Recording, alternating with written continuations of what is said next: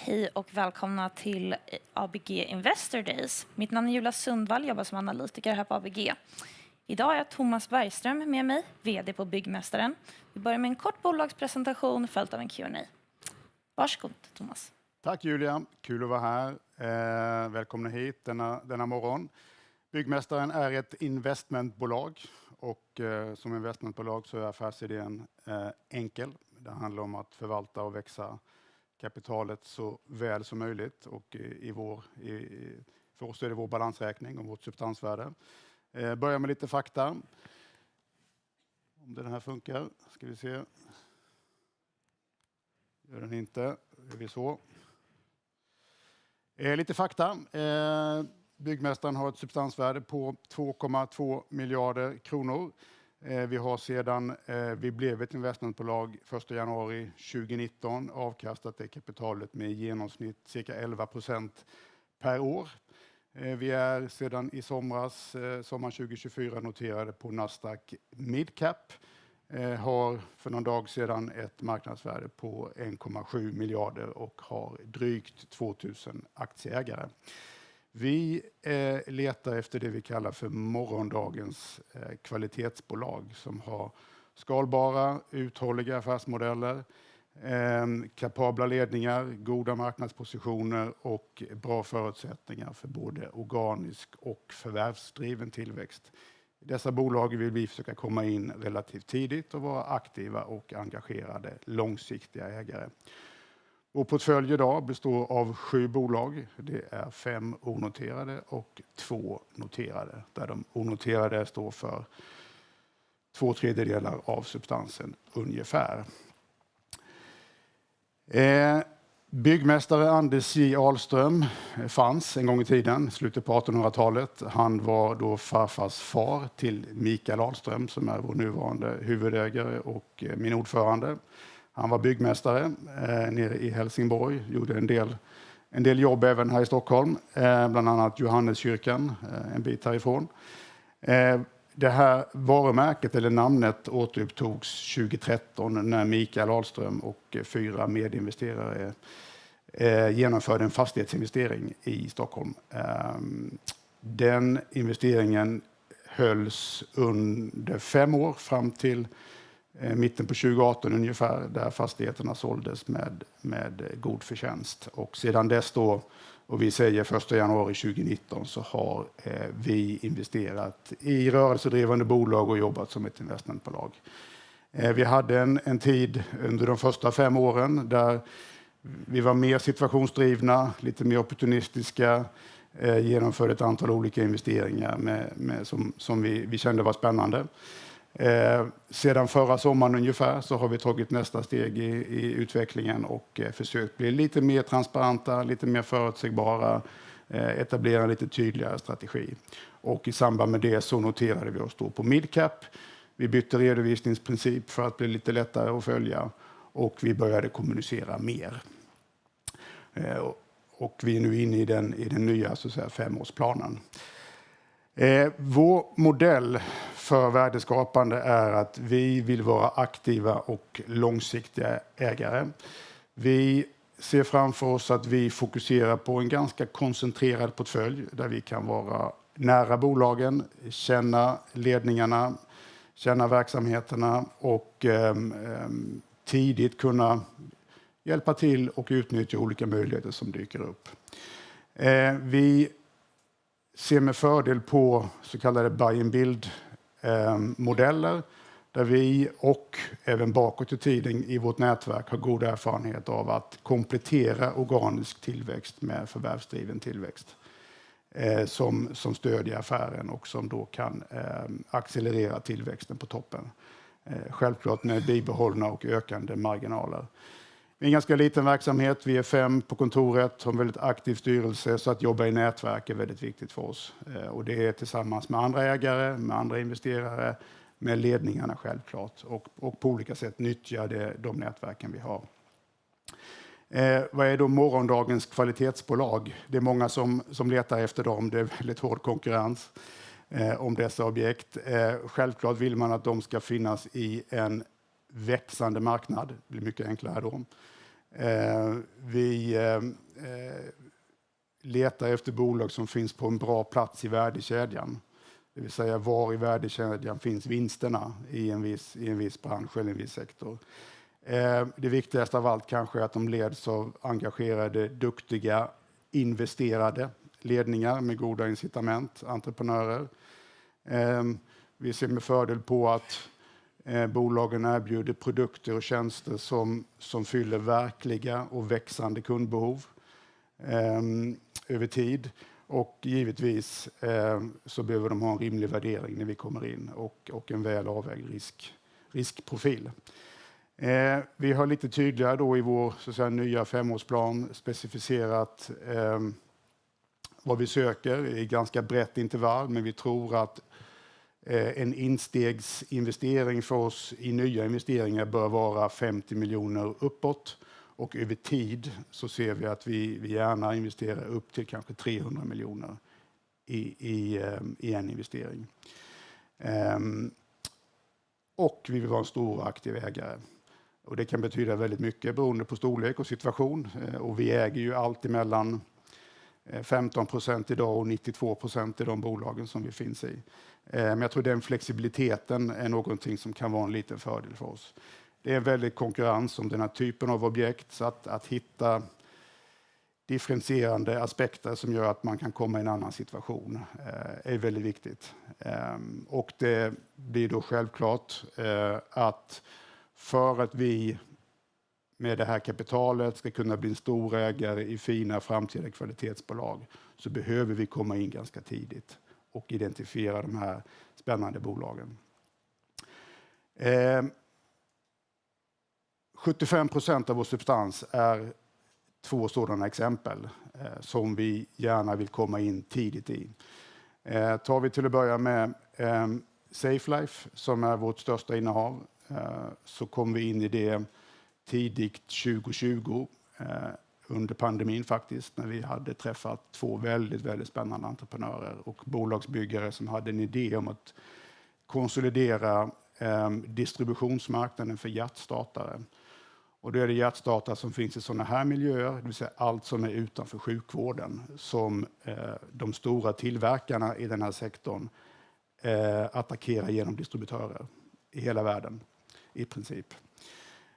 Vi kom in och var med och finansierade deras 3:e förvärv. Nu har vi gjort närmare ett 40-tal förvärv i den här gruppen.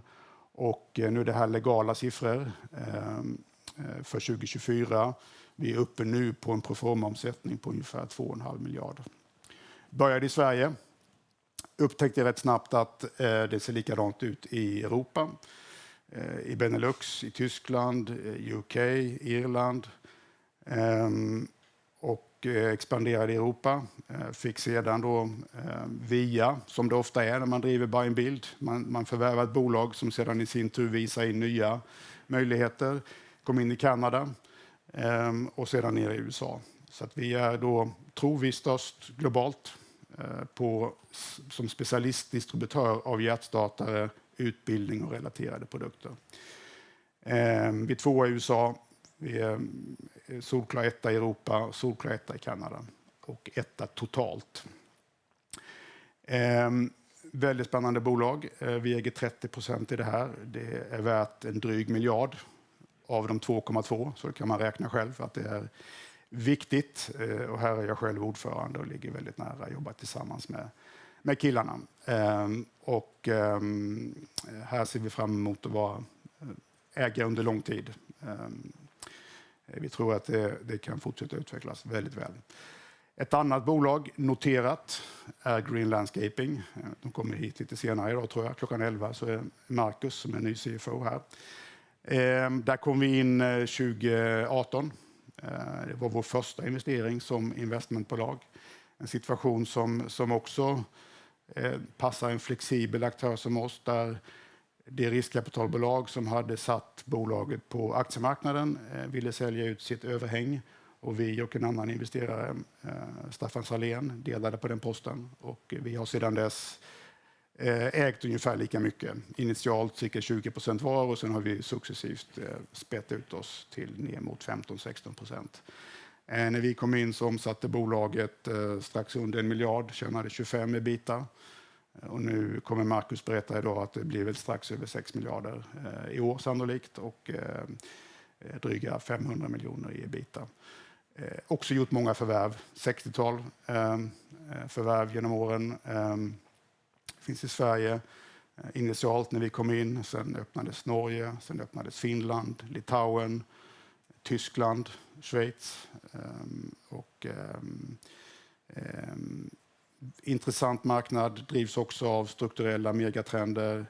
Vi har infrastruktur, vi har klimatanpassningar och vi har olika typer av uppgraderingar av den utemiljön som vi alla lever i.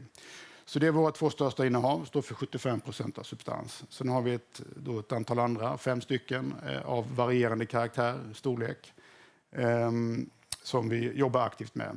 Av dem så är då 4 onoterade och 1 noterat. Det andra noterade heter Infria och de kommer hit imorgon tror jag i det andra spåret.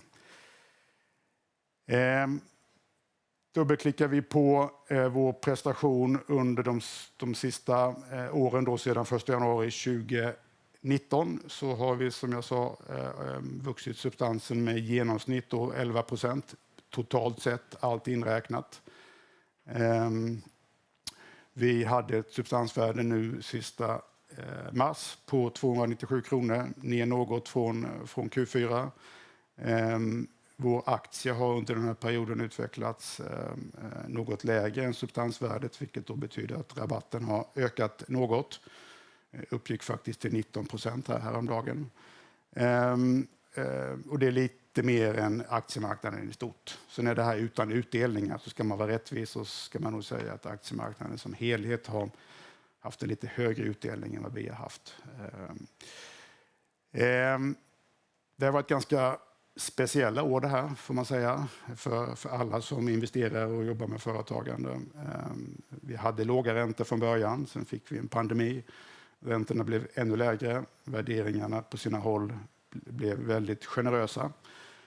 Sen fick vi krig, väldigt hög inflation och sen har vi kämpat med att återhämta oss och då fick vi lite andra problem här på slutet. Så får vi se vad som händer med dem. Men det är verkligheten och som investerare och företagare så får man anpassa sig och spela bollen där den ligger. Och det försöker vi göra. Vi tror vi har mer än så här i vår portfölj avkastningsmässigt. Men under de sista 5 åren så är vi ändå hyggligt nöjda med det här. Vi är väldigt fokuserade på risk, nedsidesrisker och långsiktighet när vi tänker kring avkastning och potential i våra bolag. Fick man räkna bara de innehaven man är investerad i så ser det ut på det här sättet. Och det här är då 6 av innehaven. Jag kommer snart till ett 7:e som vi investerade i här i november. Men tar vi då Safe Life och Green Landscaping så har de ju gått väldigt bra för oss och har varit en stor drivare av vår substansvärdetillväxt. Så bägge är cirka 4 gånger pengarna med bra avkastning. Och de här 6 tillsammans är då närmare 3 gånger pengarna. Var och en räknat från investeringstillfället. Och så även när det gäller avkastningen på dryga 20% då. Vi uttalar inga mål för vår totala substansvärdetillväxt, men det är klart om man ser det här och vilka typer av bolag vi vill komma in i så har man ju en indikation på vad vi siktar mot i alla fall. Vi har en lågpresterare som ligger på minus. Det är Infria som kommer imorgon. Lyssna gärna in och bilda en egen uppfattning. Vi tror att de där staplarna kommer att vända på sig. Spännande marknad.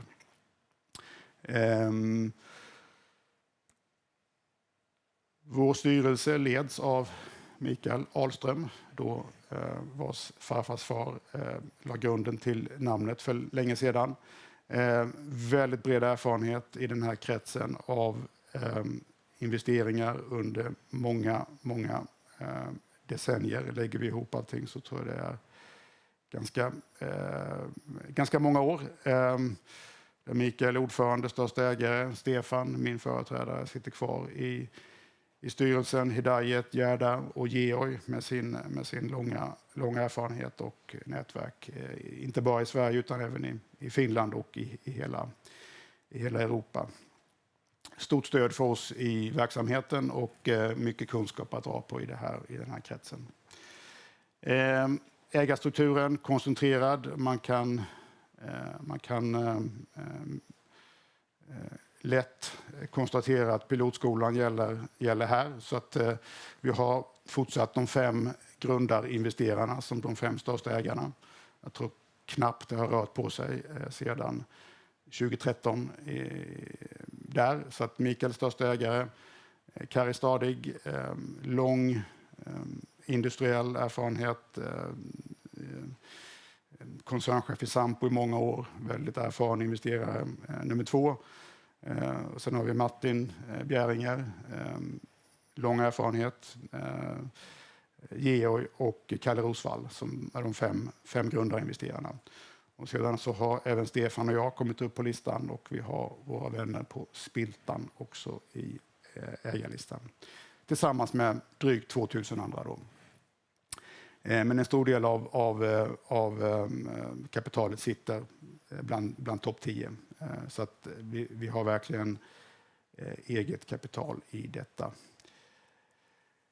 Säger vi någonting om vår Q1 då, som vi publicerade här för några veckor sedan, så hade vi ett substansvärde som jag nämnde på 297 kronor, ner från 304 sista december.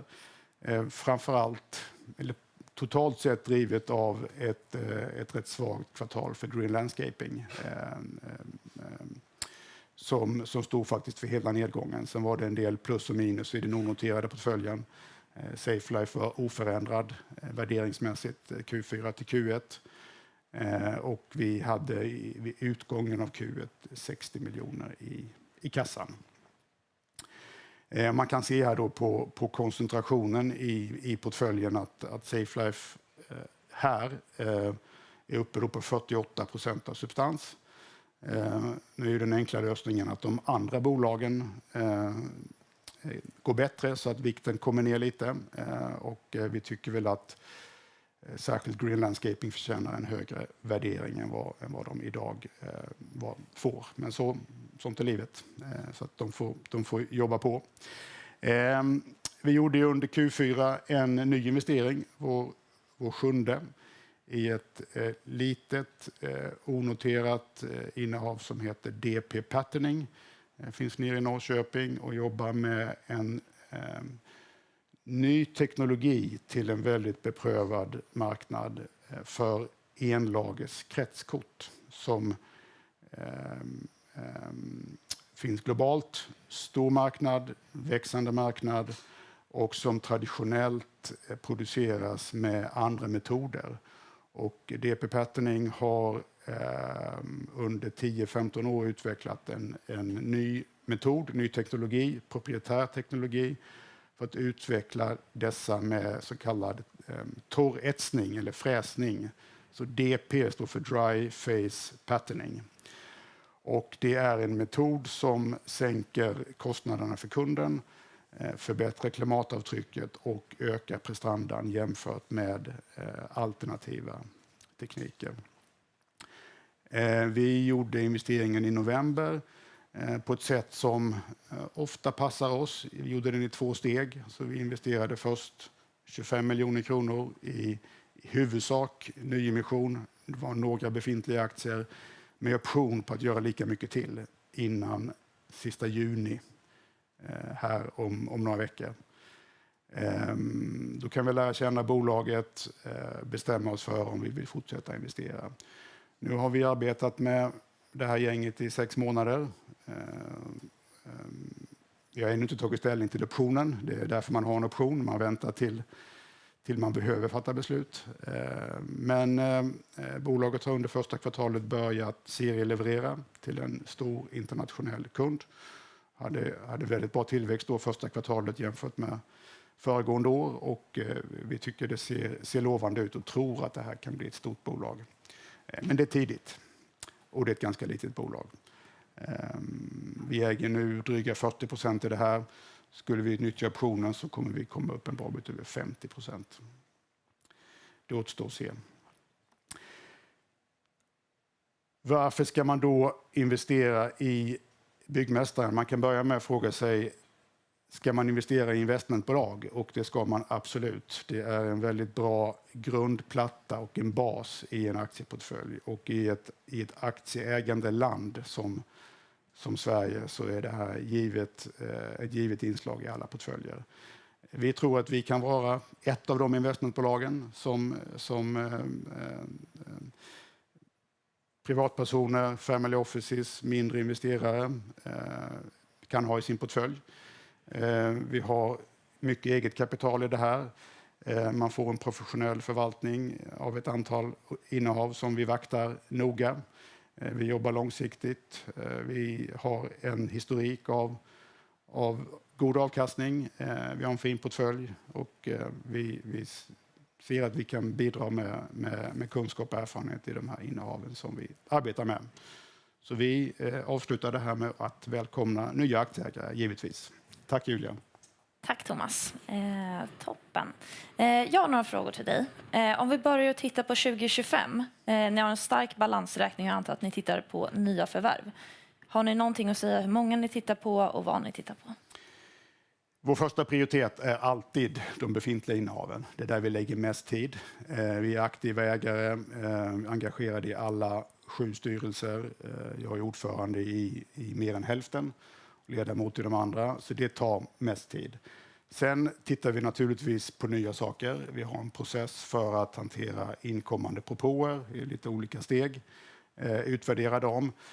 Men behöver titta på väldigt mycket för att hitta saker som passar våra kriterier. Jag kan inte svara på om vi kommer göra fler investeringar detta året eller inte. Vi är inte någon som har särskilt hög aktivitet. Ser vi möjligheter i befintliga innehav så har ju det prioritet. Allt är enklare i någonting som man känner än att hitta nya saker. Så det är svårt att svara på, men vi tittar löpande varje vecka. Toppen. Tittar ni både på onoterat och noterat och är det i någon speciell sektor ni fokuserar på? Vi är generalister. Med det sagt så letar vi efter beprövade modeller i saker vi förstår. Vi letar aktivt i olika sektorer. Med vår modell och med vårt kapital och önskemålet om att vara en stor ägare så blir det naturligt att onoterat ha lite prioritet. För det är där man kan komma in tidigt i den här typen av bolag. Det kan finnas noterade möjligheter, speciella situationer, men det är då mer situationsdrivet skulle jag säga. Absolut. Och jag tänker lite på er portföljstruktur där. De 2 största innehaven har ju en ganska tung del i portföljen. Har ni någon ambition kring diversifiering eller liknande? Vår modell är att ha en koncentrerad och fokuserad portfölj. Vi skulle gärna ha ytterligare 1 eller 2 som växer och blir stora bredvid de här. Samtidigt så är man väl investerad och har insyn i bolag som man tror på så vill man vara kvar. Sen så har det alltid varit så att vår storlek, vår förmåga, vår balansräkning står inte i vägen för de här bolagen. Behöver de växa snabbare än vad vi kan tillhandahålla kapital för så kommer vi ta de möjligheterna. Och det har vi gjort i bägge de där stora som du nämnde. Mm. Så det finns ingen begränsning i till exempel Safe Life att ni skulle kunna investera mer där på grund av diversifiering? Det finns inga formella begränsningar.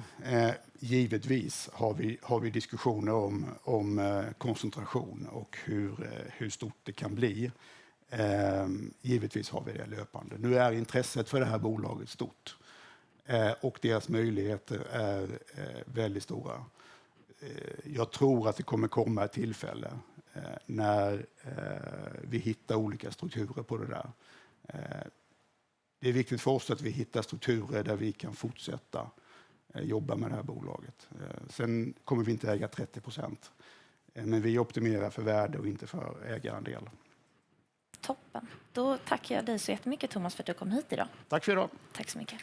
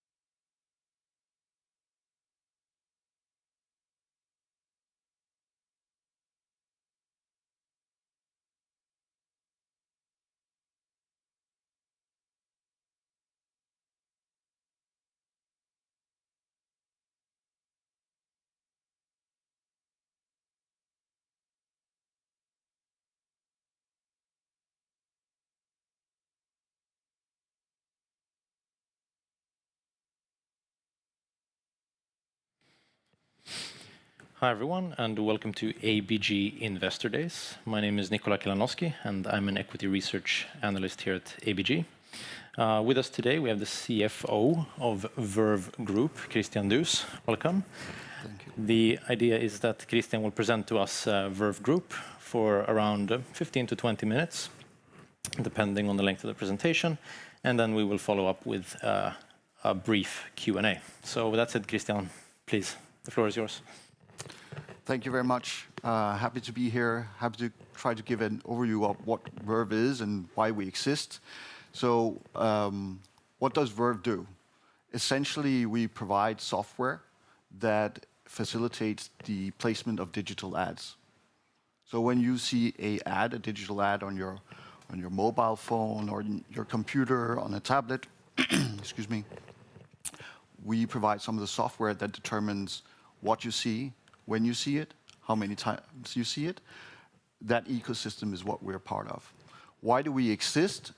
We exist that although a lot of ads today are served digitally, there's still a lot of inefficiencies in this industry. More and more is provided digitally, but even though there's a lot of middlemen in the industry, and we really want to connect directly between what we call publishers and advertisers. So there's the most direct connection between the value chain, do it in a privacy-conformed way, brand safety way, checked way, and we focus mostly on what we call emerging channels, which are mobile, CTV, digital out of home. I'll come into some of these concepts, but that's really what we are about, and that's why we exist, because we want to make this industry work in a better way. There's a lot of inefficiencies, a lot of wasted money, and that's what we're out to change. I'll try to give you just an overview of Verve in a nutshell, a little bit about our numbers, what we do, where we're big, and the composition of our business. Here's the story, here's the journey of Verve through the years. Today, for 2024, we reported 437 million in revenues, euros, and 133 million in adjusted EBITDA. So we grew 36% last year on a year basis, and we're a 30% margin business. So it's a high growth, attractive margins. You can see every year we've grown our revenues, we've grown our EBITDA. So I think we have a fairly good and long track record. Behind all these numbers is also a transformation, and some of you will maybe know Verve from other names. We used to be named Gamigo, but the company has really transformed through time. We started out being a games company, purely focused on games. Around 2018, 2019, we really saw the importance of advertising in games, in mobile games, casual games, and at that time, the company changed its strategy to focus more on solutions for digital advertising. We bought a number of companies, we transformed, we became MGI, and lately we have rebranded over the name of Verve. And today we're really all about digital advertising and software to facilitate that. We still have a proportion of our business that is games, but that's not what we're about today. So really, it's been a long journey, but also a very transformative journey. And today we are one of the leading providers of this type of software. In the US, we are among the top 30 players in this space. So that's a little bit about our journey. Coming back to what do we actually do, and this is super simplified, but essentially what we try to do is we connect. On the left-hand side here, you see an end consumer. They may be using, in this example, their BBC app to read the news, and they're reading.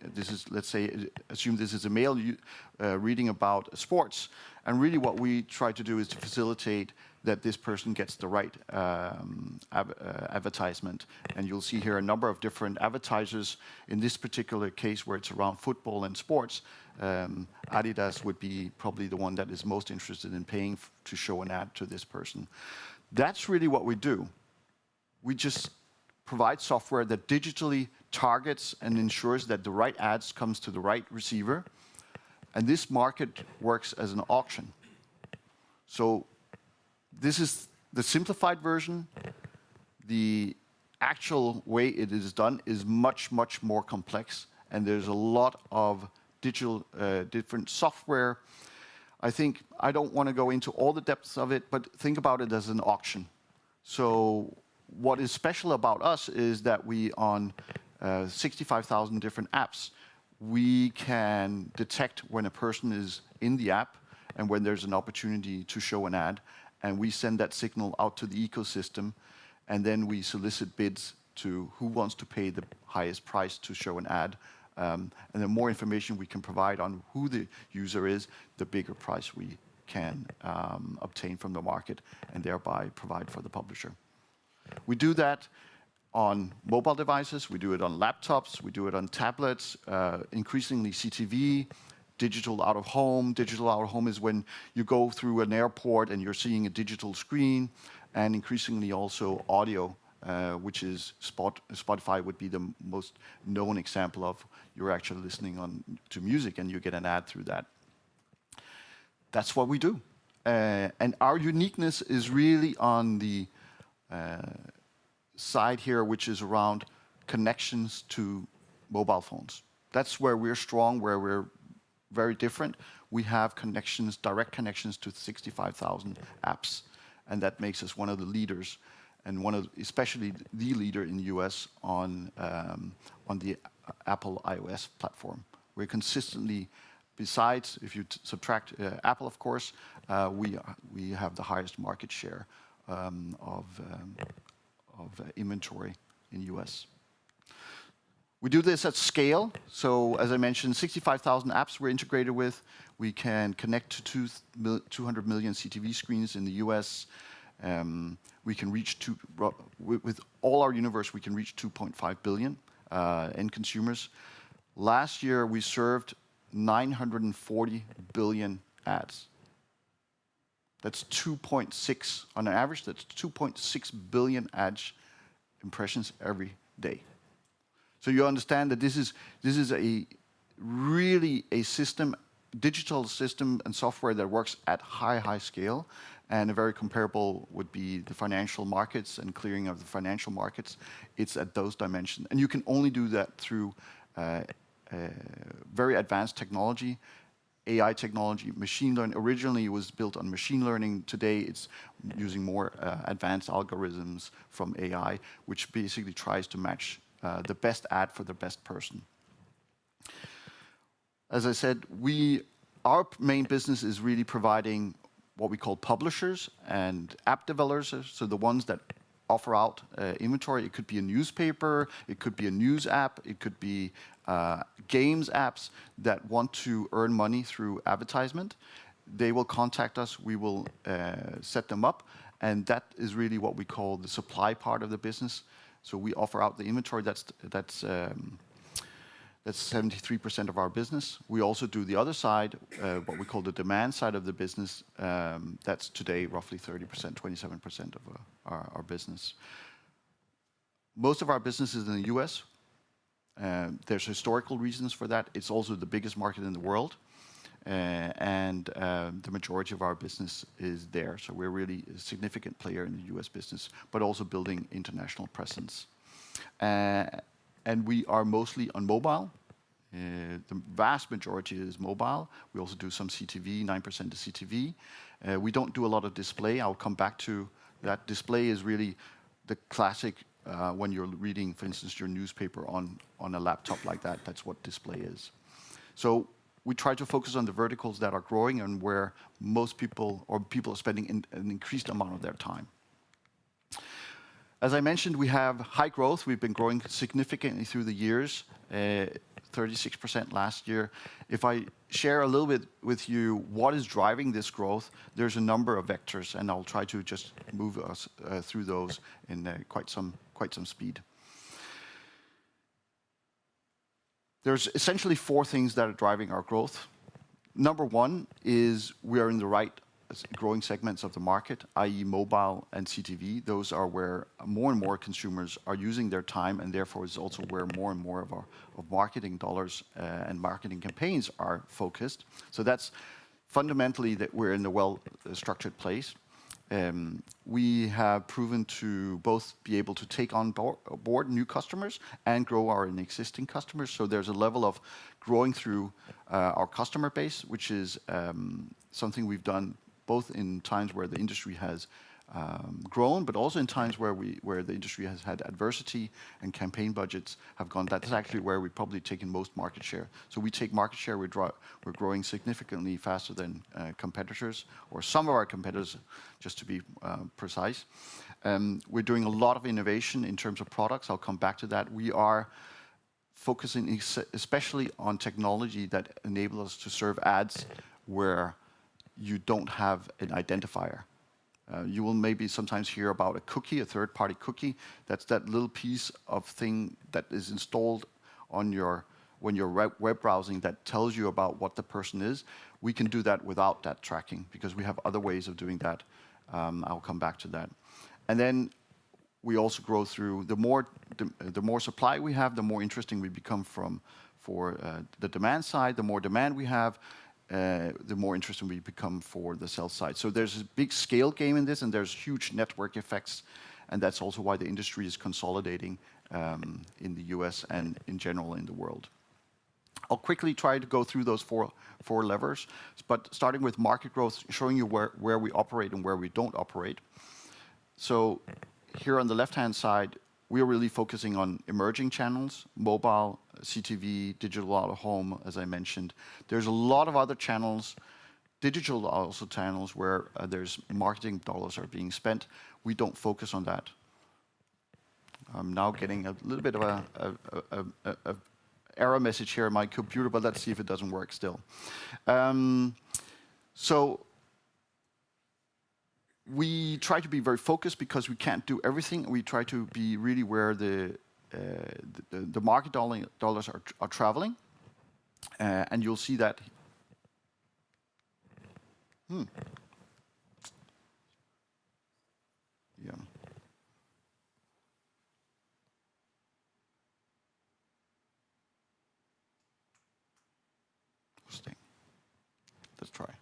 Let's try. See if this works.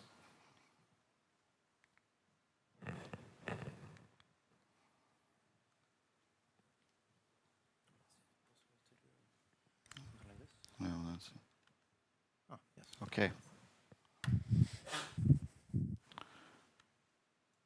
Although we work in technology, there's always problems with technology. Here's a brief overview of the market, and this is to say, so 88% of our revenues are in mobile, mostly in-app. We are also in CTV, which is also growing fast, 9%, and we're only 2% in display.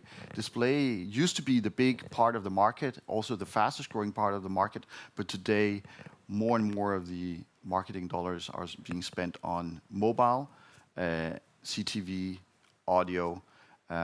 It's a huge market. Roughly 1,100 billion of dollars are spent globally on advertising. Roughly 600 billion are provided digitally through systems like ours, and mobile is the biggest part of it. So we really try to be where there's structural growth, which supports us, of course, and gives us a lot of advantages. To get a sense of what type of customers are we serving, well, we serve both publishers, and this is the main part of our business. It's 73% of our businesses. These are typically big providers of outlets for showing. It could be LinkedIn, where you can show ads. It could be Senga, who's a big consolidator of games that operates on ads. So we work with some of the biggest providers of publishers to show ads. We don't have one particular customer that is over 6% of our revenue. So I think we're well diversified. Similarly, we work with advertisers. This can either be direct advertisers, it could be McDonald's that is managing their campaigns themselves, or it could be what we call agencies, media agencies. Sometimes they're called global holding groups. There are some very big ones in the world, WPP, IPG, Havas, and we work with those as well. So those are some of the customers, but majority of is on the publisher side.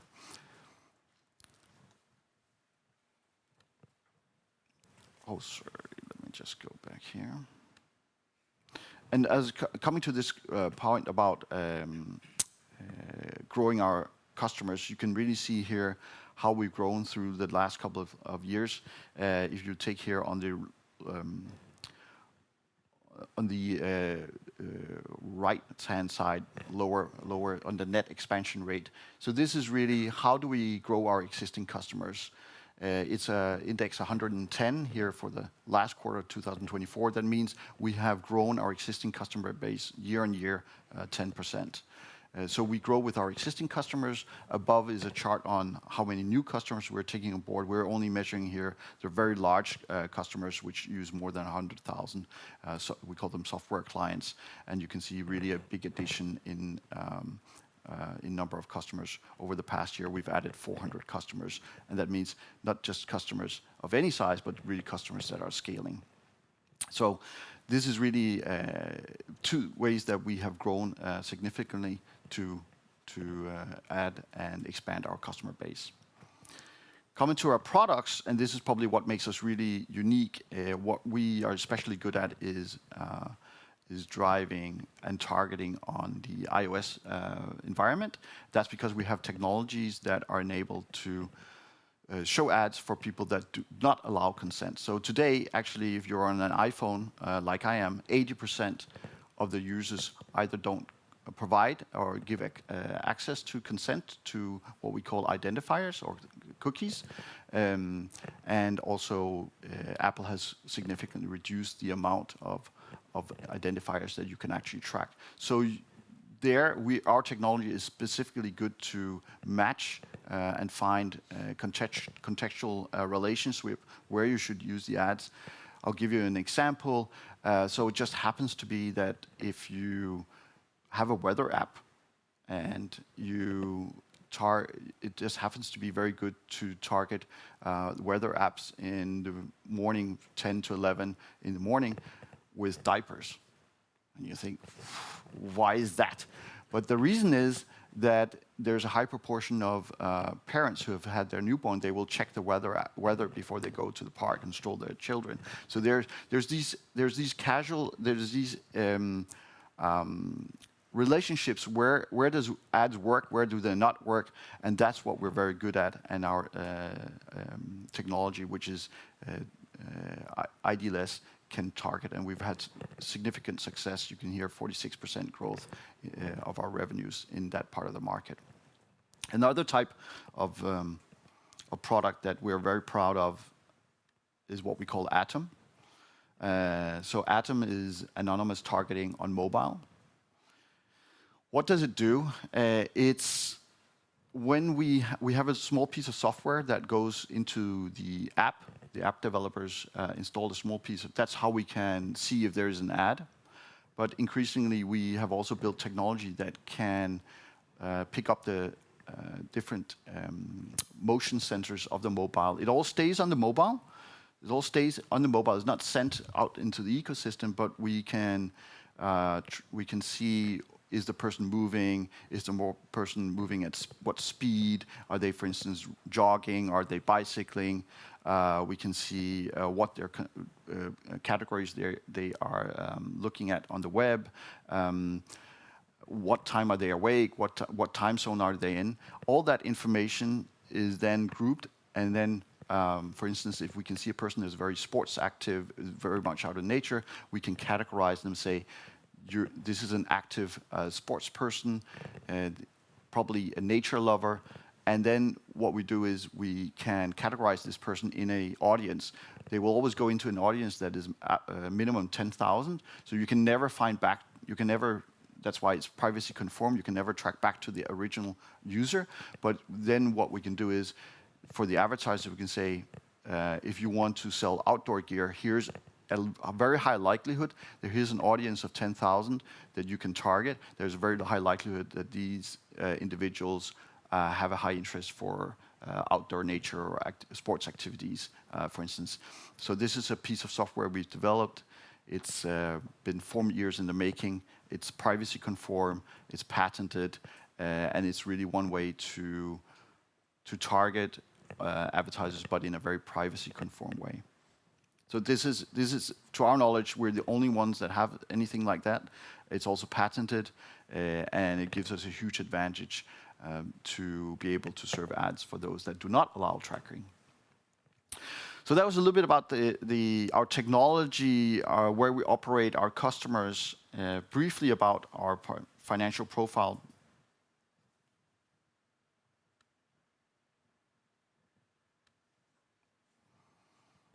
As I mentioned, we had a very strong growth last year. Here on the right-hand side, you can see our organic growth through the year. We altogether had 25% organic growth. Total, we grew 36% last year. That's because we also bought a company called June Group in the US that we consolidated in from 1st of August. But really, our core, our organic core, is growing very significantly. And you can see the industries goes up and down. You can see the third quarter 2023 was really the last quarter where you could feel the impacts of the industry and the economic turmoil after the Ukraine war, and when campaign budgets were going down. But since then, we've been growing at double-digit rates. We've done that consistently some years, and you can see this on the left-hand side, that 2003 was a more challenging year, but if you look at the last 5 years, we have grown 33% on average. So some years we will have more growth, some years we'll have less growth. We are in a business that are in some ways cyclical, because it is driven by how much is put into marketing budgets, and that does change with economic outlook. It's very highly correlated with GDP. But last year we had a very strong year, and we've done that for years on end. 36% revenue growth, as I said. We lifted our EBITDA 40%. Yeah, we have 30% margin business. We have not given out guidance yet for this year. We will do that in connection with our Q1 results. But if I give you kind of the midterm targets for our business, so our 3 to 5 year targets, we aim to provide revenue growth of 25% to 30%. And an EBITDA margin of 30% to 35%. And that's because we're at 30% today, and over time, the scale benefits of growing will drive operational leverage in the business, 20% to 25% EBIT margin, and to be somewhere between 1.5 and 2.5 in terms of net debt leverage. We fulfilled all those requirements or all those targets during last year. I would say it's almost easier to talk about these days our midterm targets than the guidance for this year. I think many of our competitors have now starting to release reports on the growth. Q1, and I'm not talking about us, but I think generally in the industry had a fairly okay Q1. That's also what we see. But obviously, given that we're very exposed to US, it is more difficult to forecast how the US economy is going to go this year. But that's our financial targets. We will be focusing on kind of organic growth this year. We need to, of course, make sure that we capture the positive development in the market with the growth in the market, and also grow faster than market. That's what we've been doing all the years. We're doing huge investments in AI, and especially ID-less targeting. We also, as we have a number of companies we bought through the years, we are still realizing the synergies and operational efficiencies on that. and with a focus on growing our cash flows and earnings per share. That's Verve. And as I said and opened with, we're really out to make the industry work better and make media better. That's what we strive at. Wonderful. Thank you very much. We're very squeezed on time. So if anybody in the audience has any question, please, you're able to do so after this presentation. I can just round off with one question, I guess. So if you look at your exposure right now, 30% is demand side, 70% is supply side. You're aiming for a 50-50 split. Yes. To become more and more vertically integrated. What's the goal of that? You know, what do you achieve by doing so? There's two reasons.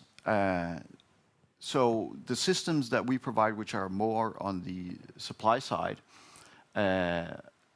if we also have the demand side, and this is the systems where advertisers put in their preferences in their campaign. It's essentially a digital marketing campaign planner. If we own and facilitate both of these, then we can make a much better return, much more direct measurement for the advertiser and ensure that the money is channeled the right place. So it really you can be much more efficient for the advertiser. Unfortunately, in this industry, there's a lot of middlemen, and everybody takes their share. It's not uncommon. There are examples where if you invest 10 million in your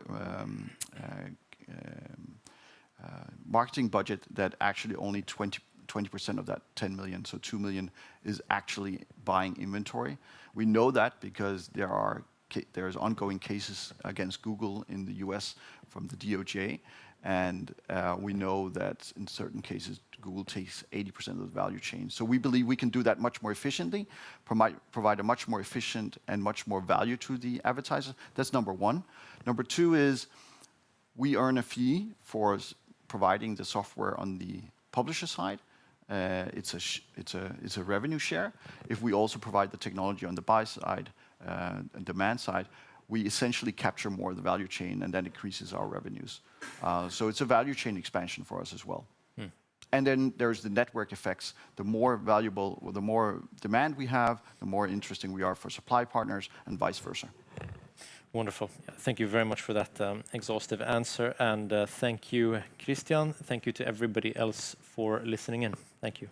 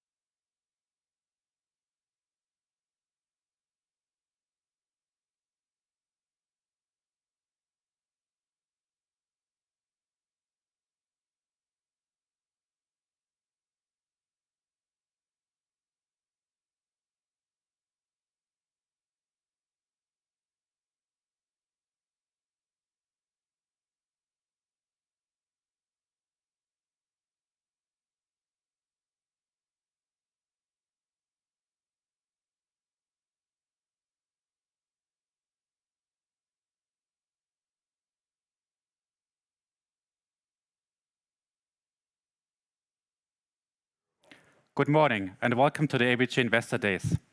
My name is Alexander Krämer. I'm a biopharma analyst here at ABG. Today I have the pleasure to host the CEO of Ascelia Pharma, Magnus Corfitzen. Welcome, Magnus, and the stage is yours. Yeah. Thank you, Alexander and ABG, for inviting me here to the ABG Investor Days to present Ascelia Pharma, our progress and our exciting milestones ahead. So I will be making a number of forward-looking statements at my presentation here today. In Ascelia Pharma, we're dedicated to identify, develop, and commercialize novel drugs that address unmet medical needs within rare oncology. Our pipeline consists of 2 products. Our lead program is Orviglance. I'm going to spend most of my time today talking about Orviglance because we have progressed it very far. We have completed phase 3 development. It's a well-defined patient population with FDA orphan drug designation. And we are now preparing for the submission of the application for approval in the US, the NDA, in the middle of this year. The other program that we have that I'll touch briefly upon towards the end of my presentation is Qliro. It's a tablet-based irinotecan product with, you could say, solid data in phase 1 monotherapy and combination therapy with capecitabine. We're looking into a combination study with Lonsurf, which is owned by Taiho Oncology, and I'll come back to that later. Our company is based in Malmö. We've been on the main Nasdaq listing in Stockholm since 2019. So first I'll talk about Orviglance. So we're very excited about Orviglance, and here's why. Orviglance is focused on a very well-defined patient population with a very significant unmet medical need. Orviglance is unique in addressing that need. The addressable market opportunity globally is $800 million, and we have demonstrated in 9 different clinical studies that Orviglance has a strong efficacy and a good safety profile. We have manufacturing in the US, we have manufacturing at commercial scale, and with the completed development, we are now moving into the registration phase. We have also announced that we will not commercialize the product ourselves. We're working to find a commercial partner, who will commercialize Orviglance, and that process is ongoing. So first of all, let me take a step back and talk about what is it that Orviglance is doing. In cancer care, cancer in the liver is a major problem. It occurs frequently. Around 10% in US and Europe is primary liver cancer, cancer that originates in the liver. 90% of cancer in the liver is metastasis, which means cancer starting in one organ and metastasizes, it spreads to the liver. And that is very, very important in clinical care because very often the liver is one of the first organs for metastasis. So a first signal, a warning that this is a metastatic cancer, and it needs to be treated differently. Also very often it's a cause of death in patients. So therefore, early detection, aggressive treatment of liver metastasis is essential for good patient outcomes. The best way to do that in clinical practice is liver imaging. For cancer in the liver, MRI is the gold standard. It's the best imaging modality for identifying cancer in the liver. And to get the best possible outcome of the MRI procedure, patients will have an intravenous injection of a gadolinium-based contrast agent. So gadolinium is a toxic heavy metal, and it's bound in a chelate in a chemical structure to minimize the toxicity. Unfortunately, in patients with severe renal disease, the excretion of the gadolinium is very slow, and in some patients, with poor kidney function, this can cause a potentially fatal side effect called nephrogenic systemic fibrosis. And that is linked to the gadolinium. Orviglance is based on manganese, which is also efficient for enhancing MRI signal, but does not have this gadolinium-associated risk. So the gadolinium products have a black box warning for use in these patients. Orviglance does not have that because it's not gadolinium, and that's where we are targeting these patients, where Orviglance is the key, you could say, non-gadolinium product with good quality imaging. So let me give you an example of the impact, and some of you may have seen this image before, but this is from one of the patients we had in a phase 2 trial. So what you see is a cross-section, and here to the left image you see an unenhanced. I'll show you later from our market research that this is what the most frequent procedure in clinical practice for our target population. So to the left, you can see a large structure. That's the liver. It's a large organ. You see some black dots, which are blood vessels and bile ducts. And a radiologist will have a lot more images. So this is to sort of for illustrative purposes, not a full diagnosis. So to the right-hand side, you can see what happens when the patient has received Orviglance. It works in the way that the manganese from Orviglance, it's drunk in a glass of water, goes into the small intestine and taken up into the liver. The manganese goes into the healthy hepatocytes, the healthy liver cells, and they become bright. So all the healthy cells become bright. Metastases, they could be colon cells, breast cells, lung cells, don't have this ability, so they will stay black.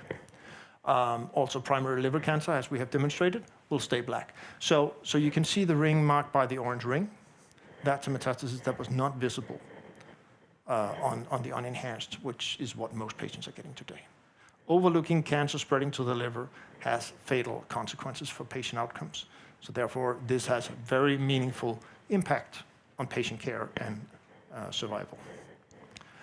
So this is one example from one patient in one study. Importantly, we announced very solid phase 3 results last year, and I'll talk a little bit about going into not too many details. But what you see to the right is the primary endpoint. The primary endpoint is visualization of focal liver lesions. This is what is used for other MRI agents, and this is what we have discussed with the FDA and the EMA. So what we're measuring here is the difference. It's a 4-point scale. We're measuring the difference between Orviglance enhanced and for the same patient, what is the score on unenhanced, which is the comparator. And on this 4-point scale, you see that we have a difference. There are 3 different readers, 3 different radiologists looking at the images, and we see a difference approaching 1, which is quite a lot on a 4-point scale. So very happy with those results, and you can also see very significant p-value. We've also announced that you would say the key secondary endpoints were positively met. All subgroup analysis were in favor of Orviglance, and we even, you would say, for detection of new lesions in almost half of the patients for all readers, we saw at least one additional lesion. So this is a very significant improvement in liver imaging for our target patients. Our safety profile, as mentioned, was consistent with what we've seen in earlier studies, some primarily mild transient GI symptoms, which is to be expected.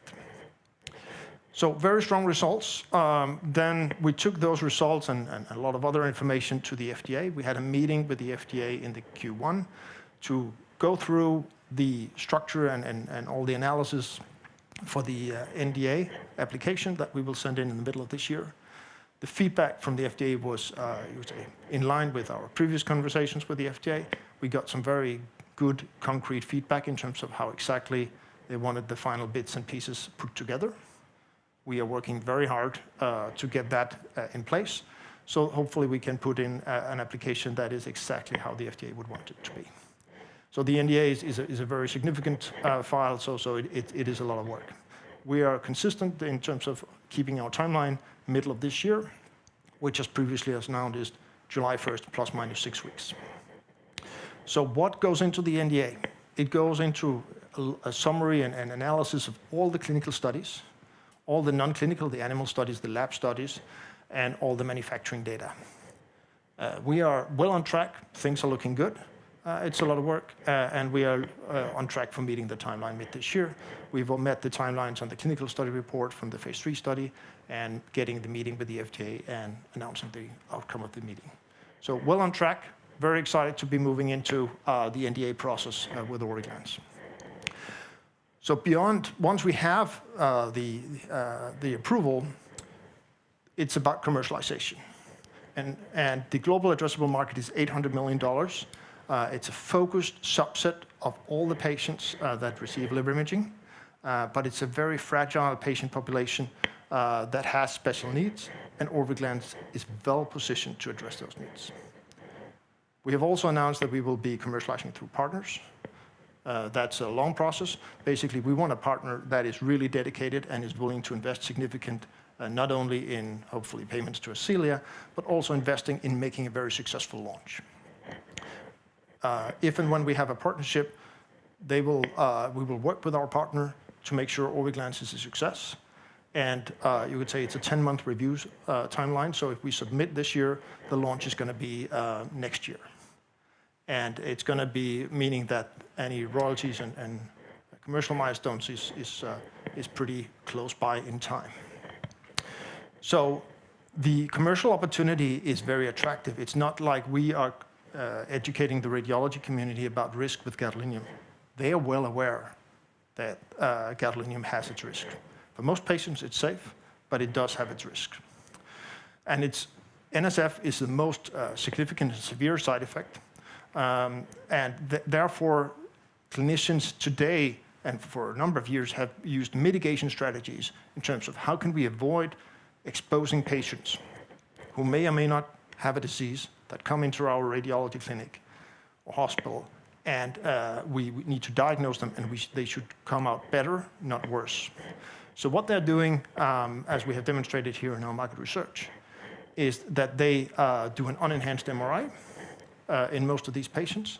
In some patients, it's not sufficient, or the clinical question they want to solve is not feasible to do with an unenhanced. So this distribution of how they image these patients is based on Orviglance not being available. When we present the profile of Orviglance as a non-gadolinium agent, you can see to the right that there's an overwhelming majority who is interested in using Orviglance for these patients. We're focusing on, and that's what our orphan designation is patients with severe renal disease.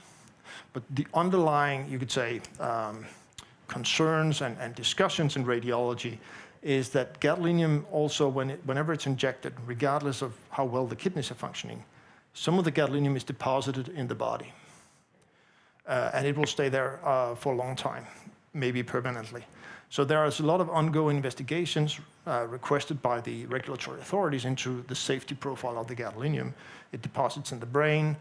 It deposits very much in bone and skin as well. So there are some overall concerns. There's also the concern about, we would say, patients having worse health after having been exposed to gadolinium and seem to have retained gadolinium to some extent in the body.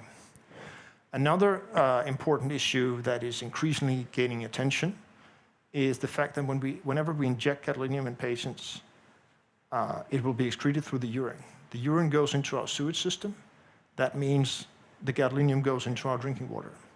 Because the concentrations of gadolinium, they are very low, they're extremely difficult and expensive to sort of filter out, and that is a concern.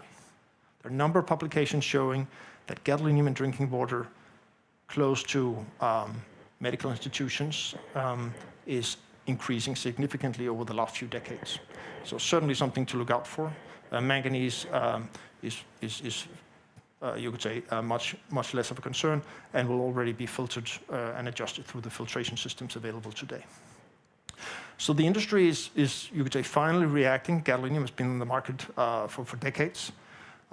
They are developing lower dose, so reducing the dose of gadolinium to get a comparable image. GE Healthcare has also been vocal in terms of defining that they believe that a future without gadolinium is interesting, and have presented last year some good data on a phase 1 injectable manganese agent. So that we think would be complementary to ours, so not a threat. Actually, the contrary, having one of the major players talking about manganese is positive for Orviglance. So a very exciting time for us with phase 3 data and these macro trends in the industry. And we're also receiving a very strong interest in Orviglance. We've had a number of presentations here with Orviglance phase 3 data in various settings. This week is particularly busy. This afternoon I'll be going to Amsterdam for the European Society of Gastrointestinal and Abdominal Radiology. We have three presentations there by prominent investigators from our phase 3 study. We will also have a presentation at ISPOR, which is a health economic conference. We have announced that in terms of the real-world evidence on how sick and vulnerable our patient population is, which is important in terms of getting, you could say, pricing So I think very exciting times, a lot of interest about being the lead manganese agent towards the market, addressing this unmet medical need. With that, I'll switch gears and go to Oncoral, which is equally exciting, but less far in development. So irinotecan is, you could say, a well-known anti-cancer agent. It's a chemotherapeutic agent, cellgift in Swedish. So it's given usually every second or every third week. Patient will go to the hospital, will have an infusion, a very large dose in one go.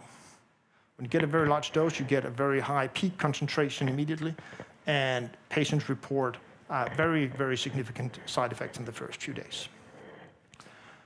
It's a very potent anti-cancer agent, but the safety profile is a significant issue, and many times patients need to discontinue because the side effects are unbearable. We want to change that. With Oncoral, we can give, because we formulated irinotecan in a tablet instead of an infusion, we can give daily doses. And if you give daily doses over a longer period of time, you can give a comparable amount of irinotecan, but you will avoid these very high concentrations that are linked to some of the side effects of irinotecan. So with going that route, based on data that others have also demonstrated in the literature, lower, more frequent dosing of irinotecan can lead to better efficacy and better safety. That's what we want to do. We've completed phase 1 development monotherapy and phase 1 in combination with capecitabine, which is an all-oral FOLFIRI regimen, if you are into that. We also looking into gastric cancer in combination with Lonsurf. Lonsurf is a tablet anti-cancer therapy doing north of $500 million for Taiho Oncology. And what you can see here to the left is very, you could say, good data showing synergistic effect by combining irinotecan and Lonsurf in an animal model. We want to replicate that in a phase 2 trial, where we have a small collaboration with Taiho Oncology, where we want to have one arm, which is Lonsurf, which is approved as monotherapy. And then we take Lonsurf plus Oncoral and see whether that will lead to better outcome of patient outcomes. So exciting study. The IND has been approved. We've been prioritizing our resources on Orviglance development. We've come very far. And hopefully we will be able to announce a partnership at some point and then put a lot of attention to Oncoral again. Gastric cancer is the, you would say, the lead indication as we see it right now. And there are a number of other indications that are very interesting. Because irinotecan is out there, it has been studied in a number of different indications. It's approved in colorectal and pancreatic, but also used in some treatment guidelines for other solid tumors. So there are lots of opportunities ahead for Oncoral, and we're very excited to hopefully be able to move that program forward in the near future. So with that, I'll just end my presentation before going over to Q&A in terms of what are the key milestones ahead. We're very focused on capitalizing on all the investments that we've made and all the efforts that have been made in the Orviglance development. We've delivered on the completion of the study, getting the study reporting in early Q4. We had the meeting with the FDA in Q1, and we're on track for submitting mid this year. In parallel, we're doing advancing launch readiness, which with our investment focus is primarily educating the medical community. That means part of that is presenting at medical conferences, and also making sure that manufacturing and everything is ready for supply for launch.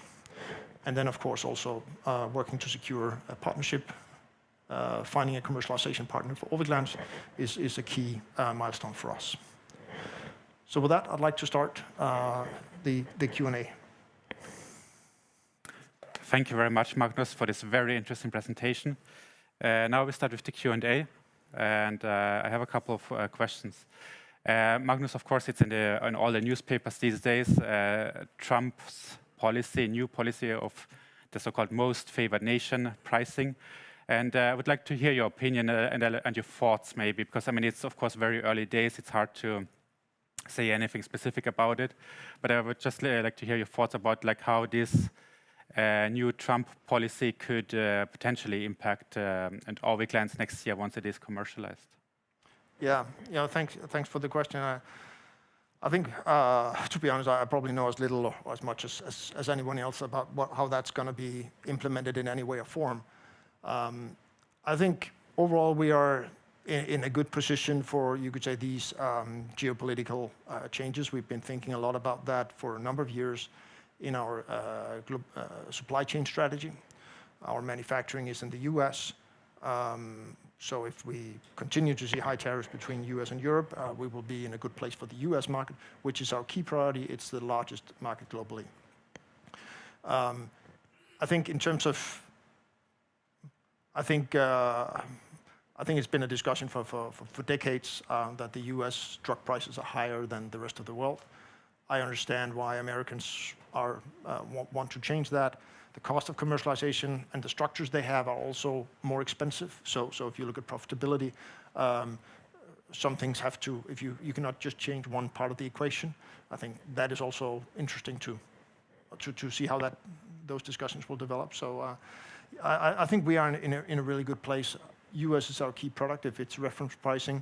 There are lots of strategies within Europe where we have reference pricing within EU, where there's been sort of ways to, you could say, optimize the commercial opportunity, and some of those learnings could probably be applied to the US as well.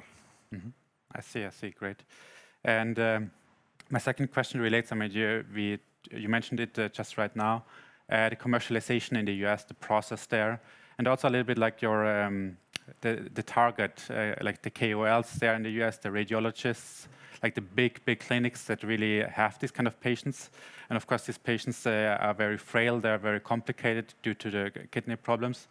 And I would like to hear some sort of estimates on like how many doctors actually you would need to, or your partner would need to address on the US markets. Like how many clinics are there, and like how would you, like initially when the drug is approved and launched, how would you target to roll it out, basically, the product?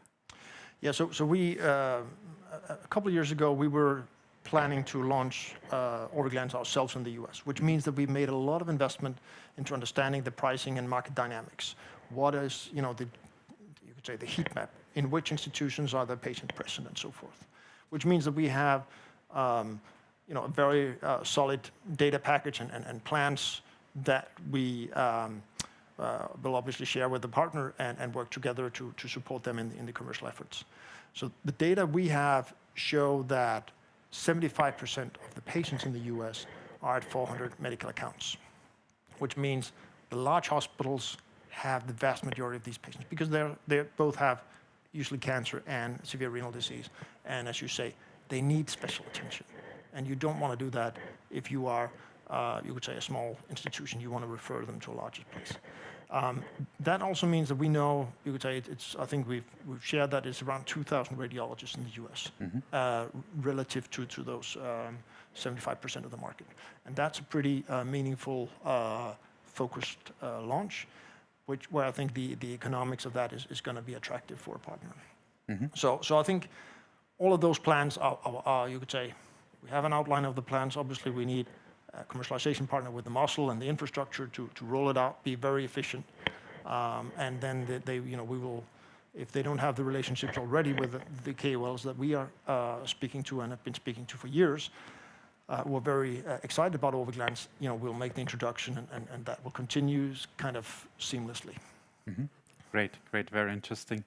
And maybe a last question due to the time running out. Could you comment a little bit on the contrast agent market currently? How does it look like? Which are the major players?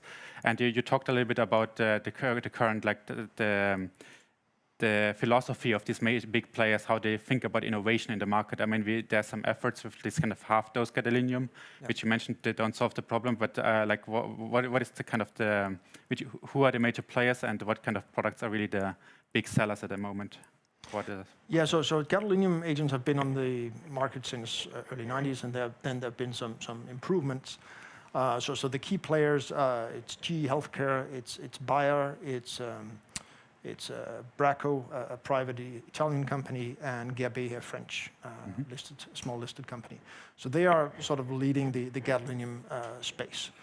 And I think they're Recently, for many years, there were no really new introductions. Now we have the lower dose agents, which is obviously better to use less, but you still have injection and you still have the gadolinium challenges. GE has been the most vocal about putting in clinical development of manganese, but it's something that if you look at patent applications and other things, it's something that is also on the radar of the other companies. So they are looking into this issue. In Europe, there's legislation in terms of commercialization and how you could say, if you pollute the environment by giving drugs to, and it could not be just contrast agent, could also be other products. If you give it to patients, it goes into the environment. You need to help pay the bill for cleaning up the environment. So there are different dynamics that are really interesting, I think. And I think we are at a very good time in terms of how these trends are progressing. Perfect. Thank you very much, Magnus, for coming here today. It's been a pleasure. And with that, I close the section. Thank you for watching. Thank you.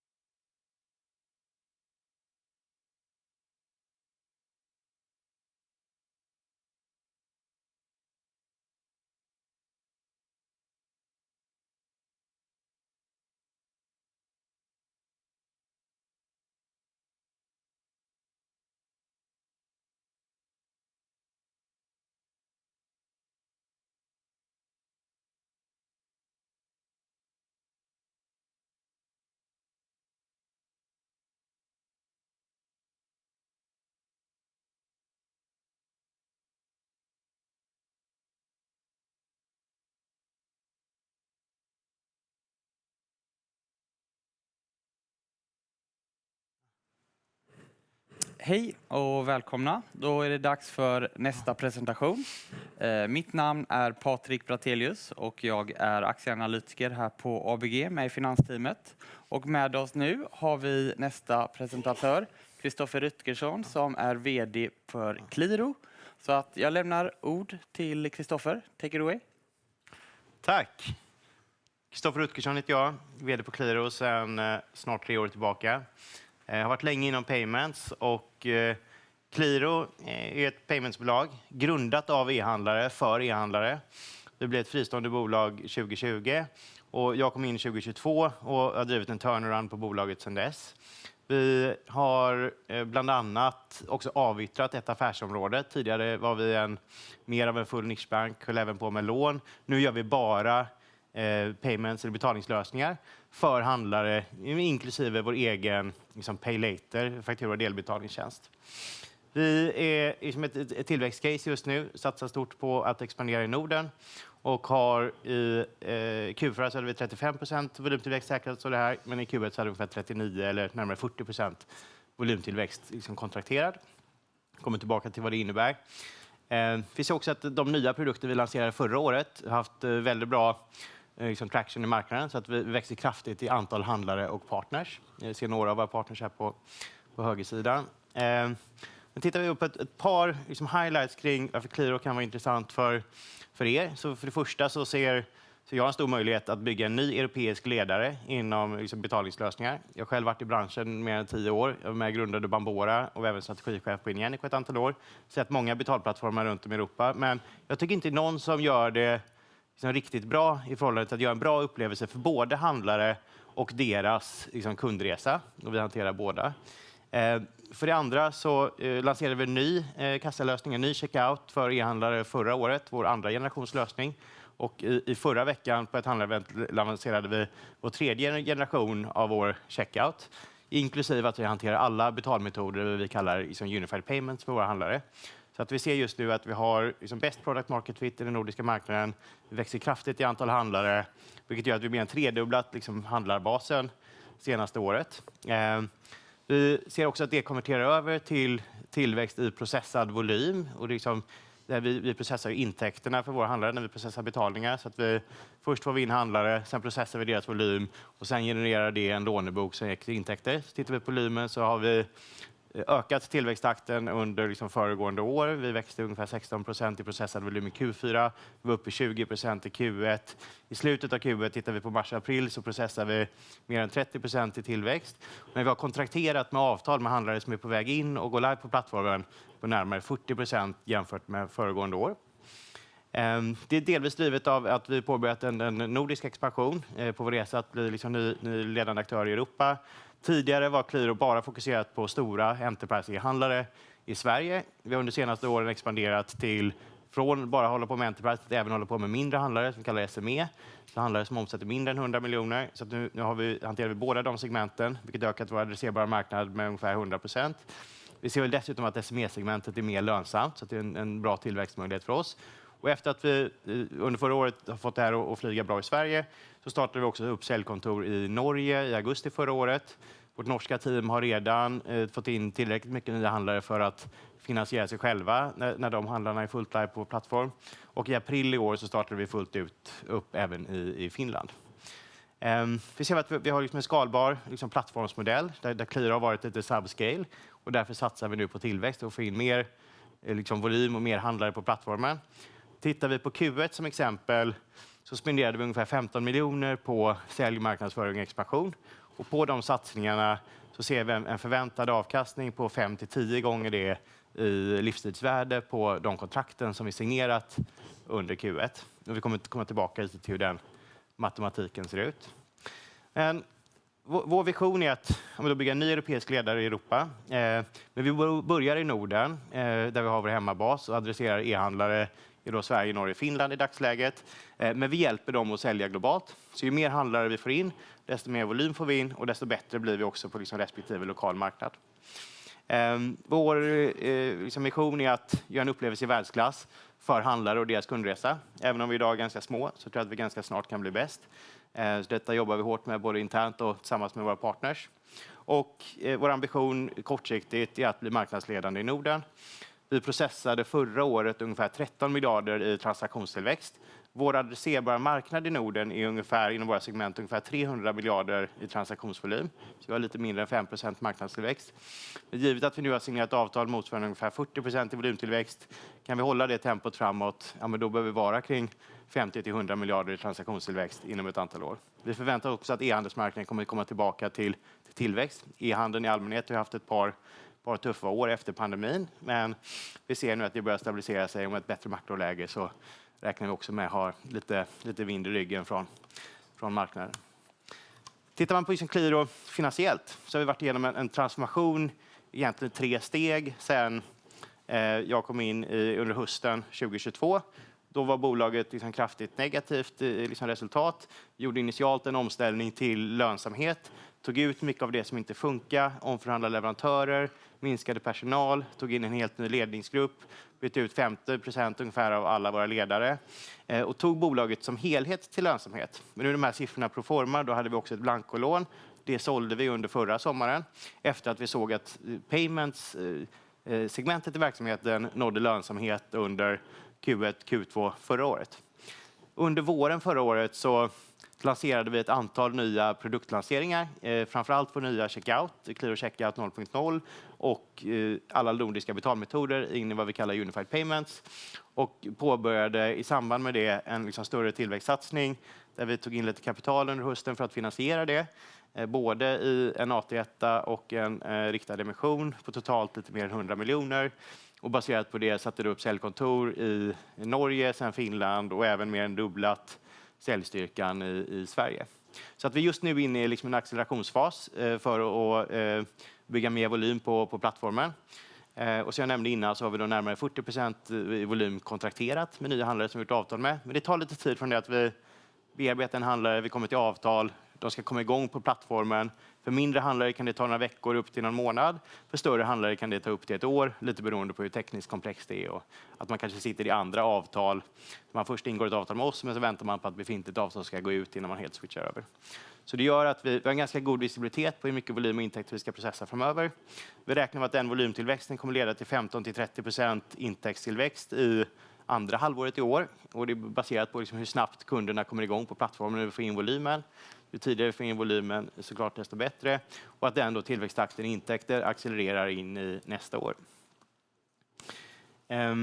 Vi har också tagit in ett nytt team så att vi har hela ledningsgruppen är ny sen jag kom in, inklusive bland annat Carl som sitter här som är vår nya CFO som tidigare varit på bland annat på Investor. Jag har fokuserat på att ta in ett team som kan betalningslösningar, antingen varit med mig tidigare på min tillväxtresa på Bambora och Ingenico eller från Klarna eller liknande aktörer. Tittar vi på Qliro positionerar sig så vill vi då ge en upplevelse i världsklass både för handlare och deras kundresa. Vi hanterar fakturor och delbetalningar för våra handlare, vilket innebär att vi hanterar deras konsumentresa även efter köpet när konsumenter ska betala. Och då är det viktigt för oss att leverera en upplevelse i världsklass där kunderna är nöjda och kommer tillbaka och handlar igen. Jämför man det med liksom marknadsplatsaktörer eller betalningsaktörer som bara fokuserar på konsumentresan som Amazon Pay i Nordamerika eller Klarna i Europa som efter att de sålde sin checkout förra året endast fokuserar på konsumentupplevelsen, så har vi fördelen att vi också hanterar liksom handlarrelationen och till fullo kan fokusera på att hjälpa handlarna och få sina kunder tillbaka till sig. Det är en stor strategisk anledning till att många handlare byter från den typen av lösning till oss. Vi ser också en god möjlighet i marknaden efter att Klarna, som ändå tidigare med sin checkout var marknadsledande i Norden, sålde Klarna checkout till vad som nu heter Custom, nere i högra hörnet här, som då blir en lokal PSP som bara hanterar handlarrelationen men inte har någon kontroll över själva konsumentresan. Vi konkurrerar även med globala aktörer som Adyen och Stripe som är duktiga tekniskt på att få in många betalmetoder men inte har en egen konsumentupplevelse och kanske inte helt optimerade för den nordiska marknaden. Och till viss del även nischbankerna som kanske inte lagt så mycket energi på produktutveckling men erbjuder andra finansiella tjänster. Men anledningen till att många handlare då byter till oss, för nu har vi växt ungefär lite bit över 200% antal handlare senaste året. Och då är det framförallt att vi kan ge en bättre produktperformance, bättre konvertering med den nya checkouten som vi har lanserat. Och det gör ju att en handlare som processar med oss får mer intäkter än vad de hade innan. Så kan vi ge 5-10% extra konvertering, då ger e-handlarna 5-10% extra försäljning. Vi hjälper dem dessutom att höja sin marginal genom att erbjuda dem olika former av upsell-möjligheter till sina kunder. Vi har en väldigt modulär lösning som gör att vi är väl integrerade in i en modern e-handlares tech-stack. Så vi har investerat mer än alla lokala aktörer i produktutveckling de senaste 2 åren, vilket gör att vi har bättre integrationer till lokala plattformar, vilket gör att det funkar smidigt att byta över till oss. Vi ser också att fokuset på kundupplevelsen gör att kunderna kommer tillbaka oftare. Och det är väldigt viktigt för e-handlare principiellt. Och vi sålde då vårt blankolån under förra året. Det var också efter det som vi såg att tillväxten verkligen tog fart, vilket tyder på att den strategin fungerar och handlarna uppskattar att vi inte säljer andra saker till deras konsumenter. En handlare som byter till oss är generellt sett ett business case på någonstans till 10-20 gånger i return on investment på den kostnaden som det tar att byta till oss, i vad de kan få i bättre ekonomi och mer återkommande kunder i sin affär. Vi fokuserar också, som jag nämnde, på att ha väldigt bra integrationer med det lokala ekosystemet, så att den handlare som byter till oss så ska vi passa bra in i deras moderna tech-stack. Och här finns många gröna flaggor, vilket tyder på att vi gjort stora investeringar i teknik de senaste 2 åren för att få upp nya partnerskap, både med e-handelsplattformar men också att det ska funka hela vägen in i handlarnas bokföringssystem. Och vi vill ha det bredaste utbudet av betalmetoder. Den kombinationen tror vi gör att vi är oerhört väl positionerade för att fortsätta vinna nya handlare som uppgraderar till oss i den nordiska marknaden. Jag nämnde Unified Payments. Det innebär att vi processar alla lokala betalmetoder för våra handlare. Så vi hanterar inte bara våra egna faktura och delbetalningar som vi gjorde förr, utan alla finansiella flöden går via oss. Vilket gör också det väldigt enkelt att börja arbeta med Qliro från ett e-handelsperspektiv. Vi hanterar även valutaväxling på det som är ganska nytt, vilket vi ser kommer öka marginalen lite framåt. Inom SME-segmentet, som är där vi växer kraftigast nu i antal handlare, och där vi ser också gått från att varit ungefär 1% av intäkter föregående år till 8% i år i Q1. Där väljer de till oss framförallt, som jag nämnde, på en bättre checkout performance, att vi har Unified Payments som gör det enkelt, men också att det kan vara enkelt att komma igång. Så att vi har gjort många av de här integrationerna så att det är plug and play och byta till oss om man är på någon av de stora e-handelsplattformarna som Shopify, WooCommerce och Magento, men även på lokala plattformar i Sverige, Norge och Finland. Så att det partnernätverket är viktigt för att få handlare att byta till oss. Och den trenden ser vi här. Vi har gått från runt 75 aktiva handlare på plattformen historiskt, framförallt inom Enterprise-segmentet, till att vi tredubblat antalet handlare senaste året. Vi annonserade också i mars att vi har gjort avtal i år med mer än 100 nya handlare redan i år, vilket är dubbel takt jämfört med vad vi hade våren förra året. Och vi ser att den takten ökar när vi också etablerar oss ordentligt i Norge och Finland. Det innebär i volym att vi har gått från att ha varit relativt stabila senaste åren kring 12-13 miljarder i transaktionsvolym till att tillväxten började ta fart under andra halvåret förra året. Och vi har nu då närmare 40% i volymtillväxt i signerade avtal eller handlare som nyligen kommit igång på vår plattform, som vi förväntar oss då mer volym jämfört med 2024. Och den accelerationen kvartal för kvartal kan man också se här till höger. Och det här drivs då av både vår ökade sälj och marknadsföring av produkter i Sverige, men också att vi etablerade oss i Norge i augusti förra året, Finland i april i år. Och tittar vi på Norge, som jag nämnde lite kort tidigare, så har det teamet redan gjort nya avtal med nya e-handlare som inte varit på Qliro förut, som nu har uppgraderat till oss som mot ungefär 500 miljoner i transaktionsvolym. Vi har lite mer än 2% i marginal på volymen, vilket innebär att det teamet redan finansierar sig själva när den volymen till fullo är på gång på vår plattform. Och vi ser också en god start i Finland, med de första handlarna är redan live på plattformen och vi ser att allting funkar. Så vi ser en fördel att vi har partners över Norden som är skalbara. Så mycket av det vi har gjort i Sverige är också tillämpligt i Norge och Finland. Vi ser även potential att växa i fler länder i Europa framöver. Vi börjar genom att hjälpa handlare att sälja internationellt. Då får vi volym i andra marknader, blir bättre och bättre lokalt. Och när vi ser att modellen funkar bra i Norge och Finland kan vi också expandera den volymen och modellen till nya marknader. Vi är också i diskussion med ett antal större europeiska handlare som säljer mycket till Norden och att vi då skulle hantera bara deras nordiska volym. Tittar man på affärsmodellen så går den i ett antal steg från att vi har en säljprocess som typiskt sett inom SME-segmentet är kanske 1 månad upp till ett halvår, medan på Enterprise-segmentet kan dra upp till 3 år, baserat på att många e-handlare sitter i kontrakt som är 2 till 3 år långa. När vi väl gjort ett kontrakt med en handlare så går det på SME-sidan, så är det mer eller mindre plug and play. Det går ganska snabbt att komma igång. Ofta kanske man vill ha någon vecka eller 2 för att testa att allting funkar innan man sätter igång. Ibland kan man ha en månad där man väntar på att lansera en ny sajt eller också i andra tekniska förändringar. Men på Enterprise-sidan så kan det ta allt från ett par månader upp till ett år. Ofta är det en stegvis process. Så tar man som ett exempel så gjorde vi ett avtal med en av de större handlarna som gjort avtal med i år, Verve Group, som gjorde avtal med i januari. De förväntas processa ungefär lite bit över 600 miljoner i transaktionsvolym. De har 4 olika brands i 4 olika länder, flera olika techplattformar. De gick live med sin första brand och sajt redan efter en månad i februari. Sen baserat på det så tog de nästa plattform och gick live med den nu i april. Sen har de sitt tredje brand som placerar innan sommaren och så tänkte de göra fjärde liksom, varumärket förhoppningsvis precis innan liksom, högsäsongen i höst, alternativt direkt efter högsäsongen.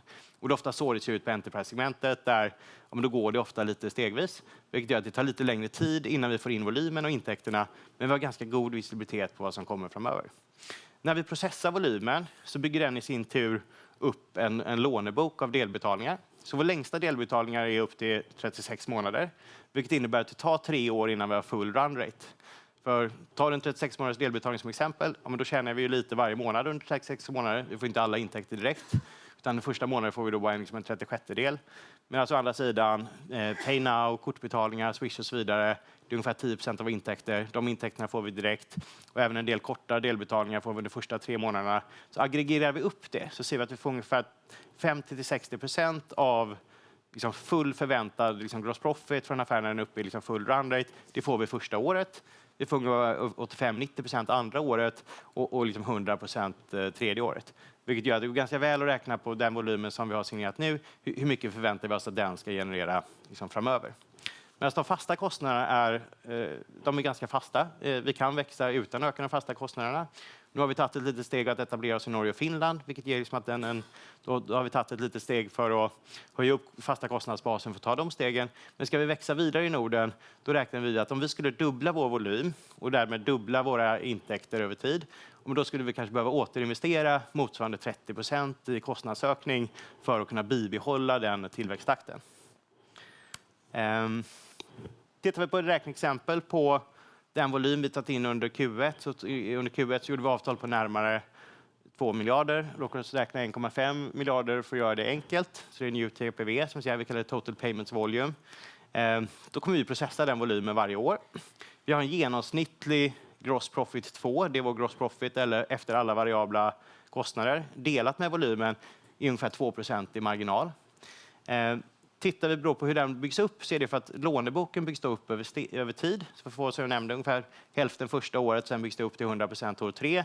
Det gör att låneboken byggs upp då liksom stegvis år 1, år 2 och 3. Man kan också titta på gross profit 2 som vi kallar det, dividerat med lånebok. Det är GM2, där har vi ungefär 14%. Så oavsett vilket av de sätt man räknar på så landar vi att ungefär första året så kommer vi då tjäna ungefär 15-20 miljoner på den volymen. År 2 ungefär 25, år 3 ungefär 30. De flesta kontrakt är ungefär 3 år. Vi har väldigt låg körn. Förra året tror jag vi hade 2% i liksom volymkörn. Och det är då framförallt kanske bolag som blir uppköpta eller går konkurs eller liknande. Men räknar man på liksom en sån kontraktstid på 3 år, men då har vi ungefär 80-100 miljoner i liksom kontrakterat värde. Och vi la under Q1 15 miljoner i sälj, marknadsföring och expansion, inklusive också kostnader för att sätta upp då i Finland. Så att det ger oss en lifetime value liksom över CAC som är liksom 5-10x. Och payback inom 1-1,5 år. För att det tar också lite tid från det att vi har själva säljkostnaden till att kunderna kommer igång. Så att det ser vi väldigt god ekonomi i att liksom fortsätta gasa i tillväxt och anledningen till att vi trycker snabbt på gasen i tillväxt för att få upp mer volym på den plattformen vi har. Så för att sammanfatta lite kort så ser vi en bra möjlighet att bygga en ny europeisk ledare i payments. Vi är nu på bra fart. Vi har nya produkter ute i marknaden. Vi har nya team som börjar ge goda säljresultat. Vi har lanserat ett antal nya produkter under förra året. Vi gjorde en stor lansering, ett stort handlarevent här i Stockholm på Moderna Museet förra veckan. Vi tror kommer ge ytterligare boost framöver. Och vi ser väl det som en fantastiskt god möjlighet också för investerare att investera nu innan det kanske är helt tydligt i våra finansiella siffror. Så att, det var lite kort från mig. Har ni några frågor? Yes, det är jag som får sköta frågorna. Ja. Kanonbra, tack. Mycket intressant. Ja. Intressant det här med SME-handlarna som vi såg växte väldigt snabbt. Kan du utveckla om det finns några särskilda nischer ni siktar in er på eller som ni ser untapped potential och fokuserar? Vi riktar oss framförallt till e-handlare. Sen hanterar vi visserligen även faktura och delbetalningar i fysisk miljö om man har både butiker och e-handlare. Så att vi inom liksom hela betalningssegmentet så är det framförallt e-handel vi fokuserar på. Så att idag lägger vi inte någon kraft på till exempel på travel eller andra digitala tjänster. Det är väl en tillväxtmöjlighet för framtiden. Utan nu har vi fullt fokus på att göra det riktigt bra för e-handel först. Okej, så den här stora ökningen vi såg när man gick från 75 som låg på nästan 300%. Det finns ingen särskild nisch där ute? Det är framförallt, i antal så är det framförallt drivet av mindre handlare. Så att men med det sagt så har vi haft goda framsteg även inom Enterprise. Så tar vi senaste året så gjorde vi dels ett stort avtal med Nelly för ungefär ett år sedan som gav oss 1,5 miljard extra volym. Vi gjorde avtal med Fyndiq förra året som byter över från Svea till oss som är ungefär 600-700 miljoner extra volym som kommer igång nu under början av liksom våren i år. Vi gjorde avtal förra året med Skruvat och Byt hjul som processar lite mer än 1 miljard som också stegvis kan byta över sina sajter. Cyberfoto kom över till oss här eller gjorde avtal med oss under hösten och går live under våren. Och så har vi då de här Pet Power som jag nämnde. Så att summerar man upp alla vinster inom Enterprise-segmentet som vi också de större brukar vi även liksom kommunicera externt, så ser vi ungefär hälften av volymtillväxten driven av Enterprise. Och ungefär hälften är driven av SME. Men i antal handlare så blir det liksom fler handlare inom SME-segmentet. För där kanske den genomsnittliga storleken på SME snarare är runt 7-12 miljoner i omsättning. Och då finns det många små och så finns det några där som kanske omsätter 50-100 miljoner. Jag förstår. När ni visar den här konkurrenslandskapet så lät det lite som att ni möter några väldigt stora jättar bland annat. Ni ser ingen risk att de också kommer vilja röra sig mot den nischen ni går och hur har det här landskapet utvecklats de senaste åren skulle du säga? Jag skulle snarare säga att det är en möjlighet och också en anledning till att jag själv gett mig in där och investerat en del i bolaget. Jag tror att det finns i väldigt få bolag som hanterar både hela liksom, betalningslösningen för e-handlare men också hanterar Pay Later och hela den kundupplevelsen för konsumenterna med fokus på e-handlaren. De flesta gör antingen eller. Och där har du då till exempel Klarna som de gjorde båda och förr. Men givet att deras nya fokus på konsumentresan så blir det lite kladdigt. De hade många partners som Adyen, som Stripe och som andra. Vilket gjorde att de då konkurrerade med sin egen checkout. Valde då istället att avyttra den och bara fokusera på det ena spåret. Men för en e-handlare som driver en multi-brand idag, du säljer många varumärken, olika produkter. Då har du ju en prispress i marknaden från andra som säljer samma sak. Det har mer internationell konkurrens med liksom internationella e-handlare och marknadsplatser som tas in i Norden. Tittar man på de nordiska länderna så är väl Amazon, Temu och Zalando liksom topp 3 marknadsplatser i alla länder. De flesta lokala handlare känner en press av.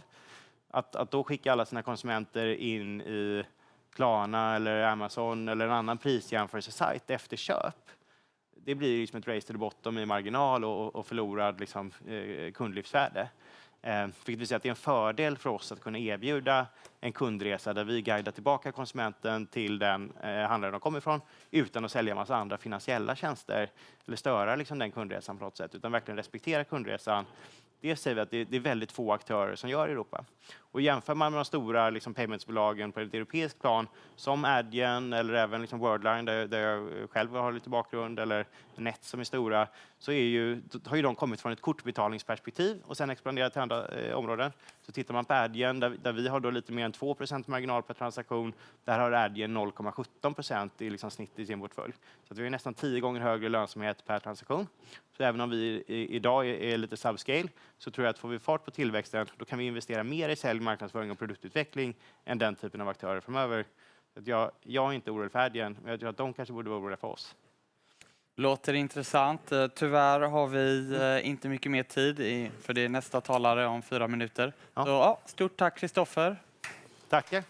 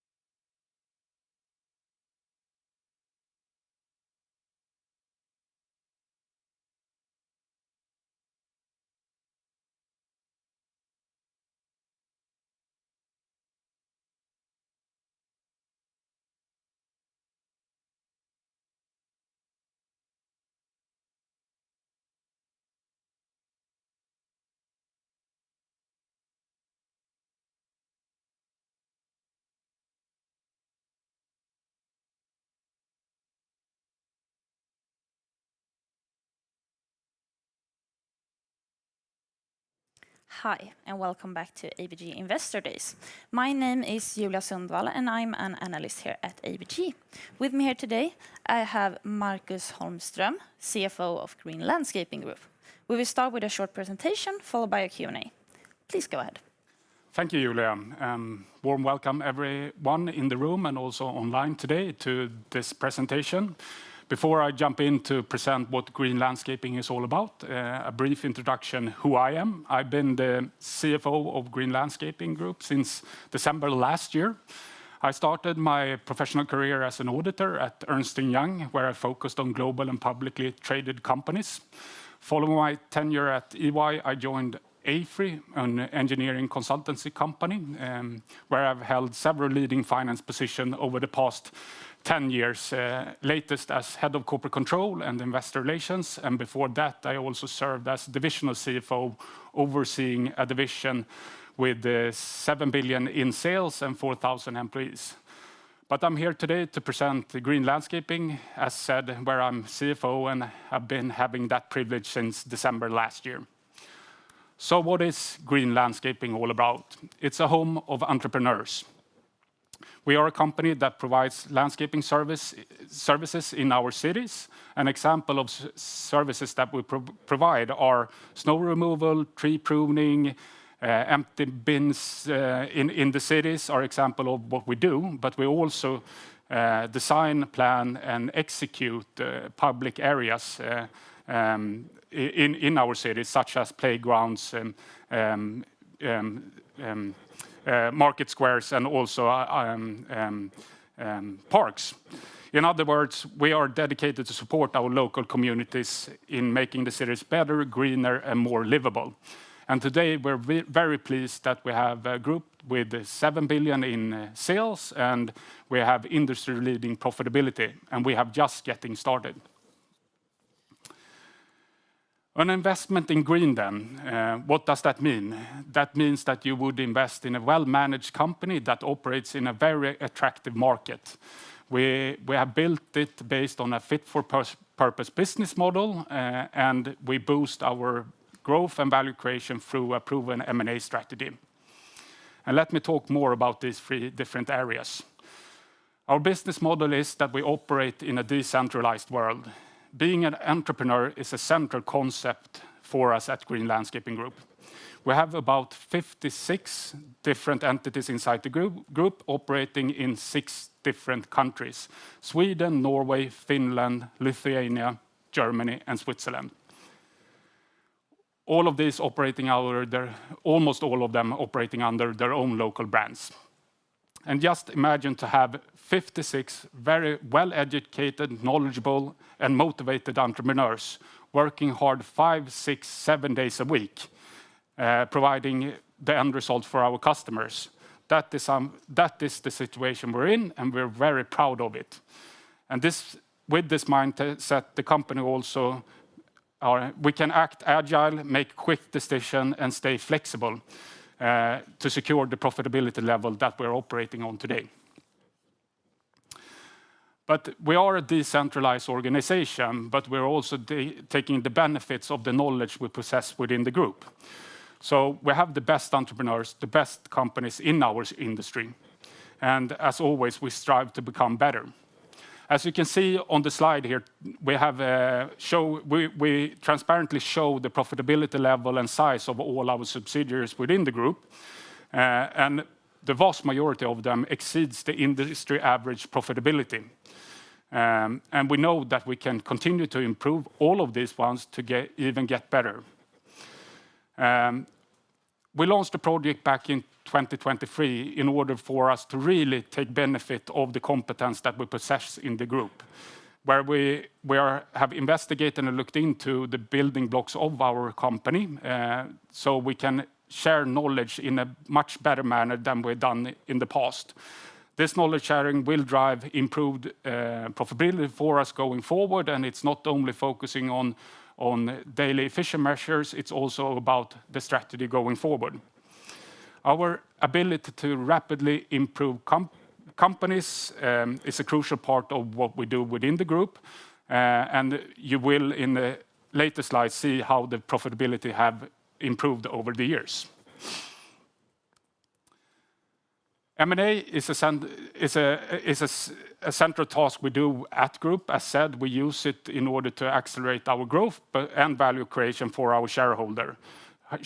We have today 56 groups. We did our latest acquisition last week in Germany, and we are aiming to complete around 10 acquisitions each year.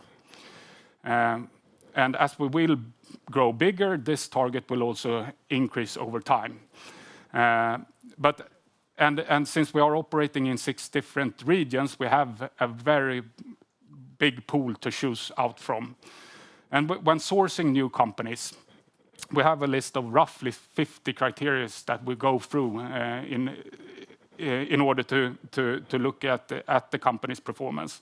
But the most crucial one for us is the financial performance. And why is that so important? And that's because we are looking for companies that are stable.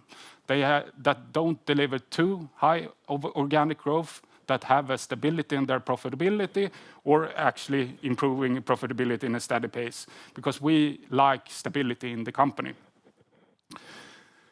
The sweet spot company we're looking for is around 100 million in sales and 10% EBITDA. But it's not only about the financial performance. Since we are also a group, as said, of 56 entrepreneurs, we are also looking a lot into the culture and who is leading the company that we're looking into.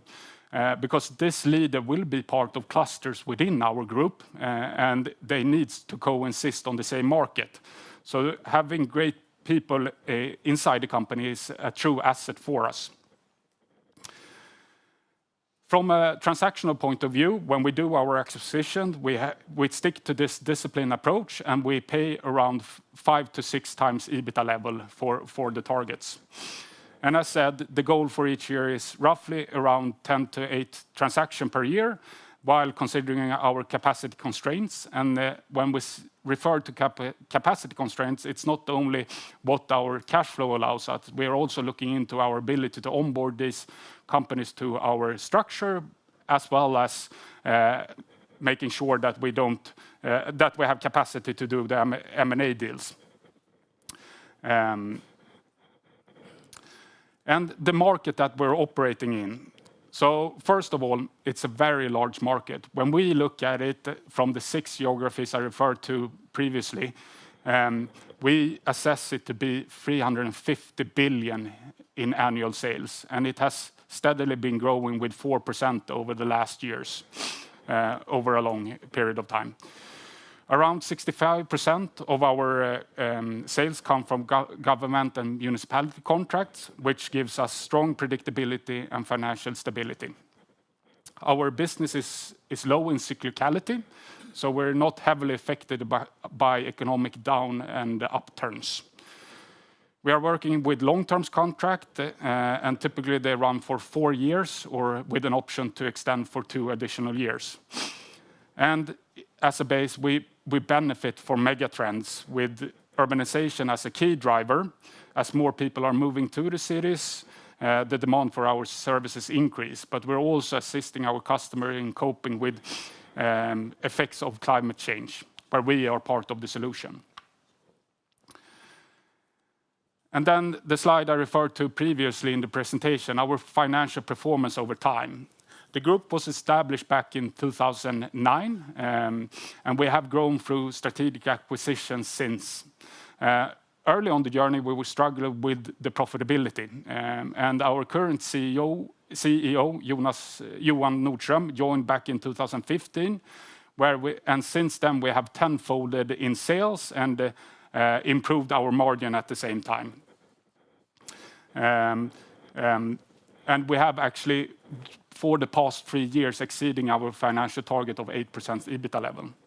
The improvement in our margin is, of course, a result of our hard work, but built on the decentralized organization and disciplined M&A agenda.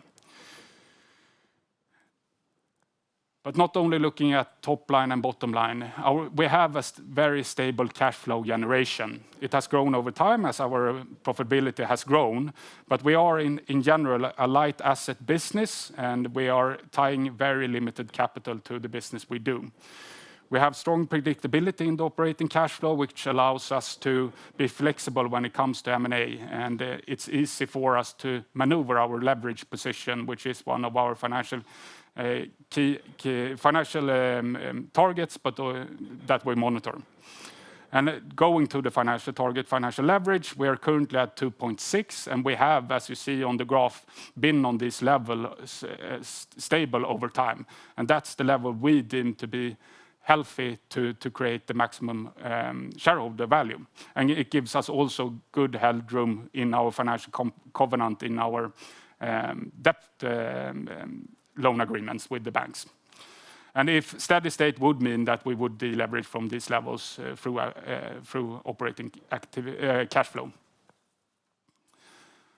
So before I conclude the presentation, I will focus a bit on the Q1 performance as we just released it a few weeks back.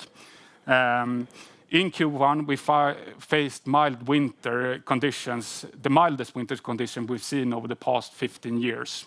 Snowfall impact, when we have limited amount of snowfalls in Q1, that impacts our financial performance. Sales were down 12% and margins were cut roughly in half, ending up at 3.2%.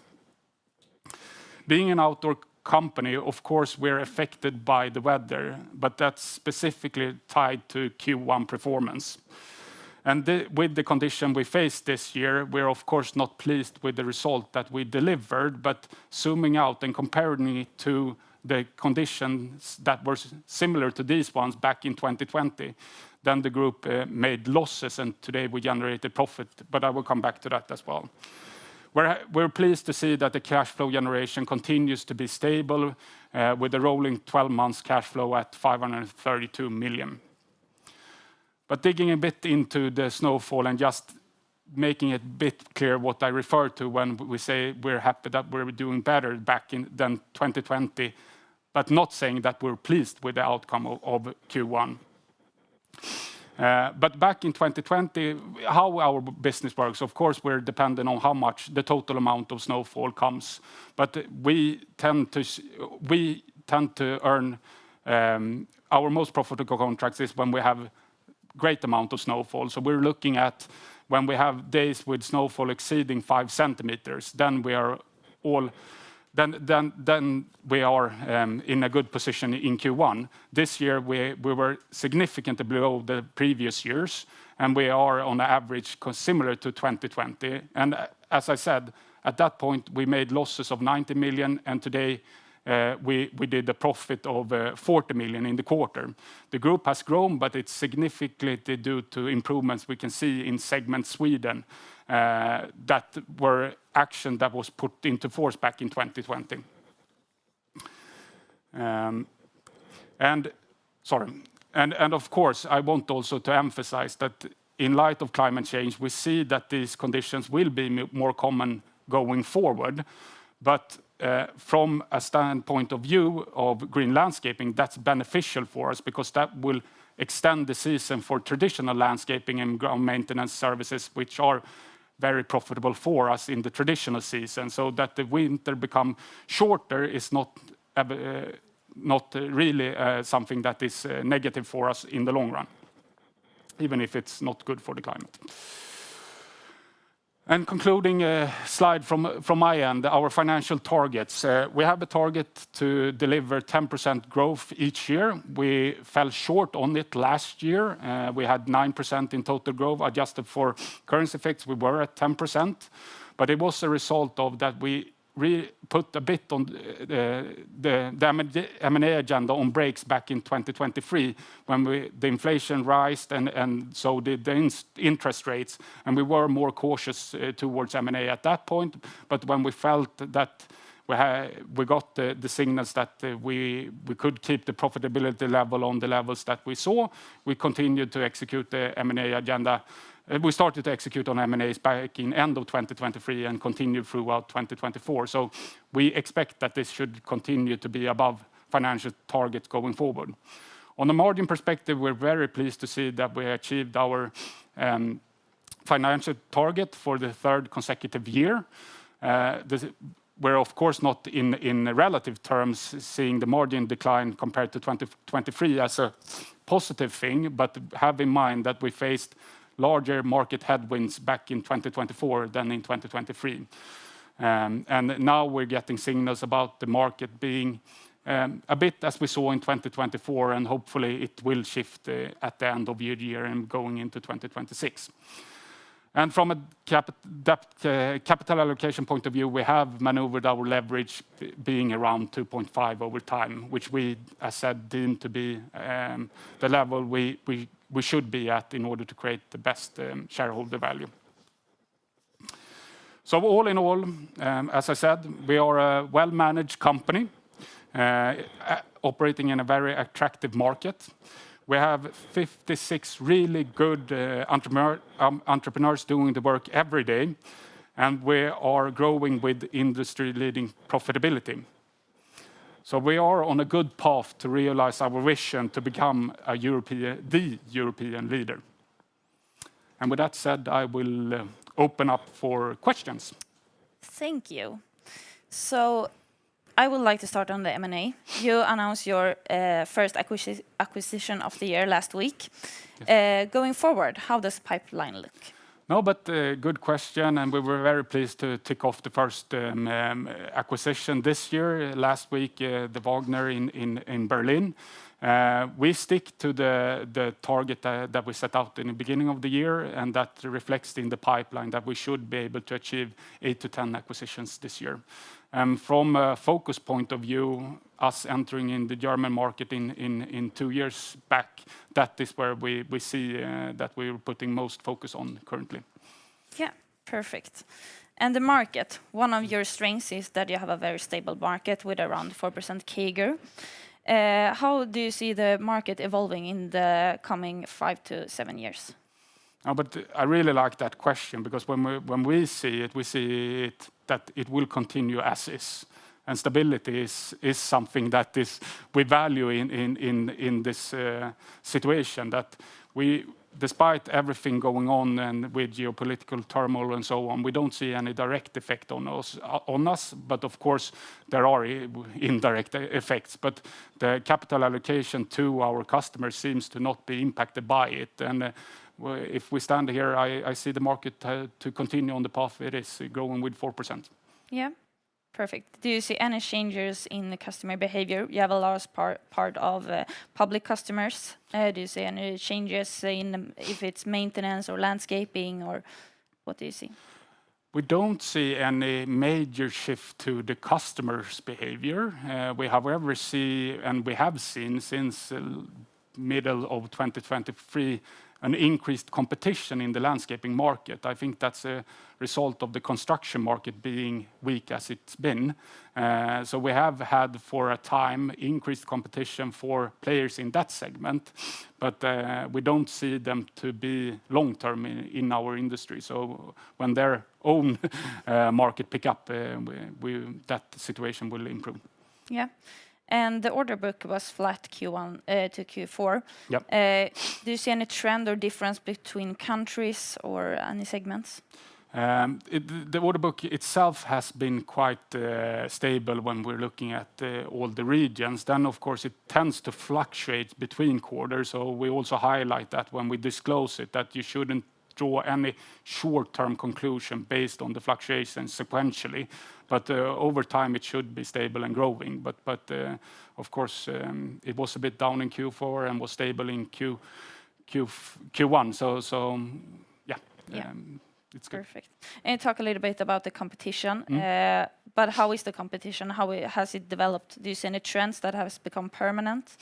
No trends that has become permanent, but we still see the players I referred to, that they are still bidding for the bids we're bidding. Then, of course, we have learned to live with it. So it's not that we see any significant change in our ability to win projects, but they are there and impacting the competition. But we still deem it to be short term. Yeah, perfect. And as you said, you recently released your Q1 report, highlighted a stable market overall, some challenges in Norway, good performance in Sweden, and good activity in the rest of Europe. In Sweden, there has been a couple of challenging years, partly due to a project that is now terminated and a tough market. You have made some changes here. What changes have you made, and what kind of effects does they have? Yes. Also a good question. We saw already back in last year that we didn't get the effect that we wanted after that contract was terminated, and it was specifically visible in Q4. Actions were thereby addressed, and example of those are that we changed the leadership in some of the subsidiaries, but we also put in actions into force of looking at what type of projects are they addressing, how can we drive efficiency measure in their daily execution. based on the knowledge that we share within the group. But we have also made the tough decision of discontinuing a few of the operations that we don't think we will get back to the levels that we expect. Yeah. And that will be visible during this year. And we see that now the Q1 was affected by the winter, but the underlying performance, we see that we follow the plan we set out, and we should see incremental improvement during the year. Yeah. And on Norway, as you say, it was a weak quarter, Yep. but you have both snow removal businesses in both Sweden and Norway. Both of them lost about 20% organic growth, but Sweden had much more stable margins. How is the difference? Yeah, that's also a good question. But to frame it, the portfolio of companies is a bit different in Norway than you compare to Sweden. We have very profitable snow removal contracts in Norway. So if we zoom out over time, we want to keep them in a few of the subsidiaries. Then we were not at all happy with the general outcome of Norway. We should have been able, specifically in the other companies, drawing the advantage of the mild winter conditions. So we are addressing the cost base similar to what we did in Sweden, making it more flexible, but also looking in how can we plan better for this type of conditions. So we expect to see improvements with these conditions when it occurs next time. Perfect. And looking forward this year, does the early spring, does it affect the rest of the year? They are somehow interlinked a bit, that depending on how our customers spend their budgets. So if the mild winter, then our customer tends to save in their budgets and traditionally we have seen that they tend to spend this in the end of year. So we expect and we should be first on those money at the end of the year when they wrap up their budgets. And when it comes to spring, of course, we come in some regions. We start the landscaping activities in earlier than we've done before, and in January that should be positive. Great. A strong Q2 and Q4 then. Thank you for being here today. Thank you. Thank you.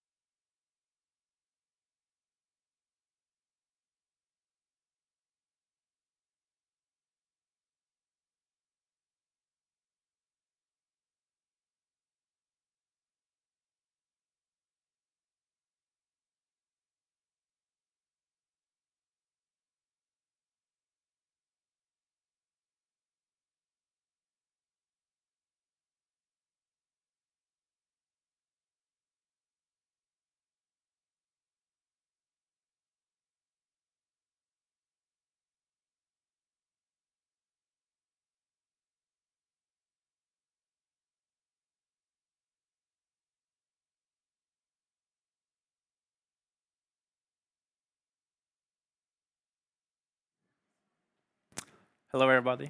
My name is Henrik Bartnes, and it's a pleasure to be here. I work as an equity research analyst at ABG, and I'm from the Oslo office. And with me today, I have Martin and Nina, which are going to present Lumi Gruppen. The floor is yours. Thank you, Henrik, and good afternoon, everyone, and welcome to this session with Lumi Gruppen. But before we start, we would like to show you a short video to introduce you to Lumi.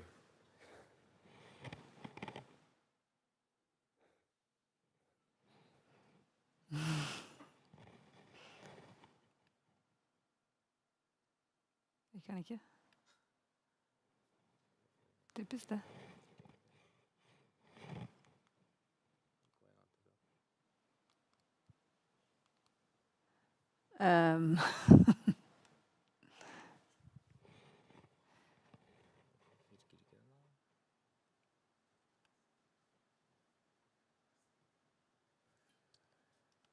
Very strange. Maybe we can do it like this.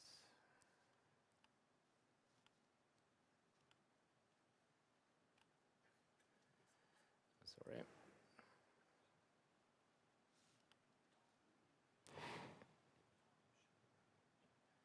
It's always great when the technology works, but not that much fun when it doesn't work. Yeah. Okay.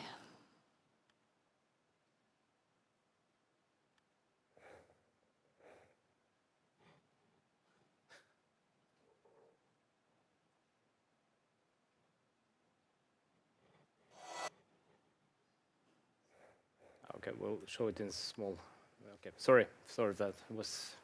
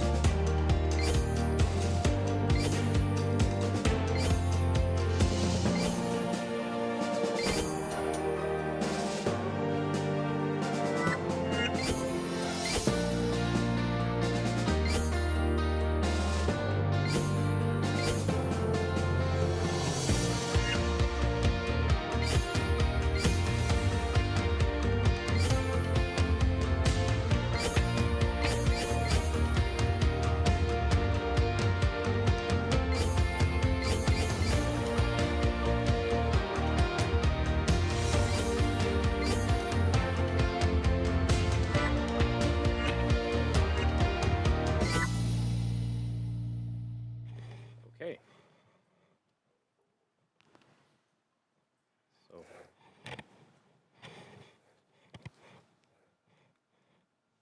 So we plan to use the video to save some time, but we spent 4 minutes, so that was not that success to start with. I'm sorry for that, at least. But let's start. Today I'm pleased to be presenting alongside Nina Vesterby, who became CEO of Lumi in August 2024. And my name is Martin Pritz. I joined Lumi in September 21 and the CFO of the company. So, Nina, I think we're soon ready to start, but just short on the agenda for today. We will present Lumi as an investment case. Then we will give you some insight on our business outlook and strategic priorities. And lastly, outline our financial ambitions going forward. So the floor is yours, Nina. Thank you. Okay, so nice to see you all. We're going to use this presentation to show how Lumi Gruppen offers a compelling combination of strong educational outcomes, financial resilience, and, of course, long-term market potential. And these 4 areas are the key to our investment case, and we will go through them now more in detail. So the high growth segments that we focus on includes adult learners, flexible and online education, and vocational training. and they are all expanding faster than the general education market. The total growth in applications for higher education in Norway between 2018 and 2024, sorry, too many clicks, the total growth was 2%. But looking at the segment online and flexible education, we've seen an 11% CAGR in applicants, so this is a high growth area. So both ONH and Sonans has embraced this shift with respectively 80% and 50% of the students studying online. Flexibility is core to our value proposition, and Sonans is innovating in this space. They are offering hybrid live classes, and both institutions are focusing to facilitate for the different student needs in terms of when, where, and how they study. And of course, we've also integrated AI tools to enhance the learning experience and, of course, to improve our support. Now looking at the lifelong learning trend. Public universities have around 2% annual growth in students above 25 years of age. ONH has outpaced this and significantly outpaced it and has 18% growth in this segment over the last 5 years. And today, around 60% of all of ONH's students and 30% of Sonans' students are above the age of 25. So we are reaching adult learners and lifelong learners effectively. So in short, when we're looking at the high growth trends, we are not only well positioned in them, but we are actually leading them as of now. We are also supported by what we call strong long-term demand drivers, and that includes a persistent undersupply of public study places, a favorable political backdrop, and increasing interest in workforce-oriented education.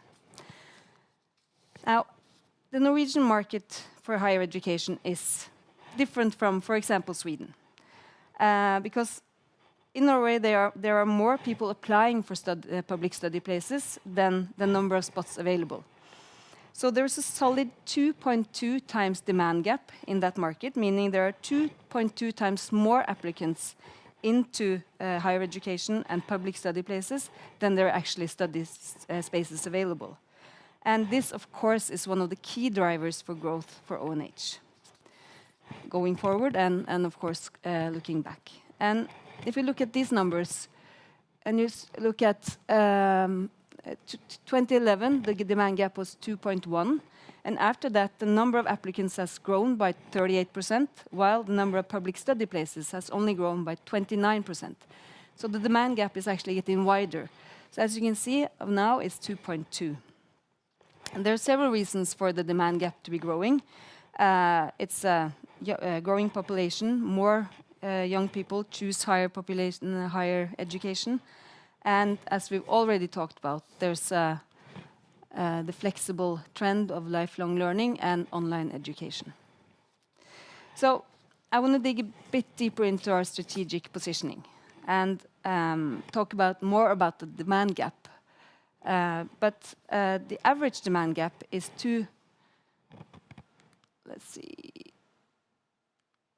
so the average demand gap is 2.2.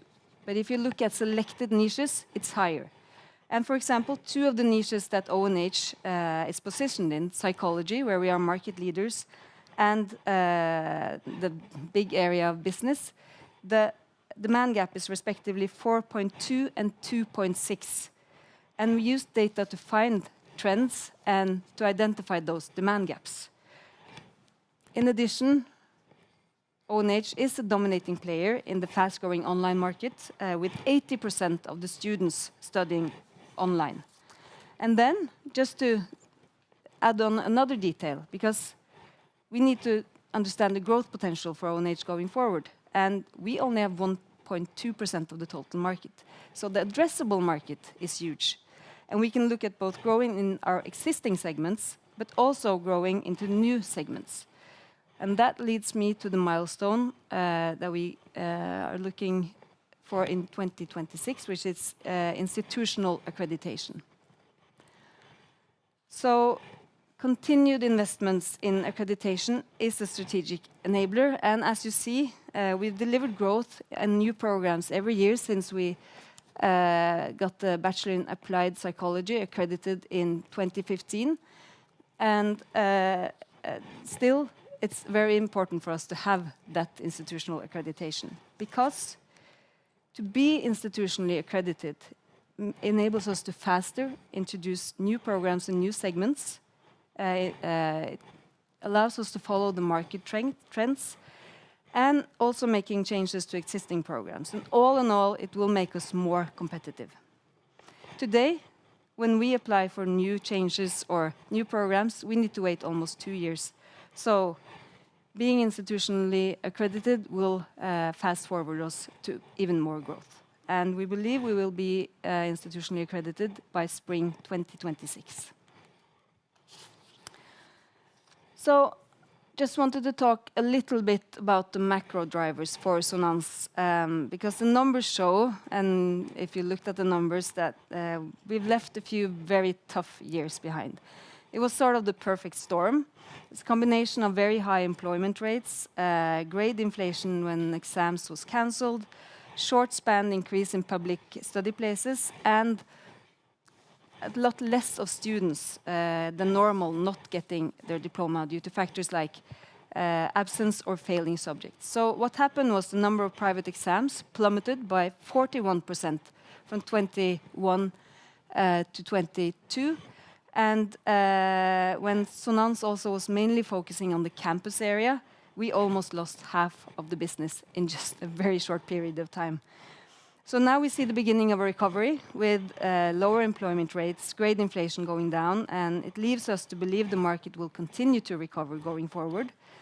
And of course, also the regulatory backdrop is favorable for us going forward. So it's stable, long-term political support for lifelong learning, flexibility, and the funding of students through Lånekassen. And the government, they spent 6.5% GDP on education in Norway, and that's the highest in OECD countries. So we believe going forward, the regulatory backdrop will help us also. And also a proud moment for us here when the Minister of Higher Education formally opened our brand new campus in ONH in March. So both students and employees are very happy about that, and that leads us to the field of customer satisfaction. Martin, if you want to...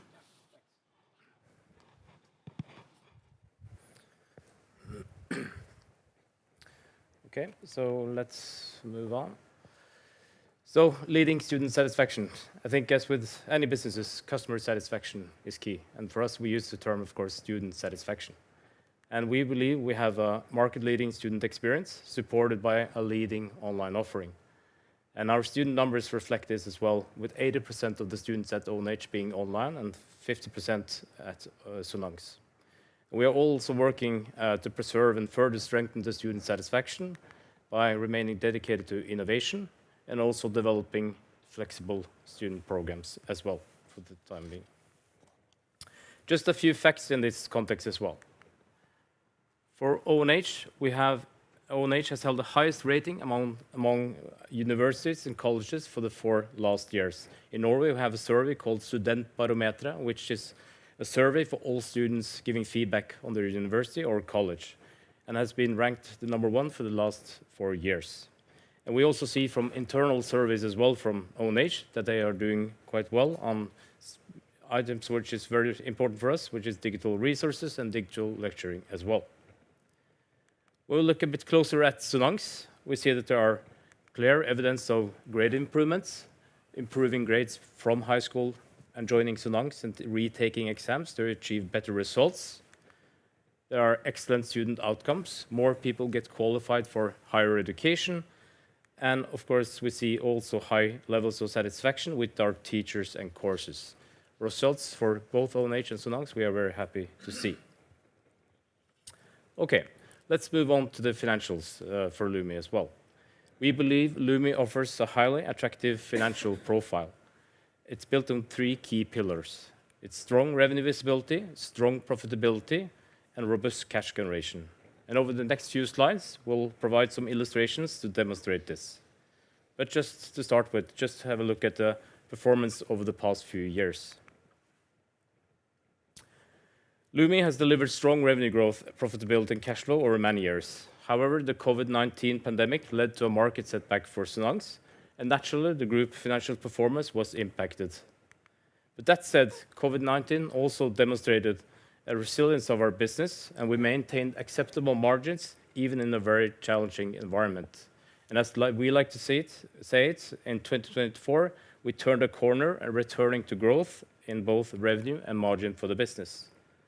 And lastly, we have streamlined the cost base of Sonans, and the business has adapted to the current market conditions. In the broader time frame, both ONH and Sonans have shown strong financial performance. ONH has delivered uninterrupted growth since 2008 with a CAGR of 21% and expanding margins. And we have grown to 4,000 students. We have been growing our recurring revenue in the business as well, now close to 40% of the total revenue. And the growth is also driven by scale-up of new and existing program, which is allowed by the online model of ONH. For Sonans has also followed a similar trajectory as ONH until it faced a more challenging market in recent years due to COVID. But what we see now is that revenue has stabilized for Sonans. We have right-sized the cost base, with online playing a key role in driving efficiencies in the business. And what we see now with the key drivers moving in a more favorable direction, we see room for growth in the years ahead for Sonans as well. But that said, given the events driven by COVID, the market will still need some time to fully recover. Okay, so back to one of our key pillars, revenue visibility. On this slide, we have illustrated how our business model works. For us, 90% of the revenue is locked in by September for the coming academic year, and the remaining 10% is typically secured by January each year. But for your information, though, we are still reporting in the financially, but we are monitoring and developing the business according to the academic year, basically, and that's how we follow the business as such. But it means basically at September at each year, we know the revenues for the next academic year ahead of us. And it's only 10% that is secured in this, what we call the spring intake, which is from October and to January. And this model also with the students, they commit to payment also ahead of the attendance before each semester. So we have also a good result of this is the strong cash flow this drives as well by the students paying upfront. And when we look at the revenue visibility, we see also that Lumi average variance between what we forecast and the actual revenue is what we would like to say industry leading at approximately 2%. And a bit more on that on the next slide. Because when we looked at businesses with listed companies with a revenue below 5 billion, we see that the variance between guidance and the actual outcome on revenues is 51% in average, with a median of 17%. For Lumi, as I said, on the other hand, the variance is just 2% compared to what we are guiding on in our autumn intake updates versus what the final outcome of the academic year is. And that means also for Lumi that we can say that the T+1 is kind of already locked in, and also keep in mind that the cost base of the business is also a large majority of fixed costs. So with the visibility on the revenue, the structure of the cost base, you can quite easily predict the results and the revenue, or the revenue and the results, the profits of the business 1 year ahead of you. Therefore, we would argue that the T+2 is the most relevant period to look at for Lumi. And also the cash flow effects of this operating model as well. Strong cash conversion. We had an impact, of course, during COVID, but we have the prepaid tuition model combined also with effective credit screening, resulting in lower bad debt expenses as well. Okay, so on ONH, as we see it, ONH is outpacing the market. When it comes to growth, the growth of 21% versus the market that has grown by 2.1%.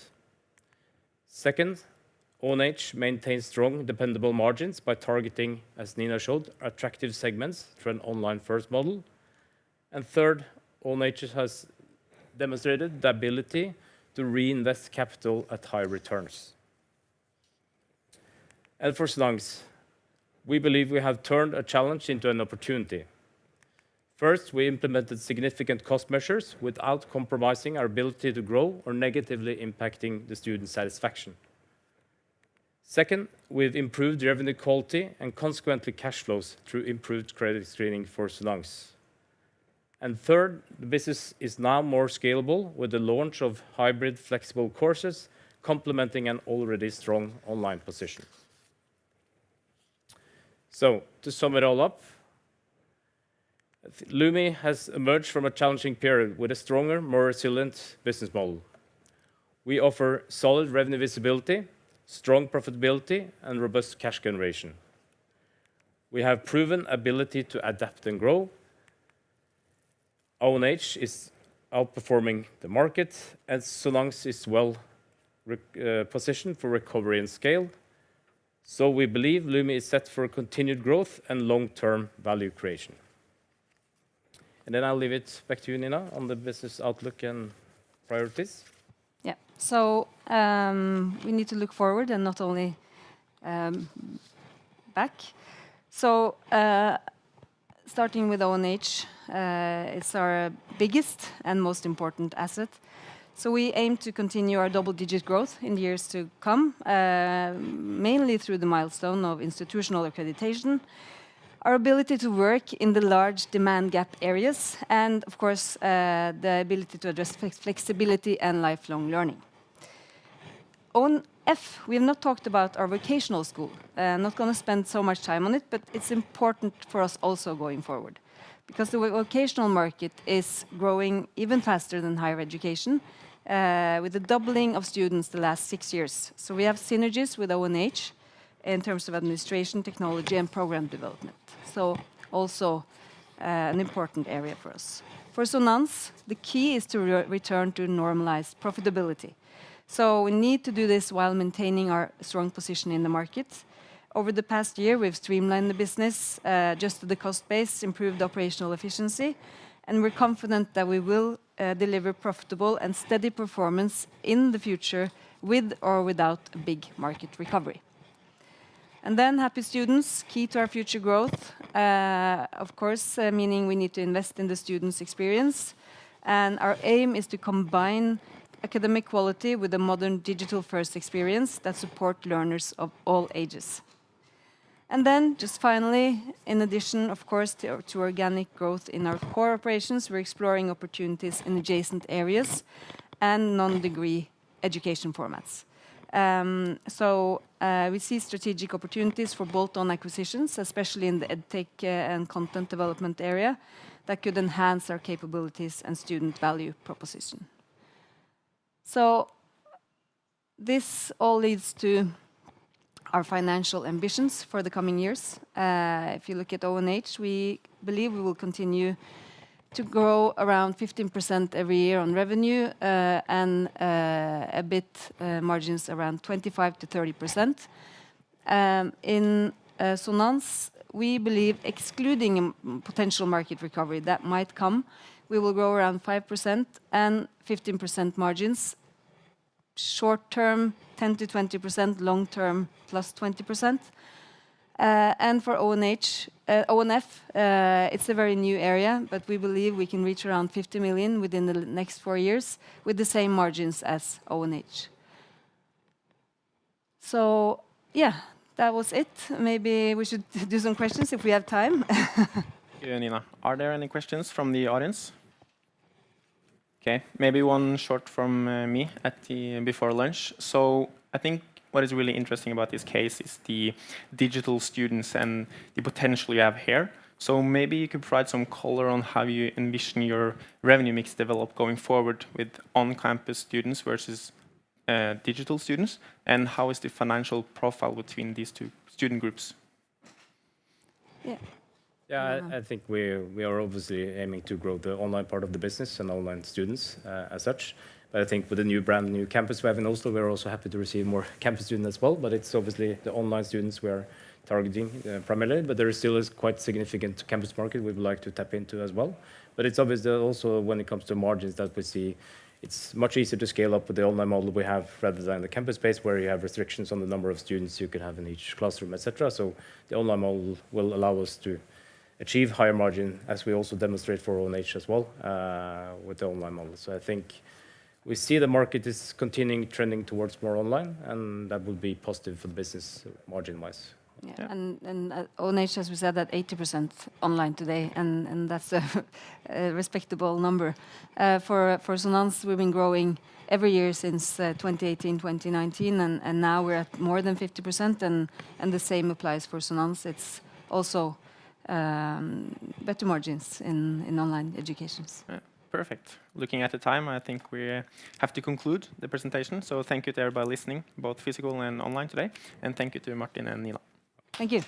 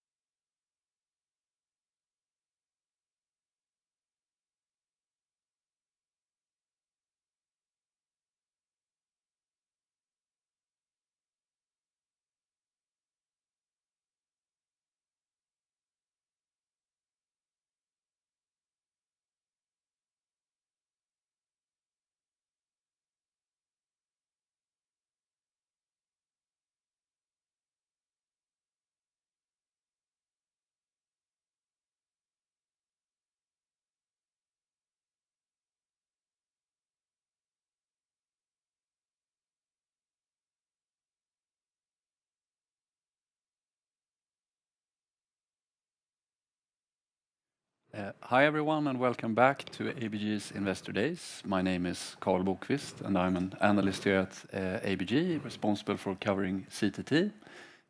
With us today we have the CEO of CTT, Henrik Höjer. And the presentation today will be in English and you will be also able to see and look at the material afterwards. But without further ado, Henrik, thank you for being here and welcome, first of all. We'll start with a presentation from your side, and towards the end, we will hopefully have time for some questions as well. Thank you, Carl. Thank you, everybody, for coming here and listening. And I will try to briefly sum up 2024, how 2025 have started, and also, most importantly, look a little bit further out in time. As most of you know, we have two products in CTT. We have dehumidifiers and we have humidifiers. CTT has more than 60 airline customers worldwide, and our products are on board on more than 1,500 aircraft. Humidifiers are a bestseller, and it can be found on most long-haul aircraft that are newly produced. Dehumidifiers, which was the first product of the company, has had a tougher experience, and we have today humidifiers that are found on mainly 1,000 Boeing 787 aircraft, where it was previously standard. In addition, there are a few airlines that are operating our anti-condensation system. The difference in success, I would say, come back to OEM availability, and it's extremely important that the aircraft manufacturer offers CTT products when you buy a new aircraft. Humidifiers are available as options when you buy a new Airbus or Boeing. The humidifiers are not available when you purchase a new aircraft, and it has to be retrofitted afterwards. So, how did 2024 go? Net sales decreased with 3% to 300 million compared to 309 the year before. And net sales bridge graph here shows that the difference compared to 2023. And you see that the aftermarket decreased with 9 million, which is due to an uneven demand in 2023, when it came to some major deals and one-off nature, and that was therefore a very tough comparison year. OEM, on the other side, increased 5 million, which was lower than we thought in the beginning of the year, and I will come back to that later. Ultimately, this was due to Airbus and Boeing's failure to ramp up their production. Earnings per share decreased with 5%. We had a flying start of 2025, and it started with record high order intake of 181 million in the first quarter. It was mainly driven by the company's largest single retrofit order, several orders for VIP kit systems, a stronger order intake for OEM, and also resumed orders for the aftermarket with products that we will deliver during Q2 and Q3.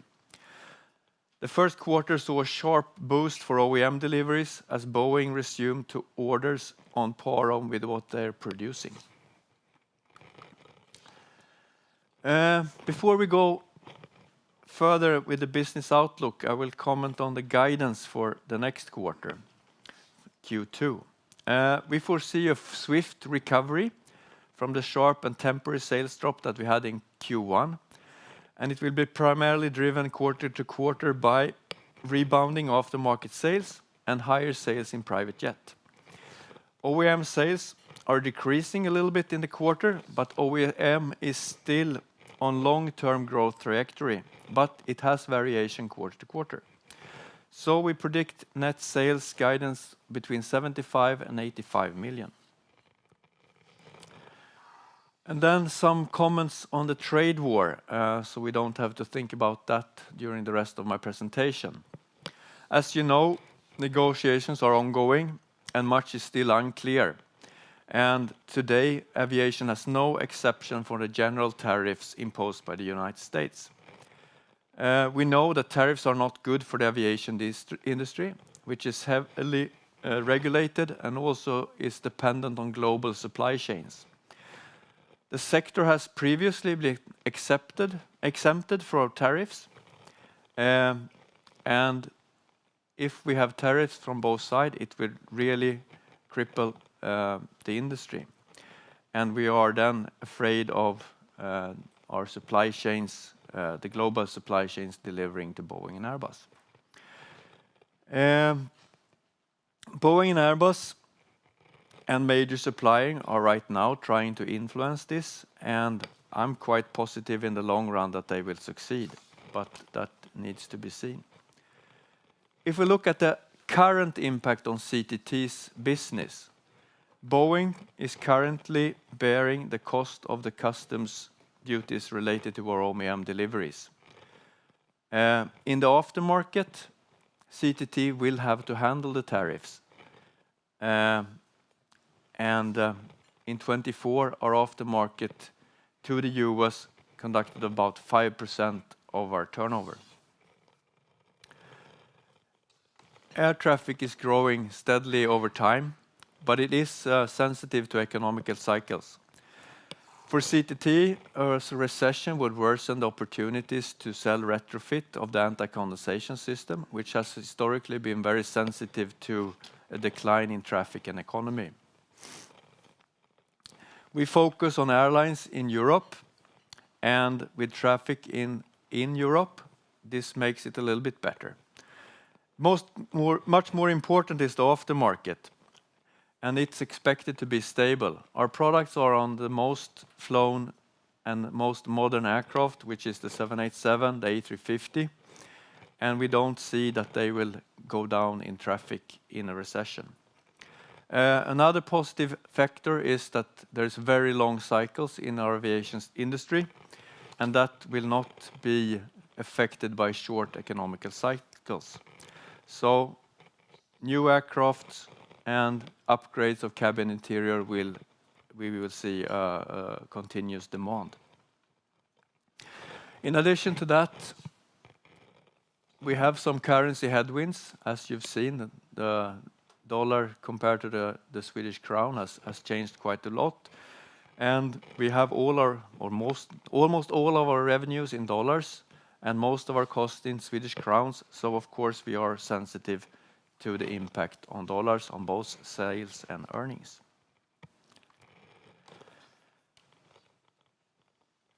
CTT currently has a sales of approximately 300 million. What will drive growth in the future? Before I go into the growth factors, I want to comment on the aftermarket. What can we expect short term? The aftermarket is an important part of our business model.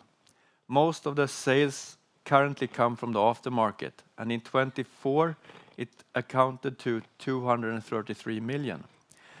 The year was unexpectedly turbulent on the aftermarket, with lag effects on inventory levels in the aftermarket after 2 strong years, very strong years. Aftermarket sales declined 4% due to the unusual one-off orders that we received in 22 and 23. This affected the inventories at airlines and distributors with uneven demand for CTT.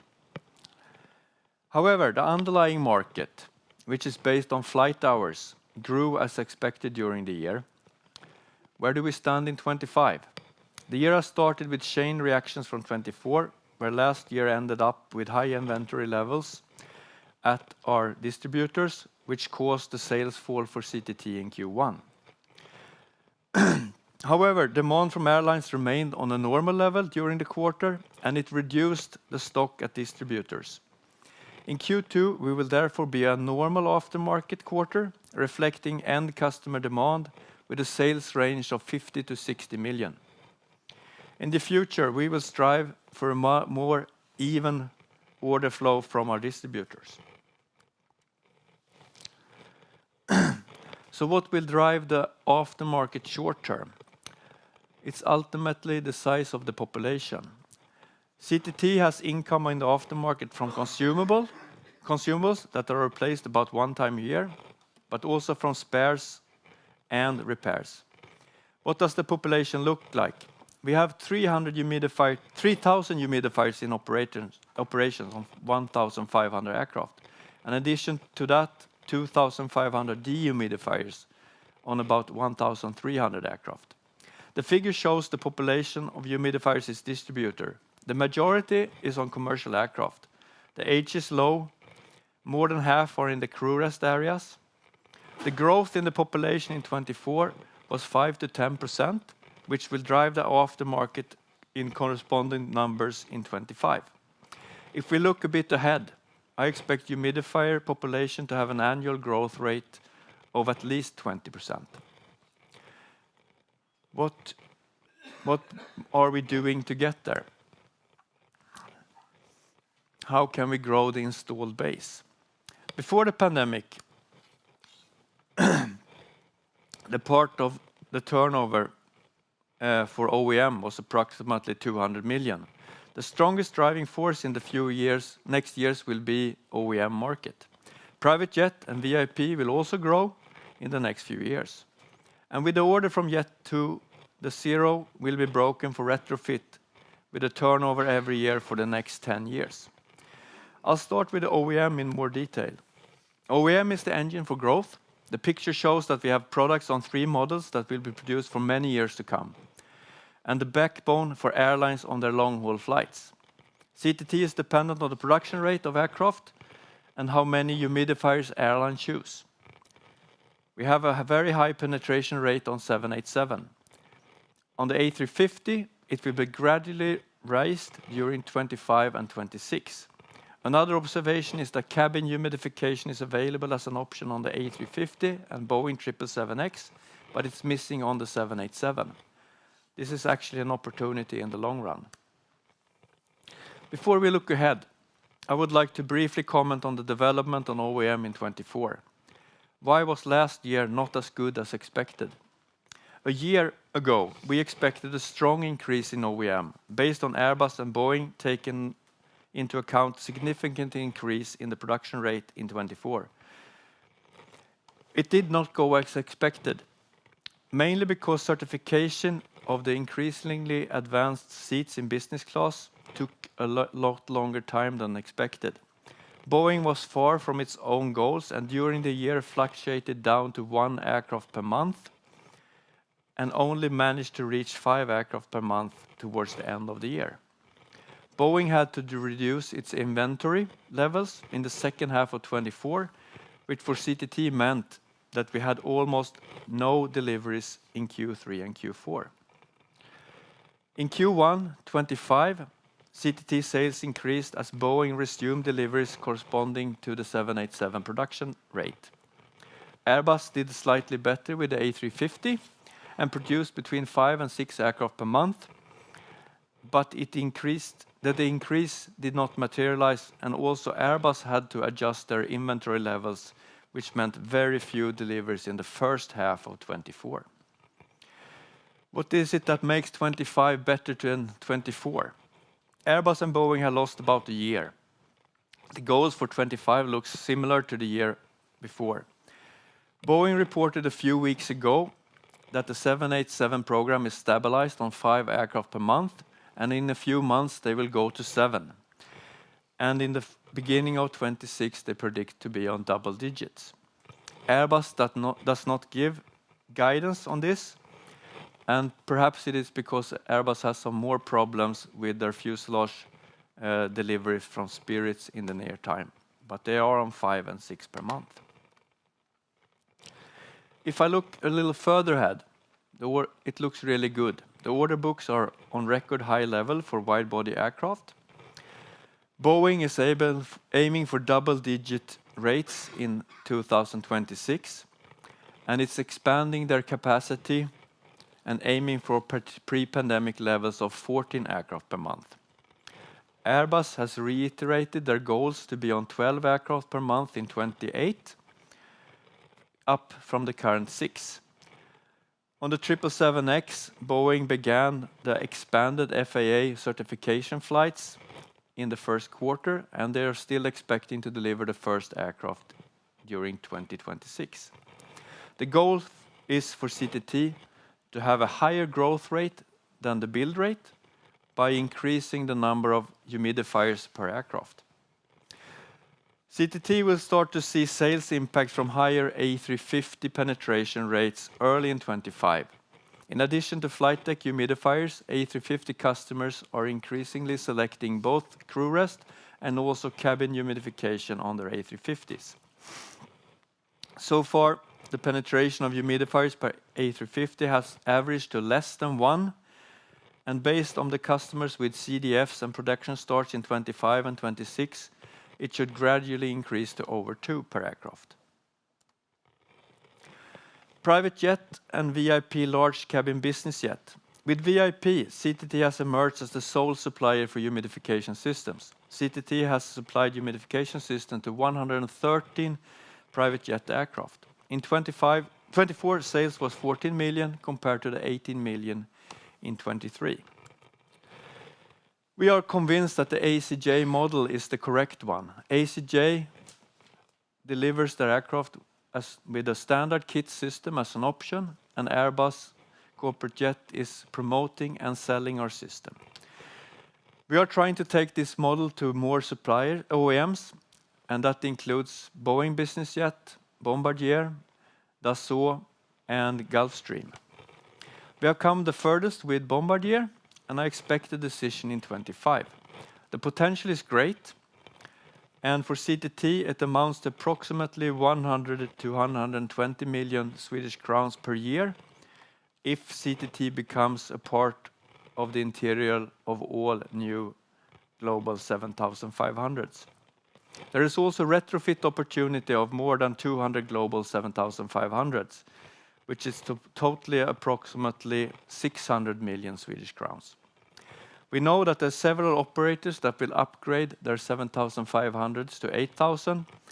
It's an opportunity for retrofit. The Jet 2 order was the first award for anti-condensation systems in years.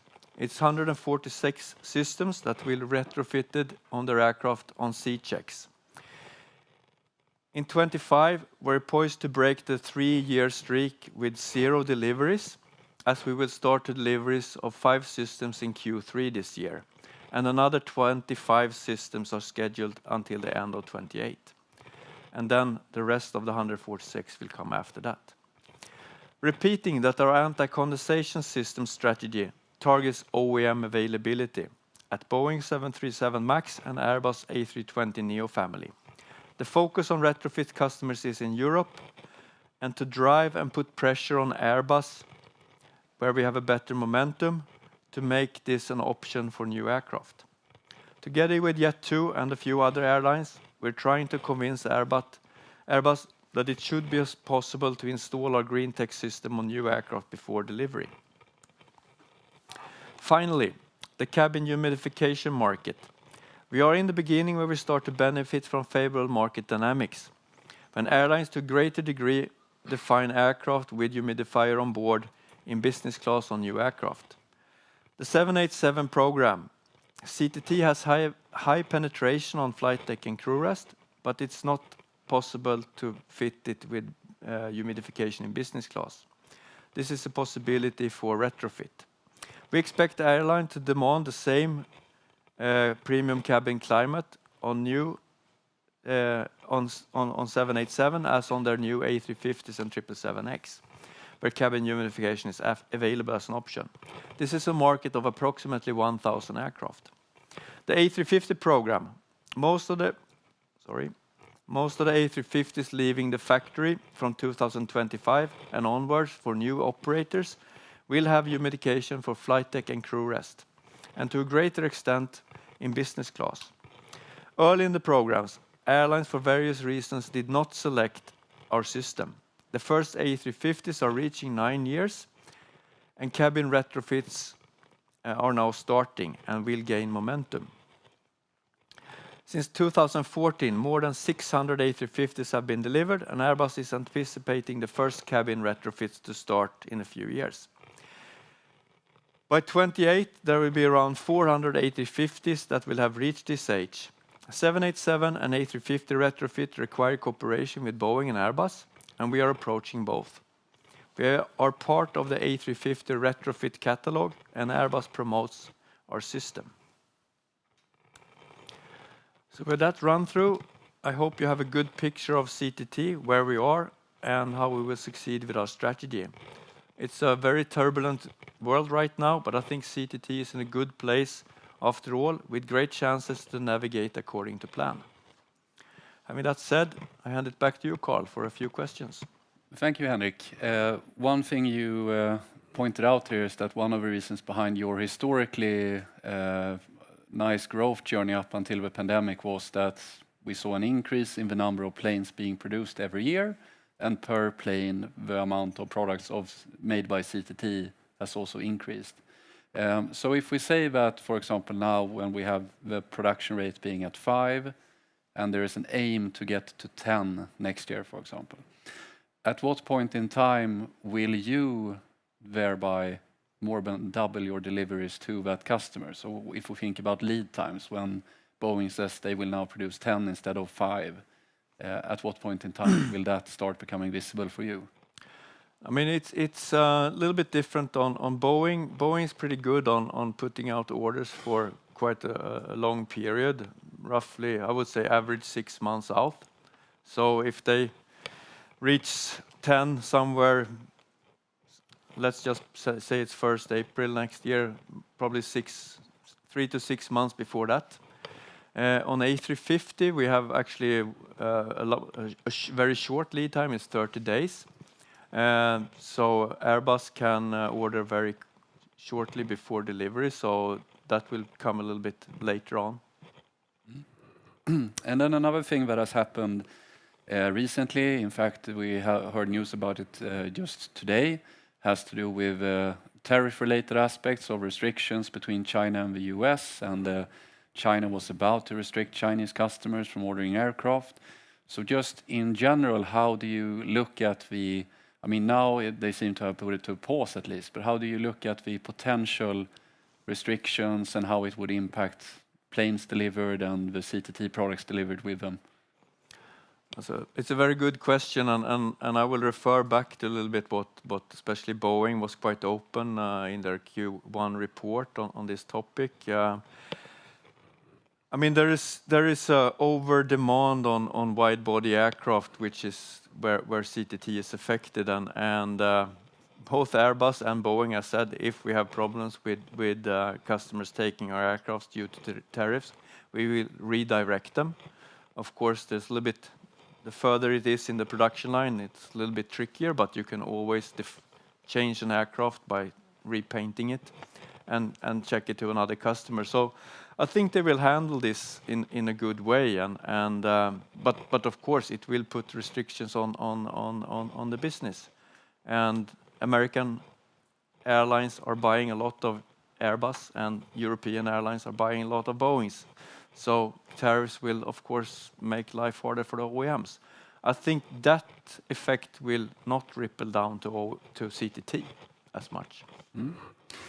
And on the Airbus, something you highlighted here in the presentation is also that you aim to increase the number of CTT products per aircraft. And just based on delivery times and when those customers will receive their aircraft, do you think that we could see a meaningful effect of that already this year, or do you see that the customers who have ordered more CTT products per aircraft will take their deliveries first, maybe in 2026? But we will start seeing effects of a higher penetration rate on A350 during 25 and especially during 26. And that is linked to customers that have selected A350, and also the times when they make their configuration definition freeze and when they are produced. And we know that there are more CTT customers coming from 25 and 26 and onwards. So we will see a gradual increase from this below 1 to above 2 in 25 and 26, based on the number of aircraft. And the final question is just that this company has for many years been delivering profits. You have still invested in the business, of course, but right now the balance sheet is strong, you pay out dividends. Is there anything that we should keep in mind regarding any big investments coming up and or so on? Well, I think if we look at our historical figures, that investment level is quite a good reference 'cause, I mean, I've talked about new programs with private jet. I've talked about retrofits, and of course, we need to invest a little bit in adapting our systems for new platforms, and that is most likely in levels of what we have seen in the past before the pandemic. When Airbus and Boeing is ramping up production, we also foresee a need to invest in our factory, and that, of course, will drive investments maybe a little bit on top of that for 1 to 2 years. But historical levels are a good reference on investment levels that we need to do. With that, thank you, Henrik, for joining us. Thank you, everyone who has been listening and watching as well. Thank you. Thank you.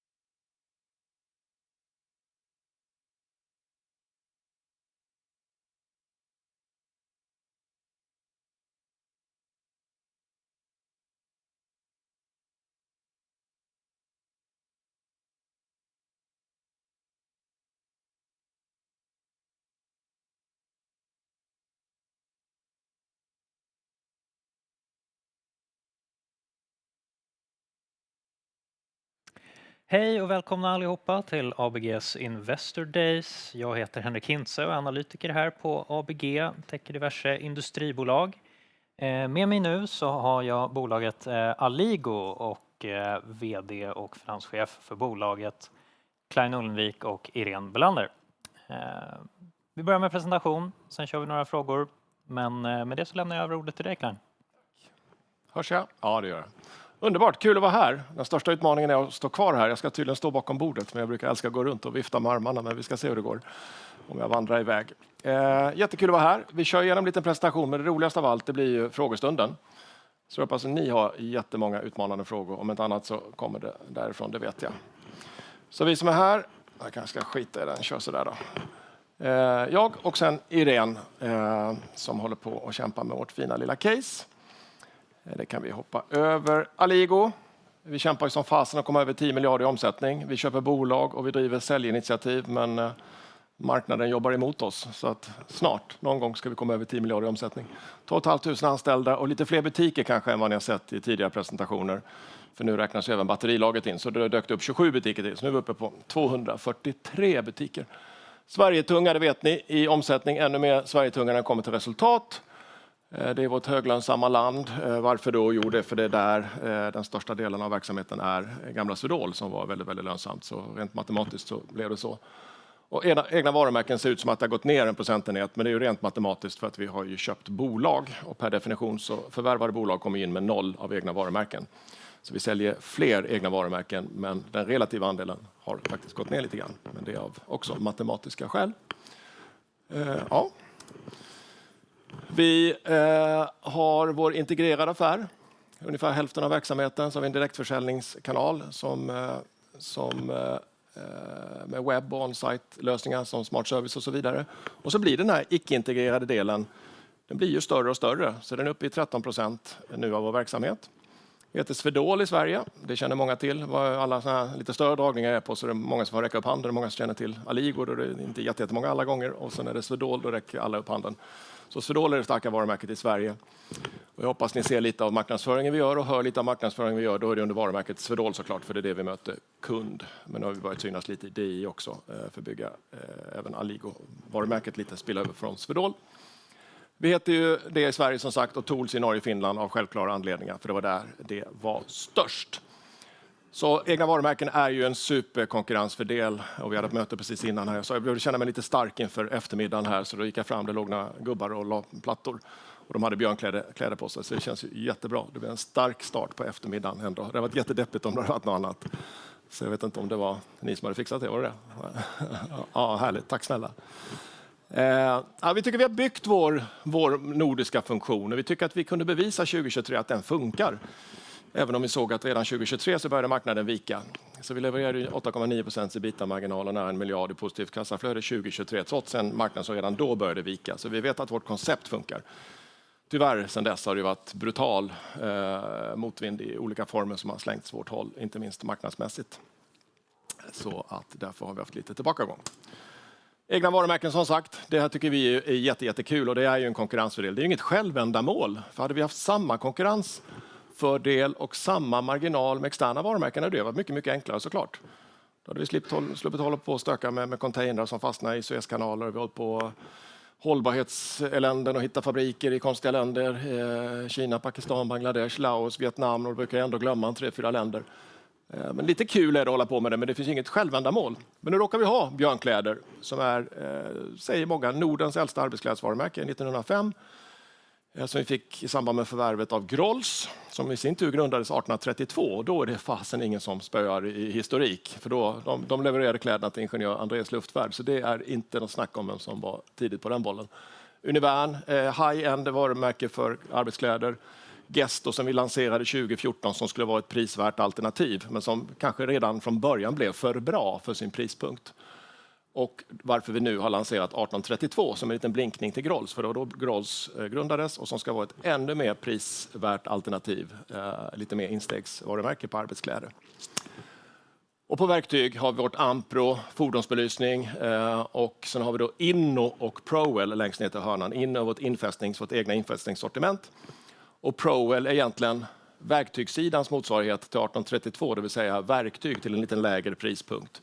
För det är ju så i tuffa tider att många kunder, och det är fullt förståeligt, väljer att köpa produkter till ett lägre pris bara för det är så tufft. Varför ska jag köpa dyra, fina kvalitetsgrejer när mitt företag har det jättekämpigt? Och då letar man efter lågprisalternativ. Så är det i livsmedelsbranschen, så är det många andra branscher och så även för oss. Och då har vi ProWell som kommer in på en lite lägre prispunkt för verktyg. Och service då, som jag sa. Smart servicelösningar, det tycker vi att vi har de bästa i branschen. Och det har varit ett antal jättestora kunder vi har haft jättetuffa förhandlingar med, som kanske hade försökt utmana oss och kanske byta ut oss. Men så inser de att vi är ju jättehopbundna med varann. Vi har ju så här lagringar på arbetsplatserna. Det är inte så lätt att byta. Så det är otroligt effektivt för kunderna att ha sån här on-site storage där du bara vänder om och så hämtar du grejerna istället för att gå till ett förråd 500 meter bort och tappa produktiv arbetstid. Så där är vi svinduktiga. Sen kan vi hoppa till Recare, vårt cirkulära tvätterbjudande. Sömnad, det är återbruk, det är återvinning, det är tvätt. Och det finns ju en lag nu också att du får inte slänga plagg hur som helst. Det får inte vi heller göra som privatpersoner, utan ska på textilåtervinning. Så där har vi ett jätteintressant koncept som vi har lanserat och redan har många intresserade kunder och redan signat 6 avtal. Och så har vi alla de andra grejerna. Det är många år sedan vi sa att vi ska, det låter töntigt och konstigt kanske, men vi ska ta befälet över foten. För mycket arbetsskador uppstår från fötterna. Man kan få problem med axlar och rygg och så vidare, men mycket härrör från foten. Så vi var väldigt tidiga med att ha superavancerade fotskannrar. Du videofilmare som skickades till en riktig ortoped, en människa som tittade på filmen och föreskrev vilken sula du skulle ha. Så det var vi väldigt, väldigt tidiga på. Så det är lite kul. Vi driver utvecklingen, tycker vi. Ja, vi har lite olika varianter här. Där vi har vår integrerad affär. Där köper man en järnhandel så integrerar man ju in den i vår huvudfåra, gamla Cereno eller gamla Tools. Det är ju inga konstigheter. Men så har vi börjat köpa lite verksamheter som vi hanterar på 2 olika sätt egentligen. Det ena är ju produktmedia, där vi har 13 bolag nu som är profilprodukter. Ni vet, man ska bygga kundens varumärke, så har vi lösningar för det. Då har vi 13 jättefina bolag som vi har grupperat ihop med varann, som inte integreras in i huvudfåran. De heter inte Cereno eller Tools, utan de får heta sina varumärken, men de integreras ihop eller lär av varann. Gör leverantörsupphandlingar och de tar fram koncept som till exempel vid julas nu så hade de utmaning sinsemellan hur många julkort, sådana här gåvokort kan de sälja. Jag tror det blev 45 000 eller vad det blev. Så de hjälps åt att driva och utveckla sin verksamhet utan att integreras in i huvudfåran. Så har vi lite grann på slutet börjat köpa svetsbolag. Och det är en gammal idé. Det var 10 år sedan jag föreslog för styrelsen att vi skulle börja titta på svets. Men av olika anledningar så blev det inte av. Men nu har vi kartlagt marknaden, pinpointat vilka vi vill köpa. Under de senaste åren lyckats köpa de 6 finaste svetsbolagen som finns. Och de som grupp omsätter nu 400 miljoner. De får också heta det de heter. Och vi har sagt att det ska vara lustdrivet hur de vill utveckla sin verksamhet. De får ju hjälp av våra nordiska funktioner, om det är finance eller om det är HR eller om det är IT eller vad det kan vara. Men de sinsemellan, lite grann som på produktmedia, får sätta sitt sortiment. Vi har en upphandling från någon leverantör som alla behöver och så får du lite bättre villkor. Så de utvecklas jättefint och det ska vara lustdrivet. Sen höll på att säga lilla, men det är det verkligen inte. Batterilagret som vi köpte då, som vi tillträdde här i februari, är ju jättekul för det är ju en koncern i sig själv. 27 butiker. Ett annat teknikområde som är jätteintressant. Både svets och batteri har vi ju redan i Cereno och Tools-erbjudandet. Men det här är ju bolag, både svets och batterilaget, som är superduktiga på det de håller på med. Så att de har en specialistkompetens som går förbi det vi hade i vår mer generella fåra. Så att det är ett jättefint bolag. 27 butiker, som sagt, det är ju en egen fristående koncern. Och lite grann samma sak där, att vi är där för att hjälpa dem. Vi har redan haft mycket kontakt med varann. Vi kan stötta och hjälpa till. Det finns redan synergier. Man ska inte tro att det inte finns synergier bara för att vi väljer att inte integrera in dem. Utan det finns ändå synergier på inköpssidan och på många olika områden. Vi älskar ju synergier som ni vet. Till skillnad från andra som är lite mer serieförvärvare som inte gillar synergier. Men det älskar vi. Och så har vi andra områden som får vara helt fristående. Som är inte något av de här kategorierna. Då är det Mercus som är en arbetsklädsleverantör men som ändå har ett sortiment som skiljer sig från Swedol och Tools-benet. Och så har vi de här 2 senaste förvärven som vi väljer att sammanfatta. Det är HTP och RTP istället för Hemmen och Riemen som köpte ganska nyligen som 2 jättefina finska bolag.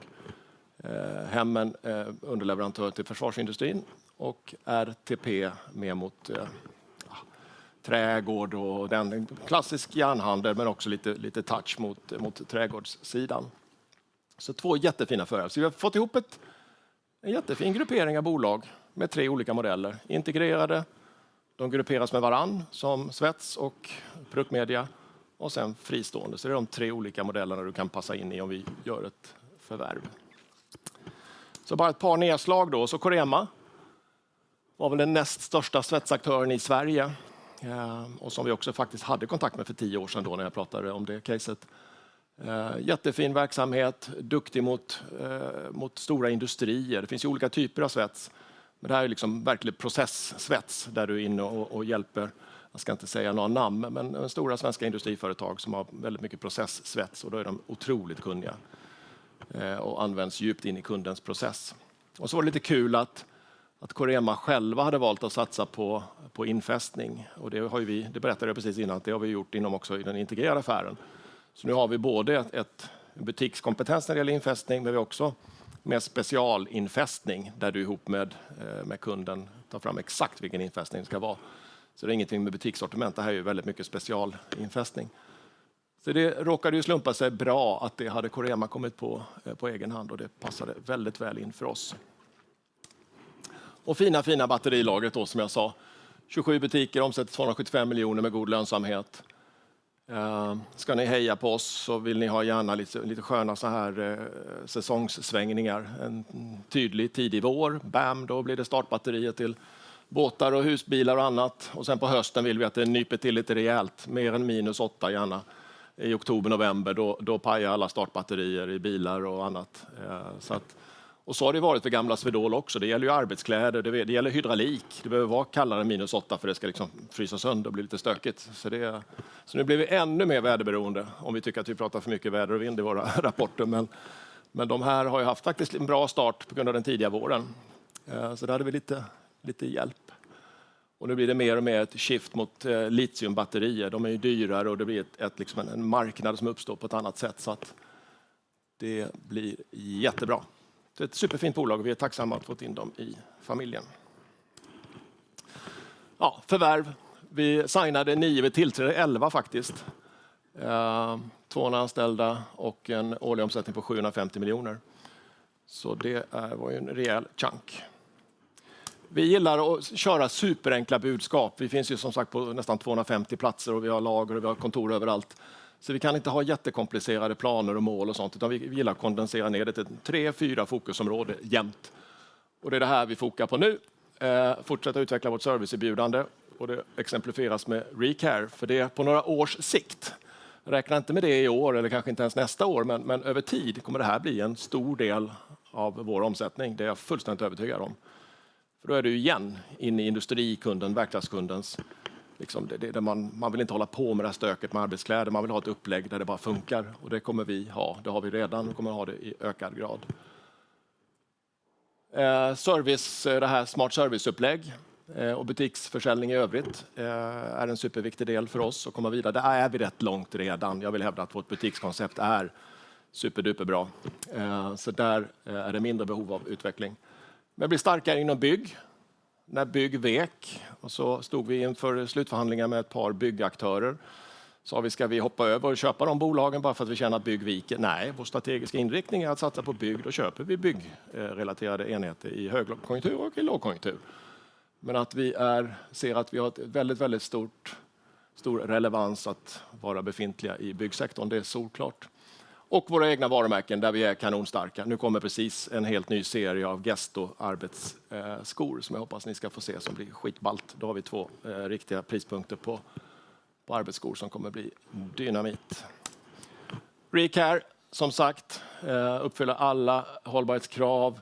Vi utmanar lite det som har funnits. Det finns massa gamla sanningar i den här branschen att du ska alltid tvätta i 90 grader. Det behöver det inte vara kanske, utan kanske plaggen blir lika rena i 40 eller 60 grader av hållbarhetsskäl och av många olika skäl. så har vi slängt oss in i det här och utmanar massa sanningar. Och det är en jättebra dörröppnare. Man kan säga, varför behöver ni det där? Jo, för industrin behöver många gånger ha ett tvättupplägg ihop med sina arbetskläder. Så det är inte bara att vi tänker inte bli rika på att sälja tvätt, utan det är för att det är det som öppnar dörren till att sälja arbetskläder, skydd till industrin. Nog från mig. Irene. Då sätter jag mig en stund.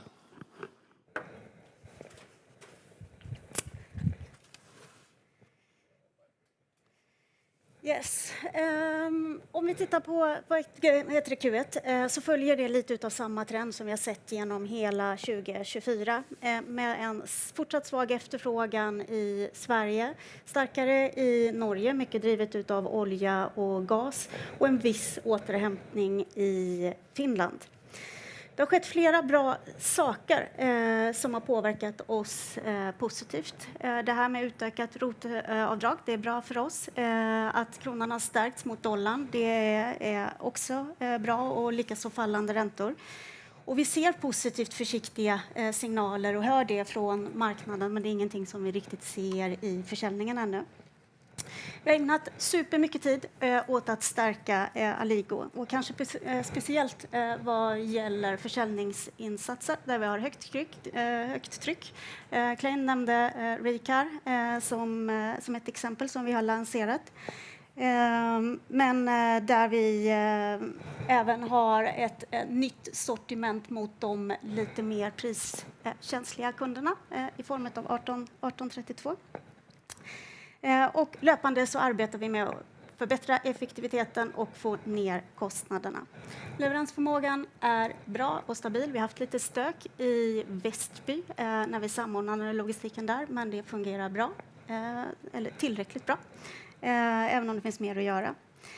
Makroekonomiska faktorer är ni väl insatta i. Men vad gäller handelskrig och tullar så säljer vi i princip inte några varor från USA. Men vi importerar väldigt mycket från Kina och säljer på den nordiska marknaden. Och utifrån vårt perspektiv så är inte det här något negativt för oss, utan snarare åt det positiva hållet då. Några highlights bara innan vi går in på det rent finansiella. Vi har skapat en skalbar plattform som vi har på plats. Vi har superfokus på försäljning. Och vi har förvärvade batterilagret som Klein nämnde. Och vi bytte ERP, sista pusselbiten i den skalbara plattformen. Och sen har vi också implementerat ett ytterligare kostnadsbesparingsprogram på storleksordningen 100 miljoner. I Q1 så hade vi en försäljningstillväxt på 2,9%. Det var mångt och mycket drivet av förvärvad tillväxt, men motverkades av negativ organisk tillväxt på minus 2,5%. Och den kommer i mångt och mycket från den svenska verksamheten, där den organiska tillväxten var som svagast, men att Norge fortsatte utvecklas bra och Finland hade en återhämtning. Marginalen ser ni relativt stabil, och där har vi fokuserat på att inte ta volymer i så stor utsträckning som påverkar marginalen negativt, och det kan också ha haft en inverkan på den organiska tillväxten, men vi upprätthåller marginalen på ett bra sätt. Resultatet landade lite bak föregående år. Vi har en handelsdag färre. Organiska tillväxten är svår att kompensera för, även om vi mytt en del utav det med kostnadsbesparingar och sen att förvärven har bidragit på ett bra sätt. Tittar vi på kassaflödet, något svagare än i fjol, och det är klart det kommer ju som en följd av lägre resultat. Sen har vi byggt lite lager på de satsningarna som vi gör på egna varumärken. Och sen hade vi lite stök i Norge också med själva faktureringsprocessen, men det har vi ordning på nu, så den kommer ju tillbaka, den effekten då. Den här bilden illustrerar utvecklingen utav andelen egna varumärken och andelen småkunder. Och som ni kan se så har Sverige den högsta andelen utav småkunder och egna varumärken följt utav Norge och Finland ligger på de lägre nivåerna. Och det här har en direkt korrelation till lönsamheten. Och som Klein var inne på, där Sverige då har högst andelar och också högst lönsamhet. Jag tror att vi kan hoppa till den här om vi tittar på respektive marknad. Så Sverige, jobbigt med försäljningen, minus 7% organiskt. Och det är klart att det är svårt att kompensera det fullt ut. Vi har upprätthållit marginalen på ett bra sätt, vi har plockat ut kostnadsbesparingar och förvärven bidrar på ett bra sätt, men vi behöver få in mer volym. I Norge har vi draghjälp utav olja och gas, men där är det lite lägre marginaler, så det påverkar resultatet där. Och går vi till Finland så har vi en återhämtning på den finska marknaden. Sen ska vi komma ihåg att vi har svaga jämförelsetal. Och sen så har vi förvärv där också som bidrar positivt, men vi kämpar med den gamla Tools-affären.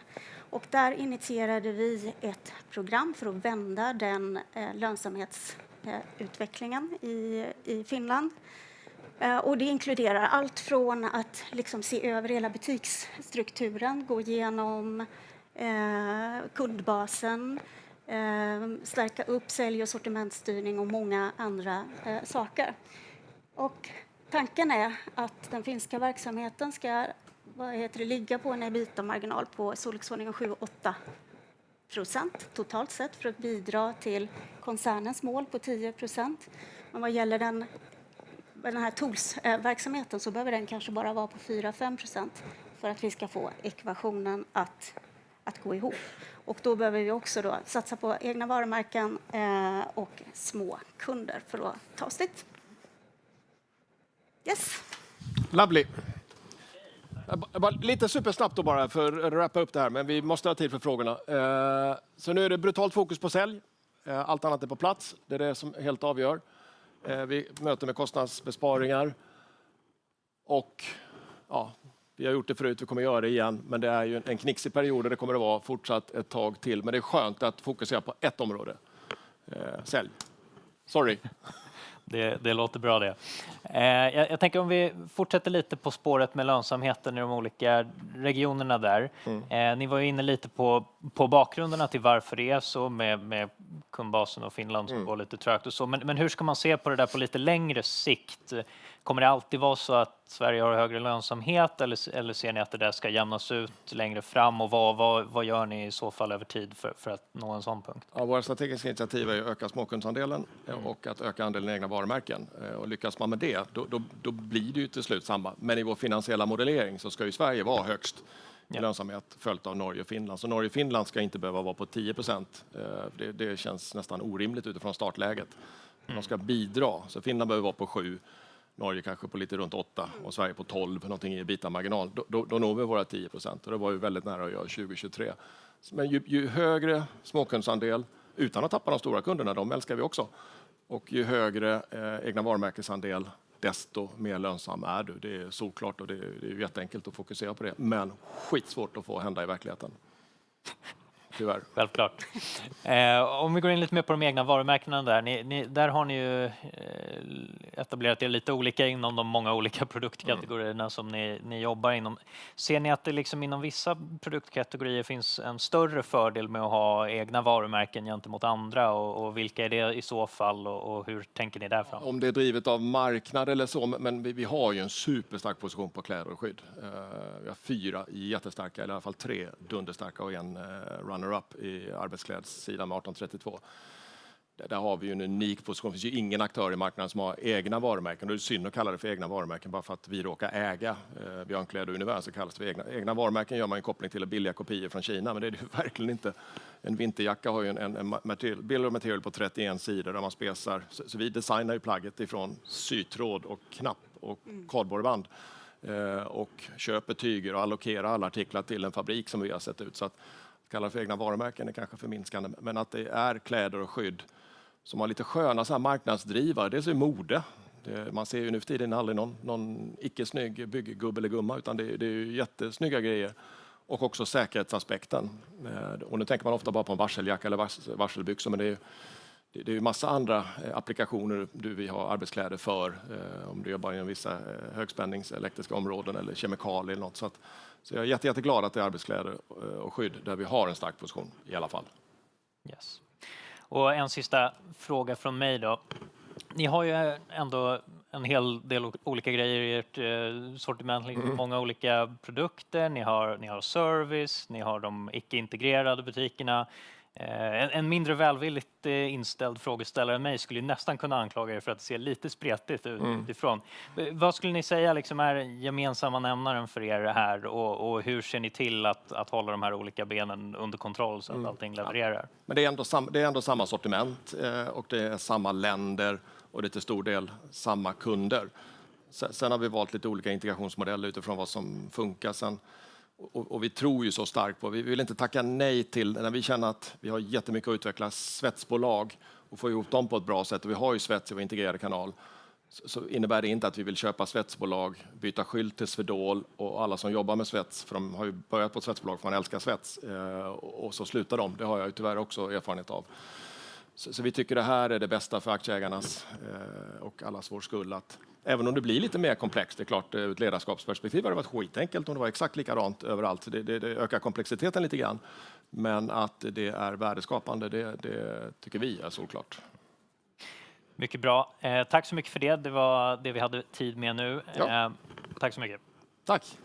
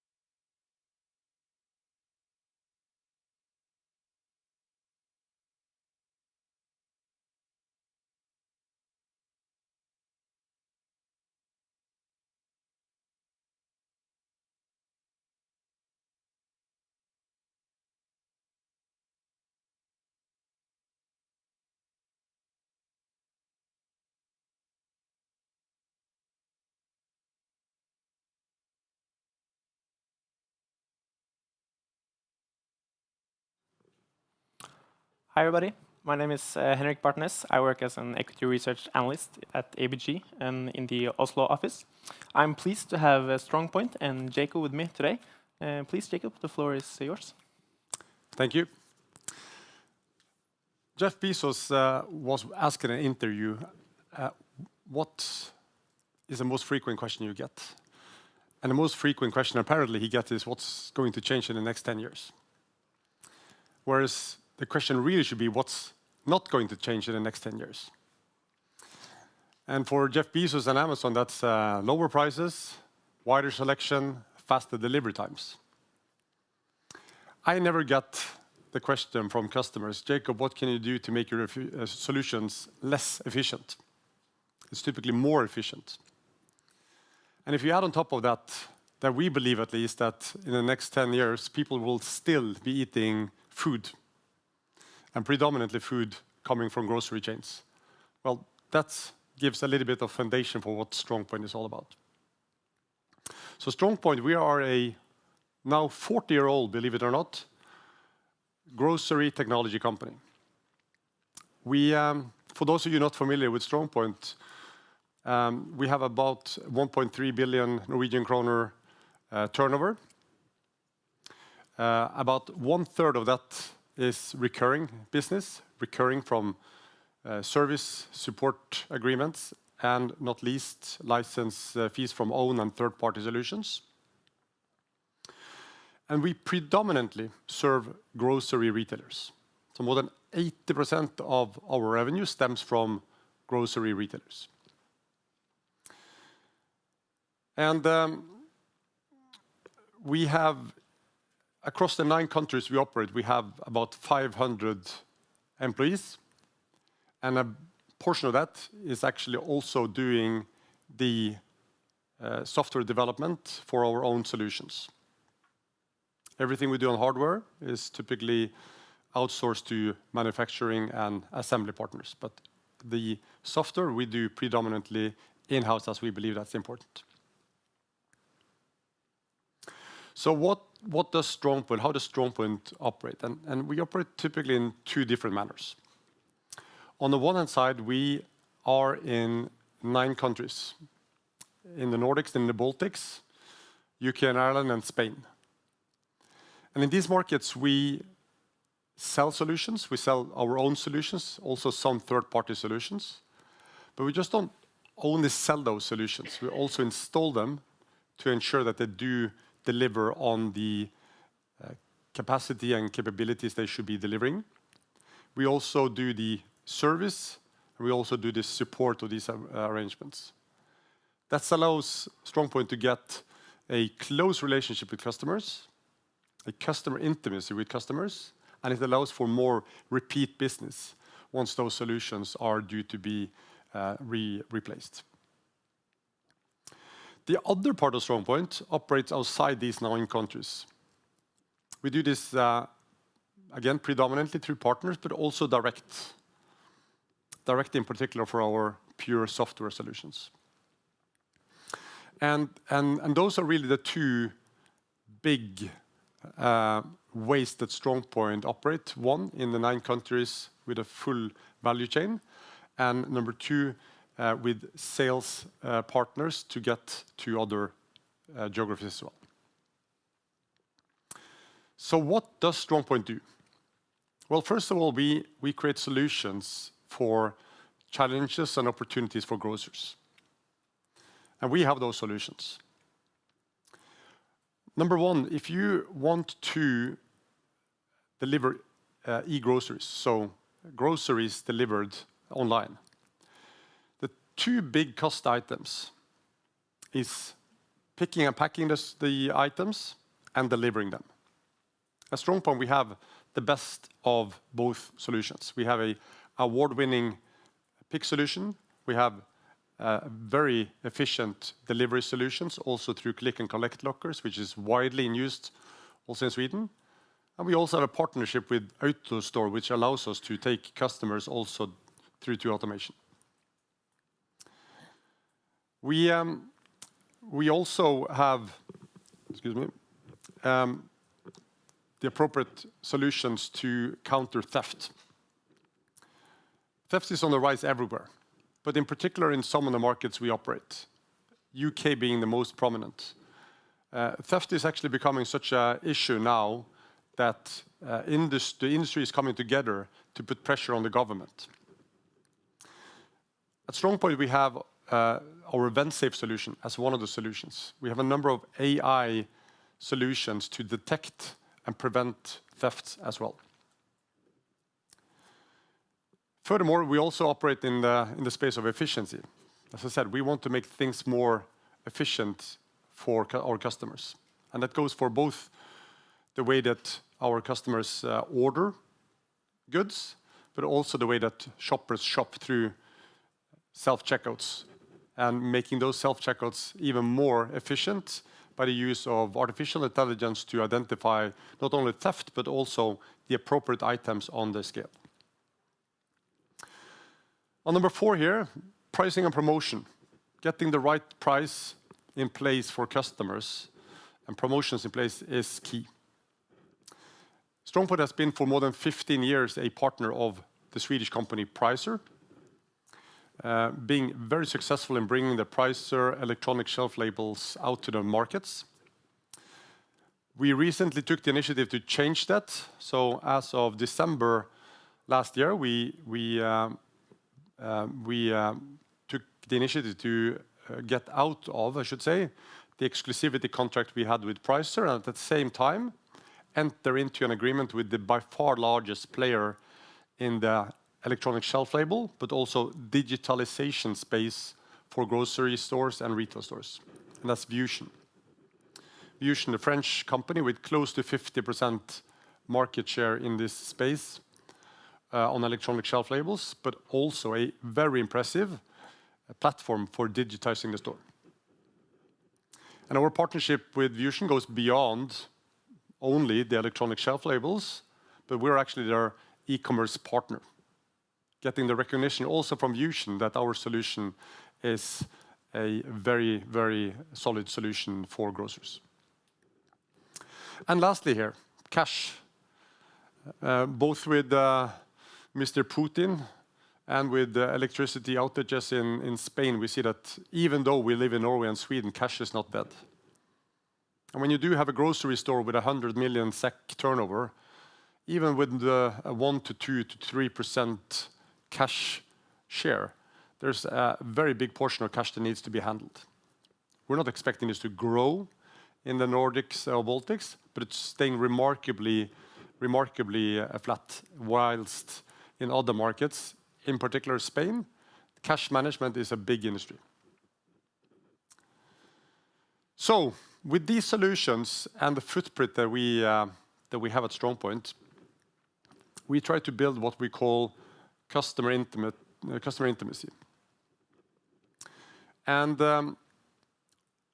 if you compare the different markets we're in, it's fair to say that the Nordics and Baltics are the most mature markets for StrongPoint. In these markets, we serve all the grocery retailers, all the largest grocery retailers, and you see their logos here on the page. And for these top 10 customers of StrongPoint, it is important to recognize that we're not only selling one solution or two solutions, we're actually selling on average 4.7 solutions. That's what you get when you deliver reliable solutions over time. You gain a trust. You get to know the people that are buying our solutions. So I would argue we are having an advantage compared to newcomers simply because of the clout and credibility we've built over time. We never lost a customer. But it's also because solutions communicate with each other. As in the case of order picking. Once you have StrongPoint's order picking solution, you can make that solution even more efficient when you add on electronic shelf labels. And the electronic shelf labels flash when the associate is in the space of where the merchandise is, increasing the efficiency even more. And you can also add on grocery lockers, making the last mile delivery even more efficient. So the trust through delivering solutions over time and the fact that a number of our solutions communicate and create additional value for customers allows us to get these kind of impressive, we would argue, figures for the penetration and depth of our customer relations.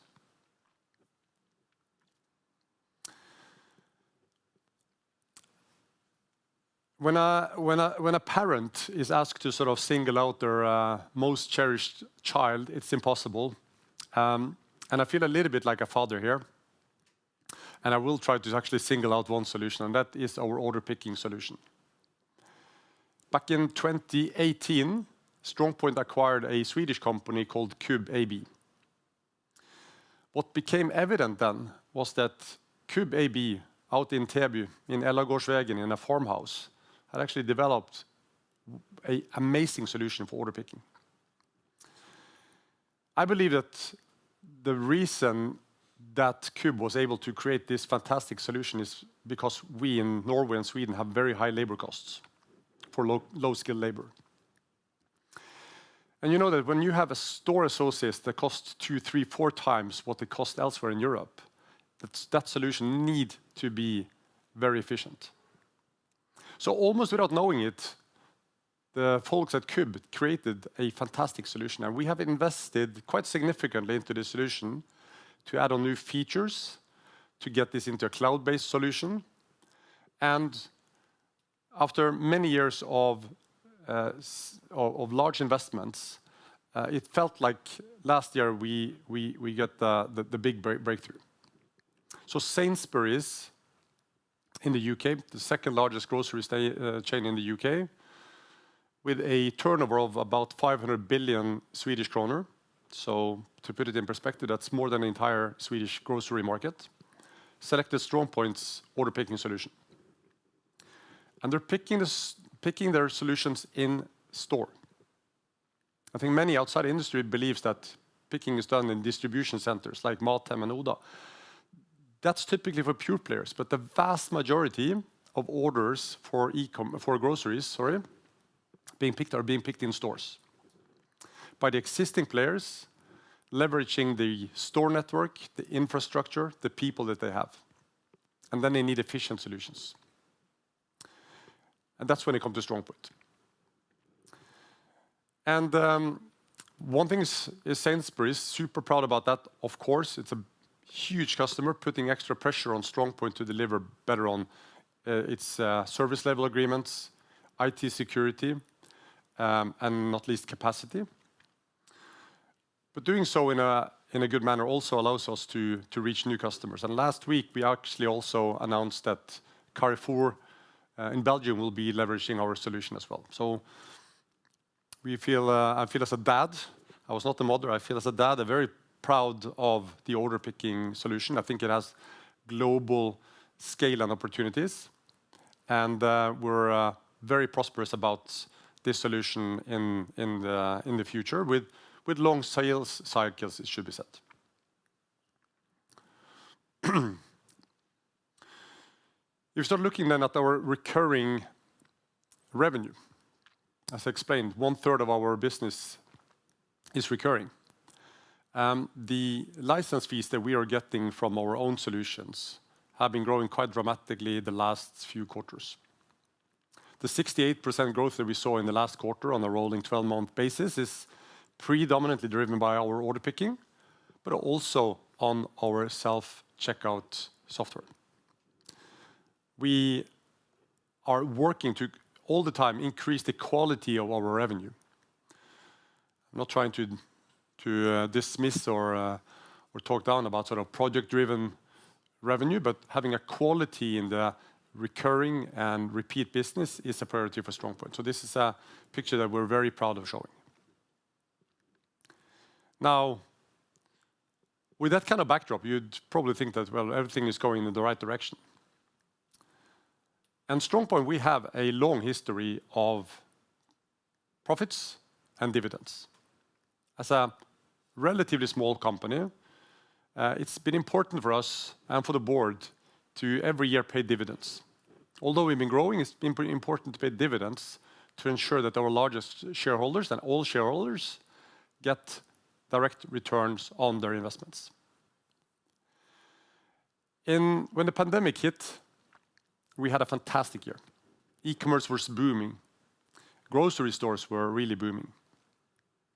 And I might say that if we didn't get carried away, at least we did start a number of investments. And most of those investments we have been taking over the P&L.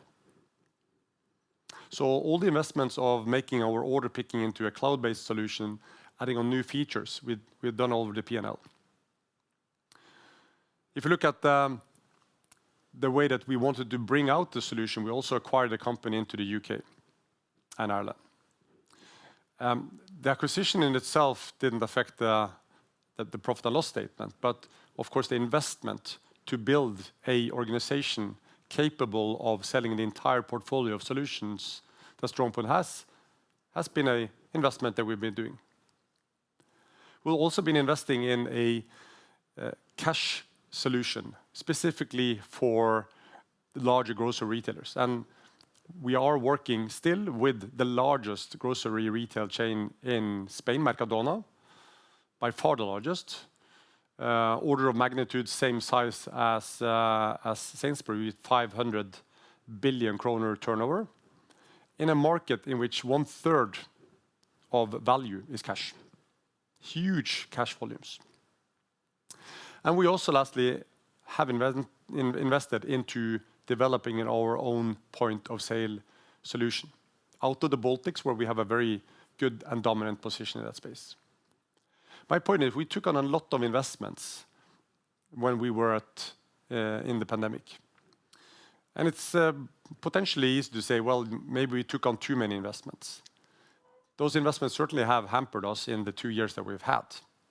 Though they have been challenging for StrongPoint. We've seen that our customers have been investing into price or lower prices for customers.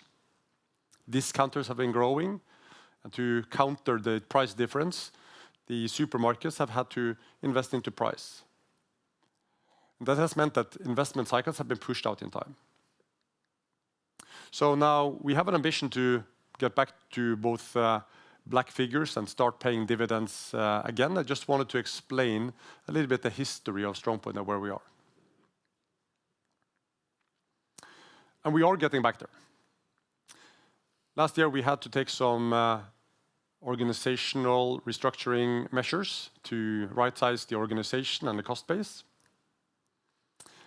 without jeopardizing or hampering the development in the investments that we have been doing.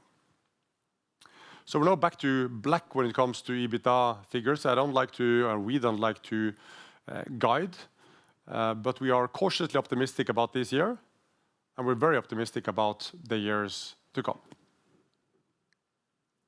So I want to round off before Henrik, you start bombarding me with questions. So why should you as an investor invest in StrongPoint?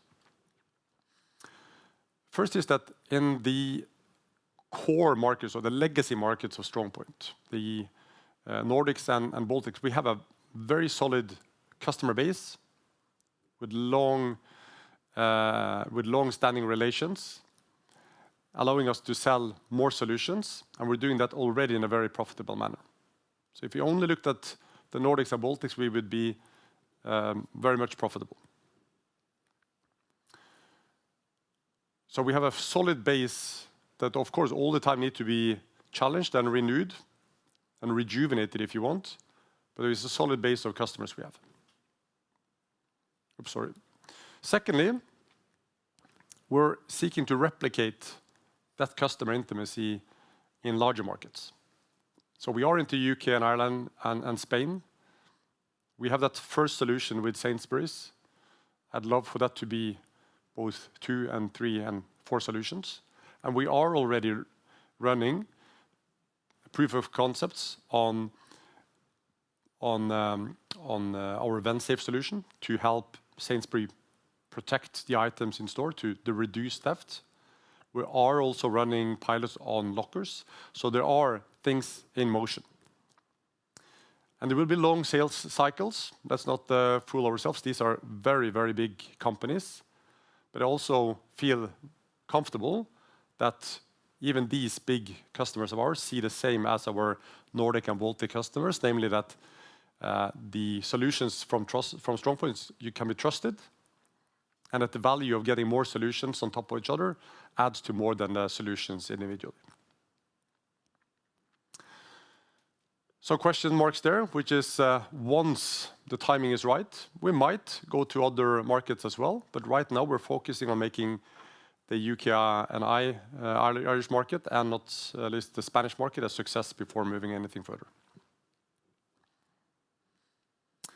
But lastly is our order picking. I dare to say my favorite baby. We have customers in Europe and all the way to New Zealand, showing that we can sell our software solution really anywhere people shop groceries, which basically is anywhere in the world. Thank you. Perfect, thank you. That was a really great presentation. Are there any questions from the audience? All right, then there's more time for my questions. Obviously, as an analyst, but I guess the investors as well, are waiting for the investment cycle to return. And in that manner, what do you see in the market? What are feedback from the customers in regards of the decision-making cycle, and what do you expect? When do you think it will return for good? Well, first of all, following the pandemic, it's been slower. I think a lot of companies operating in our space has seen that, and with Mr. Trump throwing out all kinds of things nowadays, it doesn't really help on security. I think, though, we have to look a little bit past that. I mean, the fortune of serving grocery retailers is that there's very rarely any grocery retailer goes bankrupt, like you see in other retail space. So we have very solid customers, and this is all about sort of where do you prioritize to invest your money. Now we've had a couple of years where the investment have been into pricing, but there's not a single grocery retailer, at least if you look at in large terms about this, that doesn't see for instance, e-commerce growing. So in terms of segments, the e-grocery growth is by far the biggest out of any kind of segment. Of course, you want to be in that space. You're also seeing theft rising, and you want to sort of prevent that. Actually, the returns on that kind of investment could be a lot larger than investing in prices directly. So I think, sure, it's a explanation, maybe even an excuse at some point in time for investments to take place, but a lot of the solutions that we offer, we believe are something that the customers would not be wanting to be without. Yeah, perfect. And if I can ask on the competitive landscape, how do you position yourself in comparison with your competitors, and how are the mechanisms or process behind the tender processes when retailers are considering investing? Sure. So first, when it comes to competitive landscape, I think there are few companies that offer such a wide portfolio of solutions that the StrongPoint does. So as a company you can go to get any kind of solution, the competitive landscape in the traditional markets is lower than you might anticipate. Sure, there are other providers of specific solutions, but the whole portfolio is very few that actually delivers. We're yet to see in UK, Ireland, and Spain, the larger markets, how that's going to play out. What's been very important for us is to get our very best solutions in at the first instance, like in the case with Sainsbury's and order picking, and then start building on top of that. When it comes to tender processes, of course, some of these investments are big, and there needs to be a tender process. As everybody else, we like to work with our customers to help them shape the tenders to be correct. And then you can interpret that whatever way you want. But we're not alone to want that. But I believe that the long-term relations we have with customers allows us to be in exactly that position, and that's what we want to strengthen both in the Nordics and Baltics, but also replicate outside the Nordics and Baltics. Oh, perfect, thank you. I think that's we have to conclude. the presentation today. So thank you, Jacob. It was really great. Thank you.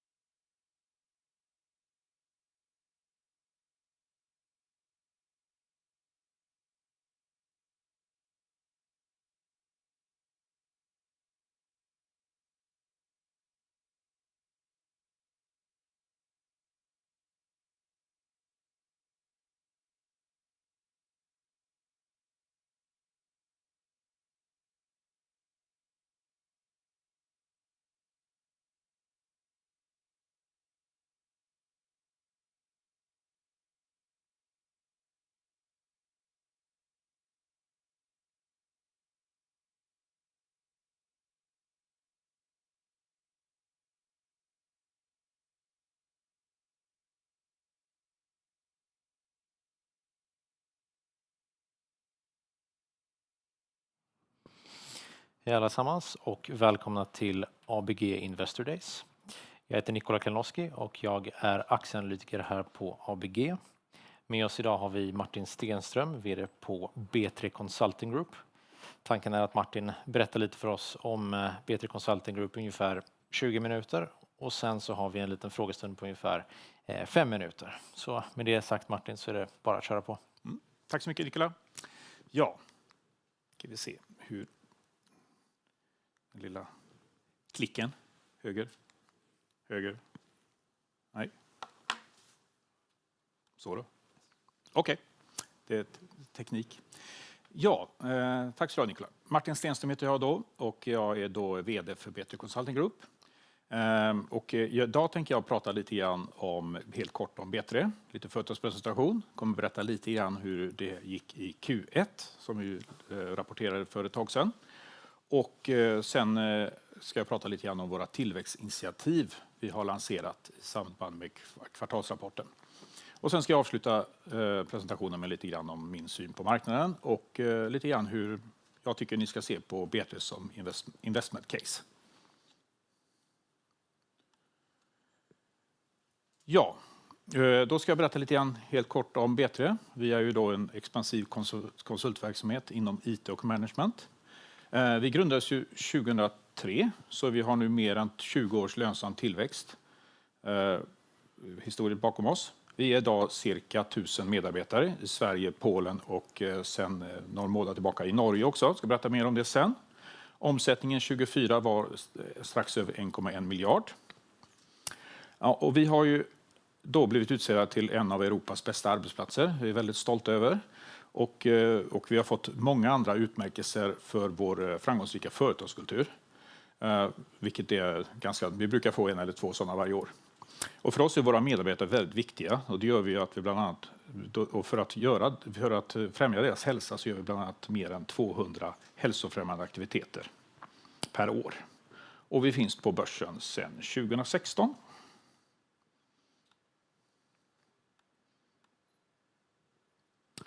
Ja, jag brukar i sådana här sammanhang prata lite grann om vår kultur. Den är väldigt viktig för oss. Vi består ju av många dotterbolag.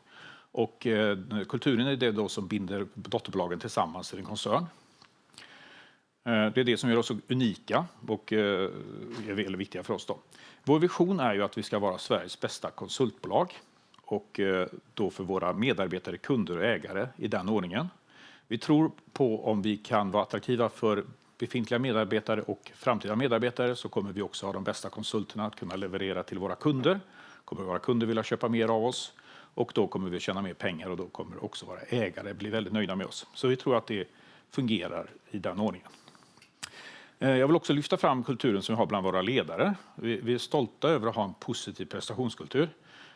Och den är viktig för oss och då tänker vi att det gäller att det handlar om att ha ett rätt person på rätt plats, ge dem befogenhet och ansvar och låta dem köra helt enkelt.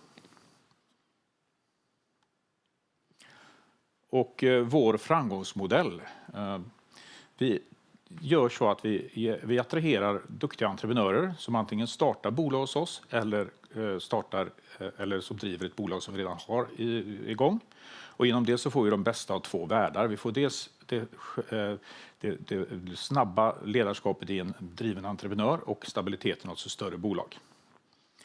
Vi har ju då också ett brett tjänsteerbjudande genom att vi då är plus 25 olika specialistbolag. Och det gör att vi kan leverera det som våra kunder behöver för att klara av den digitala transformationen. Och också genom att vi är så många olika specialistbolag så kan vi då leverera hela team bestående av väldigt många olika kompetenser. Och det stärker naturligtvis vår roll som digital partner till kunden.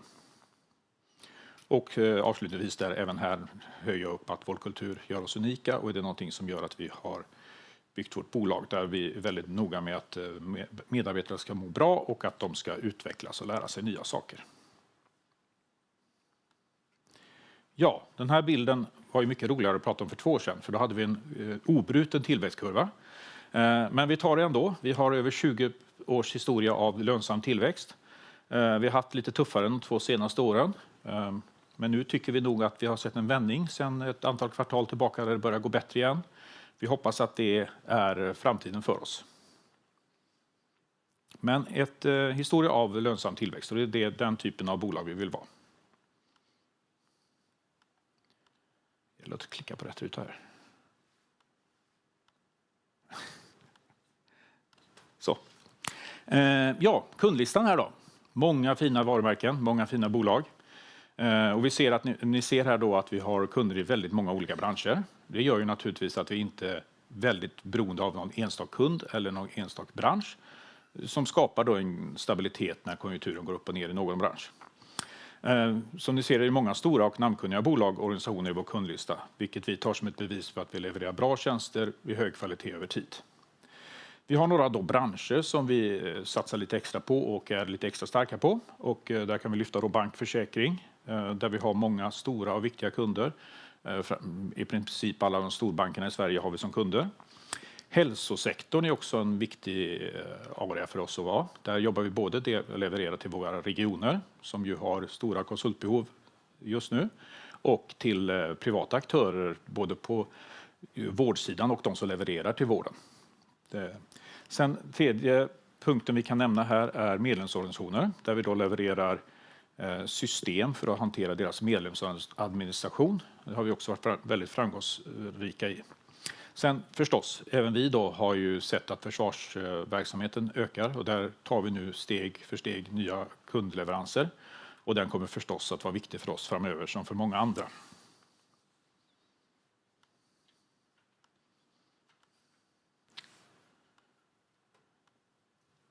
Jag är ju van med Mac då, va? Det är andra knappar. Ja, det här är då presentationen från kvartalsrapporten.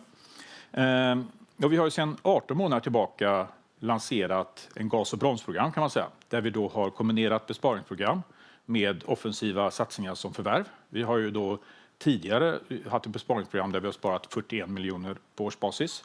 Och under den här tiden fram tills nu också då gjort 2 förvärv.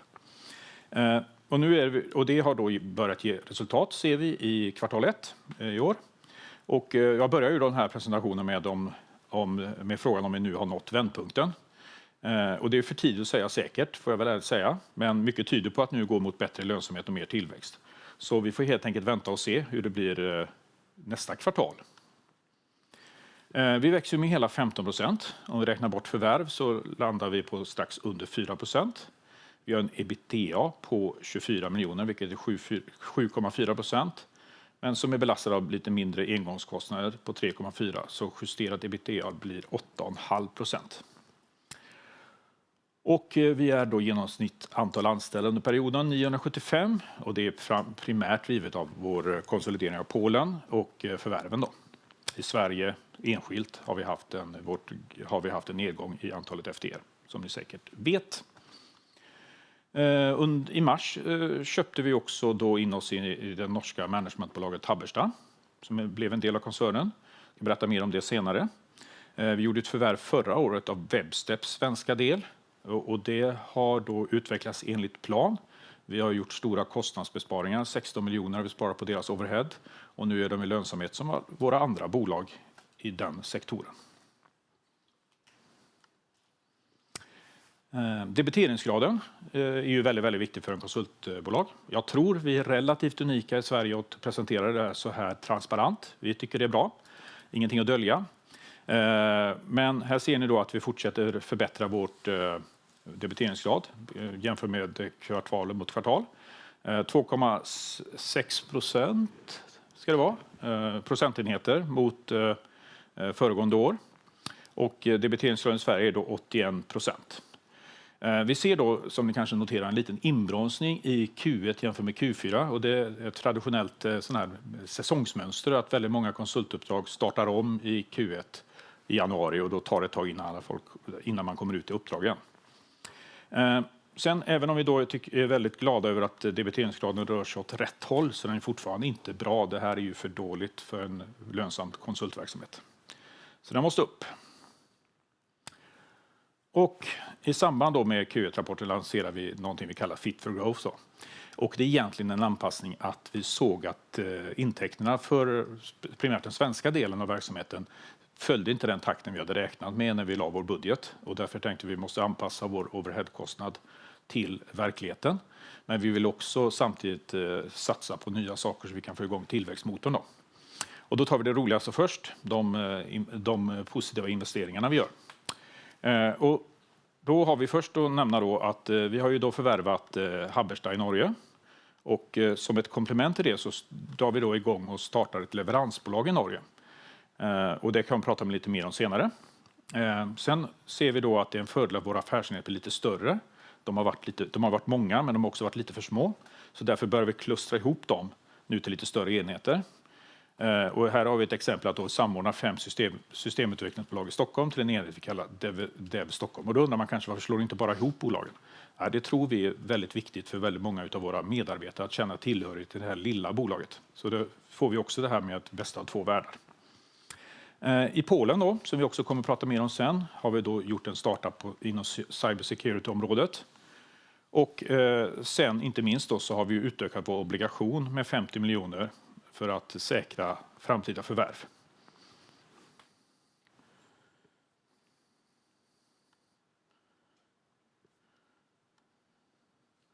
Och sen den andra delen av Fit for Growth är ju kostnadsbesparingar då. Och som jag sa, det har ju då med att vi ska anpassa våra kostnadsmassa till den lägre intäkten vi tror att vi kommer att få under året. Vi har räknat fram att vi kommer att spara 25 miljoner. Och det kommer då bli full effekt först nästa år, 2026 då. Men vi har redan gjort väldigt mycket av de här förändringarna. De flesta besluten är redan tagna. Så det här kommer gå fint.